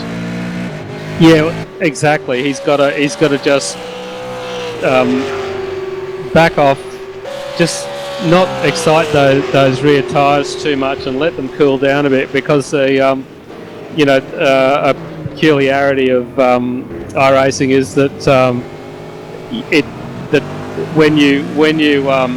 when you spin the tyre up or lock a wheel or something, it heats up the whole carcass of the tyre. It doesn't heat up just that spot as it would do in real life. So he'll have hot rear tyres at the moment. So he's just got to let them cool down a bit and get the grip back. And all he has to be is behind. He'll easily pass Marlon as long as he's gets a good drive off that last corner and is right behind him. Yeah, so his main goal now is just to settle down, get into another rhythm again, because obviously it's been thrown out with those off tracks like Brenton's letting us know, and probably ruined his tempo as well, guys. So definitely doesn't help, and it's all about rhythm in these cars and keeping it firm, as we can see as Coppo's closed in there down the back straight, and if he gets a good run out of here, he's definitely going to close in. Not sure if he'll get him before turn 1, but it's definitely going to be interesting if he can. No, you're right, you're spot on there. It's the slower you go in these cars, often the faster you go, and it's a mistake that I often make. I push a bit hard, I think, and it actually costs me time rather than gives me time. So you've got to coax them along. You can't push them too hard. No, and they're definitely lively on those rear tyres. So the more you push these cars, definitely the harder it gets. But geez, it's Marlon's doing a good job. Don't take it away from Marlon. He's doing a fantastic job there with a busted up poor old Holden there, but. Coppo, it looks like he's got his rhythm back. He's definitely closed in there, so he's got this lap and one more. So there's every chance that he's going to get his position back. And I know he'll be kicking himself in there at the moment for making those few little mistakes as Marlon goes a bit wide. So definitely got a chance here to get this done, and got a little bit of time, that's for sure. Yeah, well, that's it. Now the pressure's back on Marlon, and also we don't know. We can see the damage. We know he hasn't got a bonnet, which is costing him a bit of straight line speed. But what we don't know is if there is any other damage. He might, have a little bit of front end damage, which could be compromising his handling a bit. So he's absolutely doing a great job.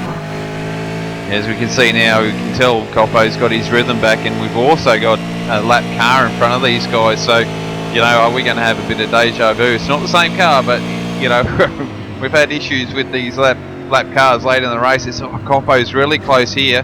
Can he keep on him coming out? He's definitely within striking distance here for sure. Just got to get that good drive. He's using as much track as he possibly can. No, it's not close enough, I don't think. Marlon's still getting good drive out of that corner. Certainly is, and this is the last lap, so he's got to try and get it done. As we got a lap car. Oh no, well done. It stayed out of the way.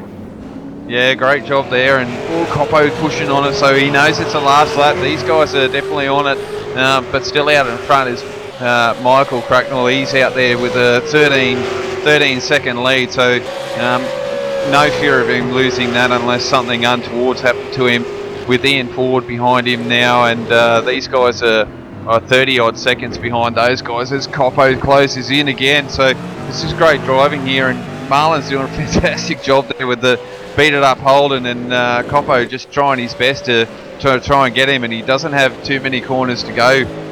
Is he going to leave it for the Parabolica? That's the question. Yeah, Marlon's good through the corners, isn't he? It's obviously his maybe luckily for him the damage is on the right hand side, and it's a right hand turning circuit, so his the lion's share of the work is done by the left, so he could be fairly fortunate in where the damage occurred. Well, that's it, and we saw with the damage. Coppo's trying. He's really pushing this car. He's got to make the move. He's got to be right behind him, but has that made way to? There's not getting. He's got to. Oh, here we go. Yep, Marlon defending, rightly so. Last corner. Traffic. Oh, and back markers. Okay, they got out of the way. Contact. Was that contact? Oh, I'm sure there was contact. I'm sure Bernie will get back. Marlon's out of fuel. Oh, he's out of fuel. Okay, well, that's... Wow. Well done. There we go. Well, excitement right to the end, and we missed the Michael going over across in first place, Ian in second, but what exciting bit of action there at the end, guys. That's just goes to show it's not over, is it? And what a great job by those two guys. Yeah, absolutely. That's great racing right to the end. We're jumping on board now with Marlon McMullen as he comes into the last bit on Parabolica, and as we know, ran out of fuel, but that thing just coughed just under the Fly Emirates sign.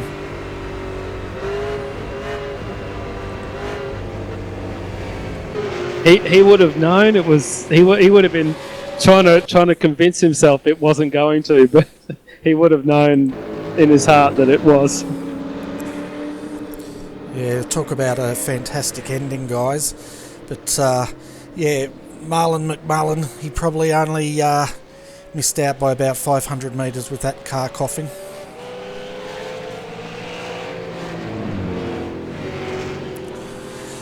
Well, I'll tell you what, action aplenty. I think, with a lot of enduros, guys, I think we see it like in the middle sections, we get a little bit quiet, they get spread out, but it sort of all comes down to the end with a few guys, as I can see a lot of guys down here with Coppo, and they're just all doing burnout, so looks like they had a bit of fun, and now just a little bit of aggression out and smashing up those poor cars. Yeah, well, we can't take anything away from the 184 car. This car started dead last. It didn't put in a qualifying lap, and it's managed to take the race. So that's a fantastic drive by Michael Cracknell and his co-driver. I'm not sure who that was. Bo Cubis. Yes, Bo. So those guys definitely deserve a great pat on the back and celebration there tonight. But folks, let's take you through the final results so you can see where your favourite driver finished tonight.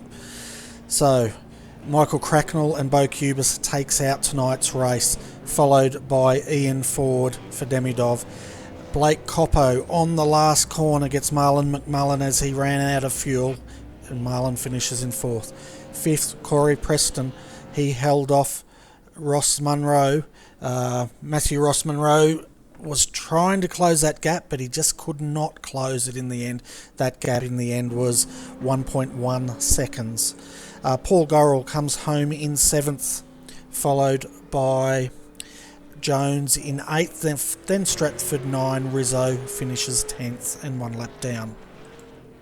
11th was Murray, followed by Tennant in 12th. Healy in 13th, Harvey 14th. Sattler comes home in 15th, Daniel Ackland 16th and 3 laps down, followed by Thompson in 17th. Mason comes home in 18th, then Goodwin, followed by Hinton in 20th. Fee comes home in 21st, and then Henry King comes home 4 laps down. We saw that car in all sorts of trouble earlier tonight, folks, with a stuck pit limiter with Brendan King behind the wheel. At that time, no relation. Wyburn comes home in 23rd and 7 laps down, followed by Norris 18 laps down, and then Sharp put in a fantastic last ditch effort and finishes 108 laps down. Well, thank you. You're most welcome, mate. And it looks like Blurton did not start, and I'm assuming he's race admin. Back to you guys. Yeah, thanks for that, Bernie. Yeah, what a fantastic job from Michael and Bo. They drove from the back and ended up winning. I know we didn't see him much at the end there. We were just so intense on the battle for third, and boy, wasn't it a finish with those guys. Yeah, absolutely. But as you say, great, consistent, fast driving from Michael and Bo. Mistake-free, which was the difference. You know, that little mistake from Jake coming into the pits, getting the speeding penalty, 15 seconds stop and go, and that was all she wrote. That they couldn't make up that deficit. And but still, second is still pretty good. I'm sure they'll be, they might be a little bit disappointed of what could have been if they hadn't made that mistake. But second, still pretty damn good. I'd take second. I'd take a betting if it was given to me, that's for sure, because I know I'll never be up near the front generally. But no, it was great racing. Definitely happy to come aboard and watch these guys put the effort in and run this enduro, especially the admin, the guys that race here. It's just been fantastic tonight, and I believe we've got one of the winners down there. Yeah, we got Mick down there, so we can bring him up and have a quick chat and congratulate him. Mike, welcome to the double RRTV commentary booth. Fantastic to start from the rear of the field and work your way and get the win, mate. Hey guys, yeah, no, that was really good. I got to thank Bo for deciding 10 minutes before the end of quali that he could drive with me. So we logged in, we threw a setup on. We thought maybe this will work and just see how we go from there. So I'm pretty sure the result would have been different. I'm not sure what happened to me in that last pit stop, but yeah, we sort of had second zone up, and yeah, we were able to get a win out of it. So it was great. Yeah, unfortunately, Ian had a pit lane violation, so they had to go through and do a drive-through. So that's what happened to those guys, unfortunately. But no, fantastic to get someone to jump in with you and have a crack. And it was definitely good to see some nice, clean racing. And from the V8s, it's awesome to have. For myself, for the first time, watch you guys run around here, and it was decent racing. It was really fantastic and awesome to watch you guys do a fantastic job of it. Yeah, cheers. Yeah, everybody out in the track I found was quite good. The racing was really clean. I didn't really see too many problems at all. It was a really good standard of racing, and plenty of room was given when it was needed. And yeah, from there we were just able to sort of work our way through and see where we end up at the end of 128 laps. So it was really good. Yeah, we were watching earlier there. There was a good battle there. It was between Josh, Bo, I think it was Dylan, and I can't remember the other guy's name because it was a while. It was probably in the second stint there, but definitely a good little battle there. Josh had a bit of damage to his car and holding up the guys and let you catch up, which sort of helped you move up a few more positions. But to get through there, that was quite fantastic to see you boys push through there. Yeah, both sort of caught up to him, and Josh's car did look a little bit loose from where I was watching it, and yeah, Bo sort of, I think he had 3 of them sort of passed within sort of 2 laps. He got past really clean, and he had some good speed for the majority of the night tonight. So yeah, he drove really well, and I probably wouldn't have won without him. So it was, yeah, I've got to thank him heaps. Yeah, no worries. Well, Greg's a newbie, and I'm going to hand over to him now and get a few questions from Greg. But mate, congratulations on the win. Fantastic racing, and definitely a series to watch out for, because great racing throughout, and keen to see some more from you guys. Well done. Yeah, cheers. I'd just like to also thank Shane and SDRT guys there for putting on this series. It's growing by stature, and you know, it's going to become pretty good, I think, pretty big. Yeah, thanks, Adrian. It's good that we popped your V8 cherry tonight, and so glad you appreciate our series, which and our car, which we all love. Mick, I think you're being a bit modest there. You seem to have it pretty well under control. I mean, Ian did, you know, close it down a little bit at the end there, but you know, you seemed you were never in danger of him catching you. Oh, look, once he got the drive-through, then I felt pretty comfortable that we were able to sort of bring it home and still have a reasonable gap. But without that drive-through, times that Ian was doing were pretty quick, and I think they were about, I think, 12 to 14 seconds ahead of us when the last pit stop was made. So yeah, we would have been maybe able to sort of match his pace, but I doubt we would have got to him. So yeah, no, it was a really good race. Like, it was a bit lucky in a way, but yeah, we'll take it for sure. Well, absolutely. That's what motor racing is all about, isn't it? You know, even if it's sim motor racing, it's still the luck of and mistakes, and yeah. And I was pretty disappointed to go out so early, but yeah, that's the way it is. You said you only just, you know, threw a set together at the last minute. That was the setup, you know, drivable. It was okay. Yeah, the setup worked really well. We sort of looked at setups in our files, and we were like, what do we do? And Bo sort of thought, this set in, I think this might work. So that's pretty much how we did it. So all we did from there was change some tire pressures, and I think we made the odd little adjustment here and there, like in the sort of 5 minutes we had before the race. But that was pretty much it, and it drove really well to a point where I'll probably use it on Monday. Oh yeah, well that is a good setup then, if you're that happy with it. Yeah, so yeah, I grabbed the setup from I think halfway through last year, which ended up, you know, sort of working. I personally felt it was quite okay for me, still not being quite on the pace of the top guys, but yeah, it's clearly the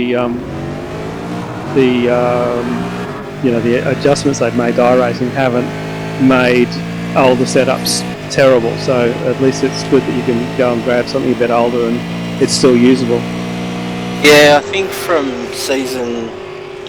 the end of season 2 last year, I think, you know, the sets are fairly similar, but if you go back beyond season 2, I don't think they're too good, so I don't generally look back beyond, you know, season 2 from last year for a set. You know, I'd always look for something that's sort of second half of last year onwards.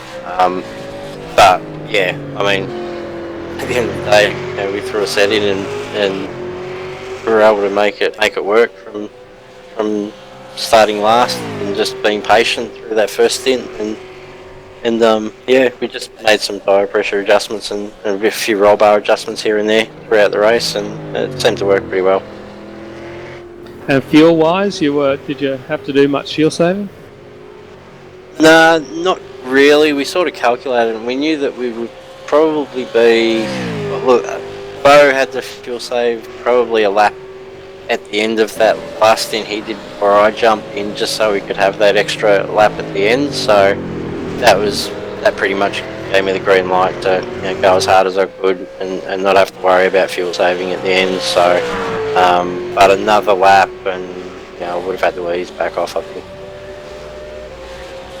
Yeah, no, it's good not to have to worry about that, isn't it? Just it's that extra little pressure, and it definitely you do lose. I mean, even the best drivers probably lose a few tenths through fuel saving.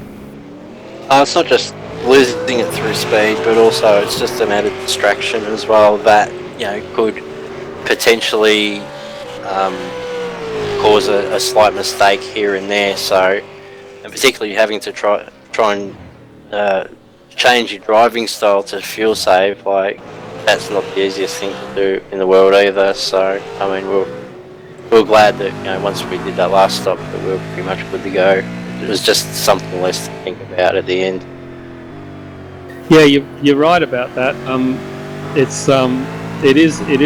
is actually, it's almost easier to make a mistake when you fuel saving than not, because you lift earlier, but then subsequently you need to brake later to get the most out of your fuel saving, and it's very easy to brake too late, because if you haven't practiced that fuel saving over and over again, you're sort of guessing a little bit as to where you should be braking. Oh, definitely. It takes a different driving style altogether, and I mean, I'll be the first person to admit that I am absolutely hopeless at fuel saving. So, for me to be able to, go to the end without having to do that was a bonus for me. Fuel saving is probably one of my key weaknesses, to be truthful. Cool. All right. Well, I think we've got a few other people lined up to come in, so we might say hooray, Mick, and might grab Ian up, our second place finisher. No worries. Thanks, guys. Thanks for the chat.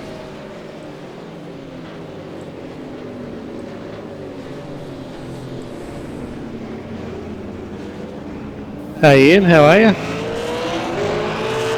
Yeah, good. Thanks, mate. So good drive by you and Blake, Blake and Jake. I get those two confused. By Jake, but just a small mistake by Jake on the last pit stop, speeding. I assume into the pit lane. I'll just correct you there. Jake did a faultless job. We made sure we made the car come in completely cleanly, make sure it hits the marks and everything, and it was actually me switching the limiter off about a metre too early and got pinged by being 2Ks over. So, I'm surprised that you got a 50-second stop and go. What it looked like that from the view. So so I would have thought that would just be a drive-through.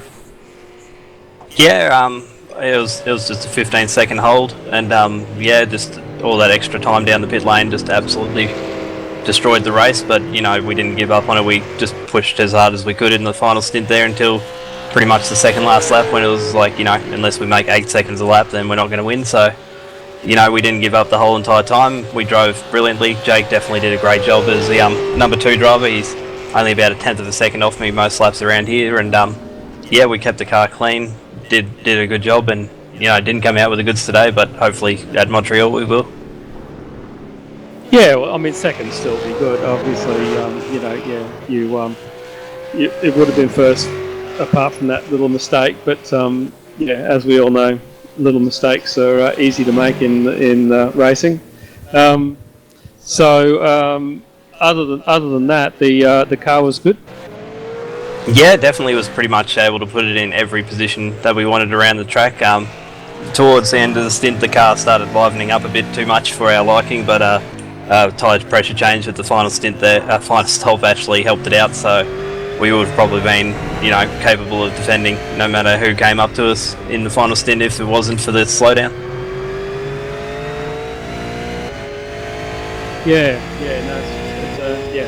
Shame about that, but what was I going to say? Yeah, so fuel saving. You got all your fuel saving done early? Yeah, definitely. We just dedicated the whole entire first stint to making sure that we took away the chance of there being any little stops or anything towards the end if it all ran green, which it did. And yeah, basically after that we could just use as much fuel as we wanted to, because we were running off like, you know, a calculation of what the maximum we could ever use around here is, and once we made sure that that was like completely safe, then we just absolutely flogged the car until we got there. And the little mistake that made into the wall and lost the guard, it clearly it didn't seem to have any impact on Blake's speed. So obviously there wasn't any damage to the car other than cosmetic. Yeah, it was Jake in the car. I'll get you again. It's okay, I got you. And yeah, it was just a little glance on the wall. It just took the guard off. Like, there wasn't really that much damage to the steering or anything, and it slowed us down a bit on the straight, but nothing too drastic. So we just basically held on, didn't rush in, do a pit stop or anything like that, and drop his position. So we just, you know, made sure that we made it to the end of the stint without like binning it or anything like that from you know, if any damage did like overheat a tyre or anything like that. Cool. I'm hogging it, guys. You anyone else got any questions for me?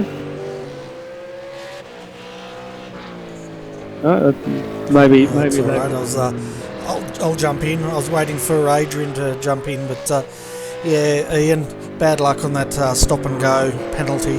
Up until then, the race was definitely going your way, and but saying that, finishing 14 seconds down at the end of 120 laps around Monza is still an excellent achievement.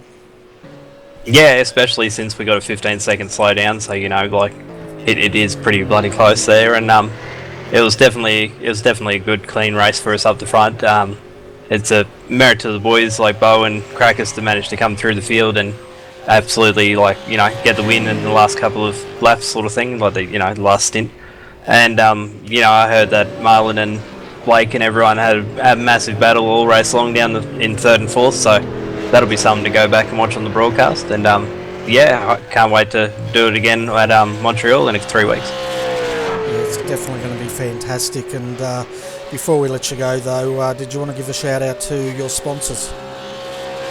Yeah, I'd just love to give a shout out to Maverick Welding. You know, they let us do what we do every week, and definitely you guys for doing the broadcast, doing the commentating, everything like that. Like, you know, it's a long time to be sitting down commentating on a race, but you know, today we didn't really have an opportunity to really make it as exciting as we could, except for the last stint, just absolutely showing how much this car can fly over curbs.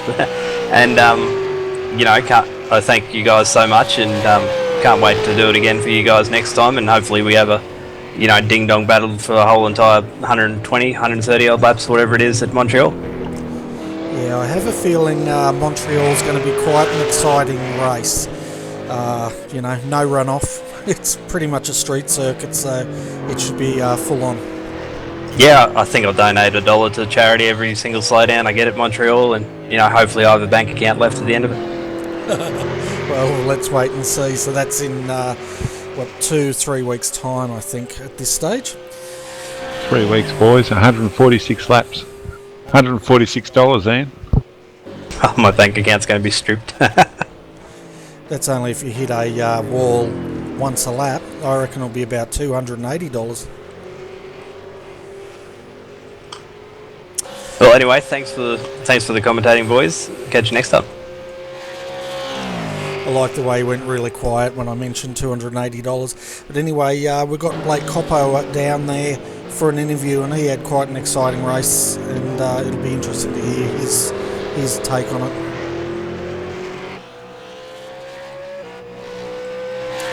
Hi Blake, welcome to RRTV, and congratulations on third place. I tell you what, Marlon just was not going to say die tonight, was he? No, he really wanted to come third. That was crazy. That was one hell of a race.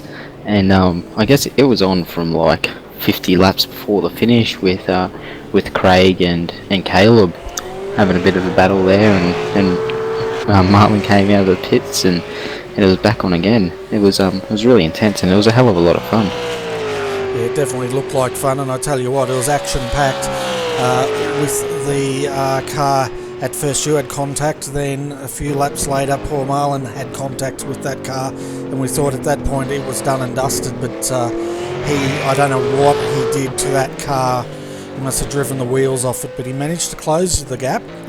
And then that last corner into Parabolica, what were you thinking when you guys came into there? It was a real shame with that. There's a couple of unfortunate incidents with the lap car there, but I did myself no favours because that gave us the gap, and I should have been able to just turn steady laps and hold on from there and manage the gap. But I actually picked up 2 slowdowns, I think, and that's what brought Marlon back onto my tail. And then I got another one, and that's how he got past me, I think, in the end. And obviously then after that it was back and forth, and obviously Marlon's a really good quality sim racer, and it was a lot of fun to race with him and be able to trust him and go side by side into those corners and know that you're going to be given enough room and have some really good quality racing. Coming into that last corner, I couldn't figure out what the other 2 cars stopped on the left were doing. It. I think they were pushing each other to the finish or something, and I honestly didn't think I had a hope in hell of getting past Marlon, but I just put it up the outside in the hope of pressuring him into a mistake, and I think he must have run out of fuel. I don't know, I wasn't able to talk to him after the race to see what happened, but yeah, I think his car started to cough, and then it was all over. It certainly was, and you were very fortunate to put your car on the outside, because you're right, as you guys came through the final corner of Parabolica, Andy hit the Emirates sign, the car coughed, and that was that. And he had to limp it across the line. So that last corner, though, it had everything. It had lapped cars. It was on. It was great. It was one of those corners where you think probably 3 or 4 times, now I'm going to crash. Yep, this is going to be a big one. And every time it didn't eventuate. It was ridiculous. Yeah, well, when you came into Parabolica and those 2 cars were on the outside and it looked like you got a bit blocked, I thought, okay, it's done, Marlon's got this. And then you came down the outside, then his car coughed. You couldn't write a script any better. After 128 laps, watching you guys fighting for the final step on that podium was just fantastic racing. Yeah, it was pretty spectacular to end up that close, and to have it come down to the last corner like that. It's just great fun. It certainly was, but I'm going to hand you over to Adrian and see if he's got any further questions for you. Yeah, thanks, Bernie. Great racing, Blake. Brilliant seeing you guys battle to the end. We had you up here earlier talking to us, and it was good to have you up here and having a good old chin wag and keeping it interesting. But while it was a bit quiet, but I think you even made it more interesting for us in the last few laps. And as I'm trying to allude to you, those few slowdowns that you had really dropped your rhythm, and that's why Marlon sort of had that advantage around you near the end there. Yeah, I guess it was one of those things where you get into a tight battle and you're looking for those extra couple of tenths, and you push that a little bit harder and take a little bit more on the apex. And the first 52 laps when I did the double stint at the start, I didn't have any slowdowns and only 1 or 2 1Xs, so it was, you're kind of in a nice steady rhythm then. But then when you get into a tight battle like that and the pressure's on, you only got to take a little bit more on the inside of a corner, and it pings you. And then once you do it once and you start to lose that little bit of ground, then you're looking for even more time, and it just makes it easy to do it again. And I fell into that trap. Yeah, and also we saw that you were struggling getting out of the corners, started getting the tail to wag, and obviously that wasn't helping your cause as well, because you would have been starting to heat up those rear tyres, and obviously heating up the rear tyres in a V8 supercar is not a friend of yours, and it seems to make it a lot harder to keep the power down, so you're starting to struggle at every corner because you're just turning those tyres into mush, aren't you? Yeah, and I guess Monza's a track that's got a lot of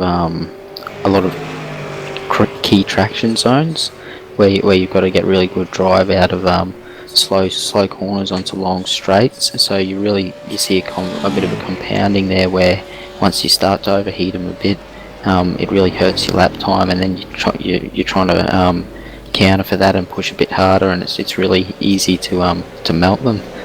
And it's quite hard to manage when you're in the midst of a tight battle like that.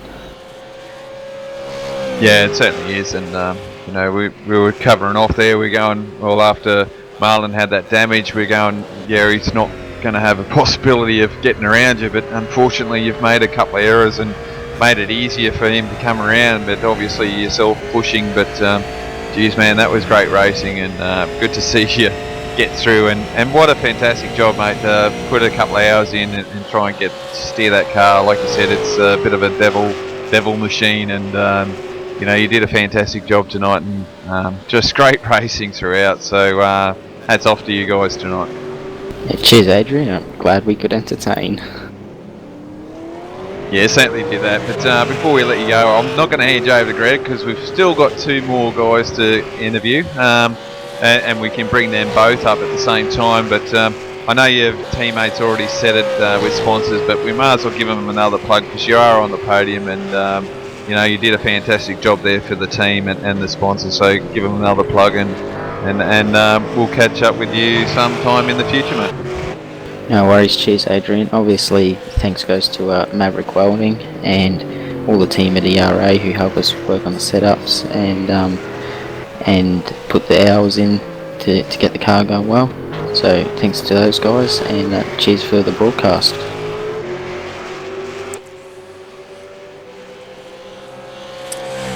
Okay, Adrian and Greg, we're down to the last interviews.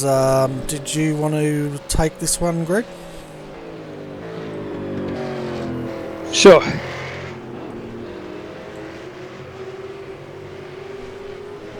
Josh, Matt, Aya, welcome to RRTV. G'day. Howdy. So, Josh, first, you came in, fifth, was it? Yeah, sixth. We lost the spot. Sixth, yep. Yeah, I made another error. Coming into the pits a bit hot, and we got a 15-second hold. Yeah, about 20 k's an hour too hot probably. And oops. Yeah, and 15-second hold, so it wasn't ideal. But Matt was going for it at the end with Corey. Pretty close. Another couple of laps would have been interesting. Yeah, you were catching, but not quite fast enough. So, and that first incident sort of probably cost you a little bit of time too, hitting the wall. It wasn't your car wasn't quite right after that, was it? Yeah, no, we for that stint at least anyway.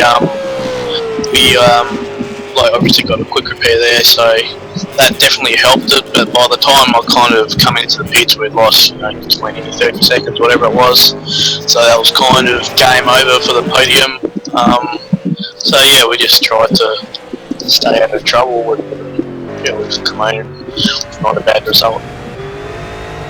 You got it, Matt. Sorry, forgive me. Were you where did you come? Oh, I came sixth with Josh. Oh, sorry, yeah, Josh's teammate. Yeah, sorry, I wasn't sure. Yeah, this is my first time at this, and not all that across all the technical details of trying to keep track of who's with who, etc. So it's and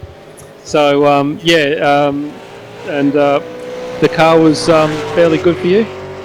Oh, I was loving it, especially with the quali set.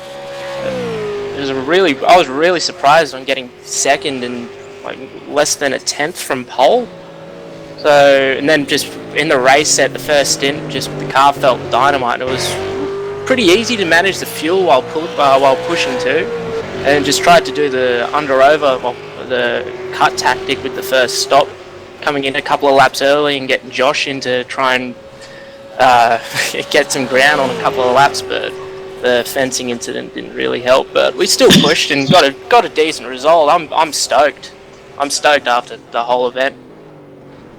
Yeah, we were wondering whether pitting a couple laps earlier mightn't have been the best idea, because although it gave you track position, it possibly compromised your fuel strategy a little bit.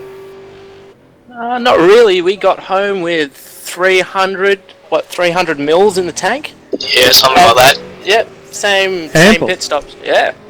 I managed to do one good skid. That was it. Gone. So, what, and did you have to do a lot of fuel saving though? I think Josh did. You were using a bit more fuel than me, but with me, especially in the last stint, I just managed to kind of work it out. I actually managed to learn a lot this race. It was good. And, it was good. I was using about 150 mil more a lap than that, so over kind of worked that out over 2 stints. You're going to kind of use, you're going to drop, I guess, a couple of laps, so to speak, from what Matt could have done. So I was just trying to fuel save at the end of my stint, just to make sure we could get to the lap we needed to get to make it to the end. Oh, well, you're doing pretty good times there. Still with the fuel saving, it's not easy to fuel save and make good time. No, that's it. Like I think, was it Eden saying it on the broadcast, or might have been Crackers, one of the two. It's definitely harder to. You make more mistakes fuel saving because you're lifting off early, but that means you're kind of going a bit deeper into the corners. And for about probably 5 laps I was fuel saving, I wasn't blipping at all. So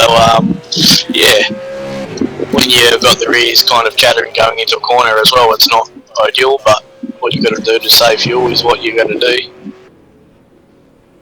Yeah, no, it's definitely not ideal to have the rears. Trying to break loose coming into the corner, it's very unsettling. It's not my favourite feeling at all. So I tend to run the brake bias a little bit further forward, consequently, because I'm just not great at controlling the rear when the brakes are trying to lock up. Unlike some of you guys who managed to do it quite well. Yeah, both me and Matt tend to run quite a fair bit of rear bias, so kind of didn't worry us, or didn't worry me too much, so it wasn't too bad. Our right foot brakes, I don't really have too much of a problem with it. Okay, so you heel toe, do you? Yep.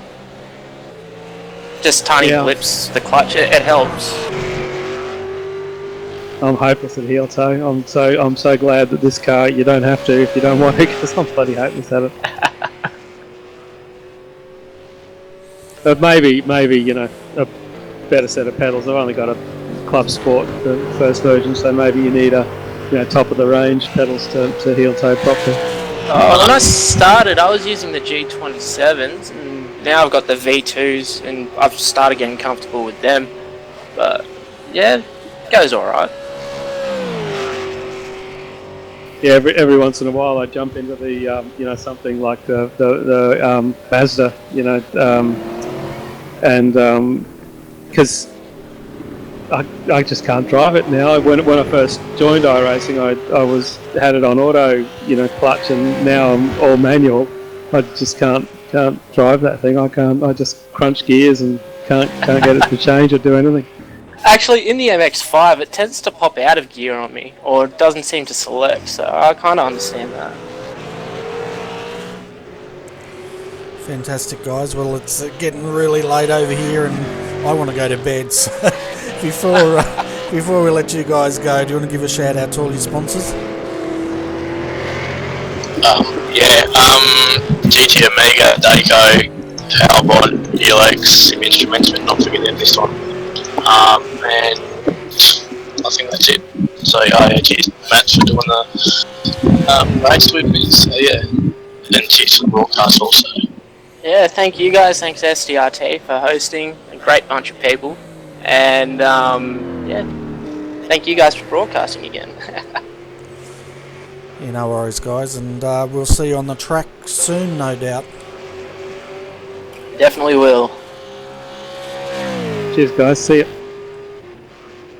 See ya. Well, guys, we're getting to the end of the broadcast here. Is there any final thoughts you'd like to give about tonight's race, Greg? I think we've said it all, really. It was a great race. Great win by Crackers. And Bo, just great drive from the back, consistent, no mistakes, and that's what it takes to win a race. You have to be fast, consistent, no mistakes, and that's what they did. Yeah, that's right. It was a fantastic drive by that team, the 184, coming from last on the grid all the way up to first. Fantastic drive. Adrian, any final thoughts on tonight? Yeah, no, great racing. Good to see that the talent in Australia is as good as what we thought it was, Bernie. It's just not in the GT3s, in these V8 supercars. I know it's been around and there's been a lot of guys doing it, and you know, you got your true V8 fans, but just to watch it myself, fantastic to see.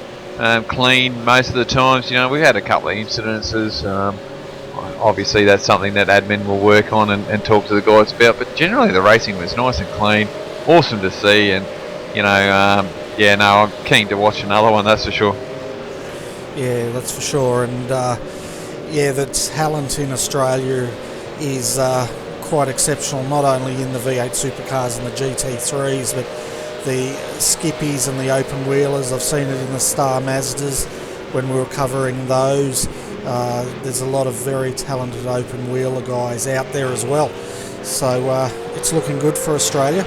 We just have to get all this talent in and try and win the World Cup next time that thing runs. Yeah, that's for sure.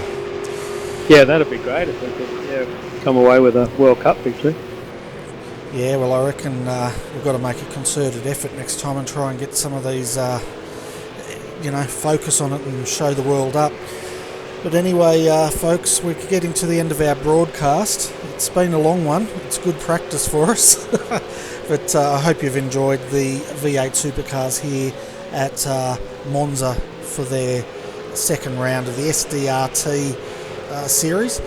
If you like your GT3s, Adrian and myself will be back Sunday night at 7:30pm sharp, Australian Eastern Daylight Saving Time, to bring you the Australian GT3 Championship, and that's not to be missed. The guys put on a fantastic show, and it's well worth watching. And then we start our big week by the sounds of it. We have Monday night skippies on at 9:15pm for all you open wheeler folks who enjoy that. And then on Wednesday night we'll be bringing you the Australian Pro-Am Sports Car Championship, followed by, it sounds like, the Australian Endurance Championship the following weekend for the Bathurst 12 hour. So we've definitely got our work cut out for us in the coming days, but we hope you enjoy all the hours of coverage we bring to you on our favourite esport here at iRacing. If you like our video, definitely give us a thumbs up. If you think there's things we need to improve on, leave a comment or PM me on iRacing. You can also get all the news from Facebook, and that is facebook.com Redback Racing TV, and we often put lots of news on there.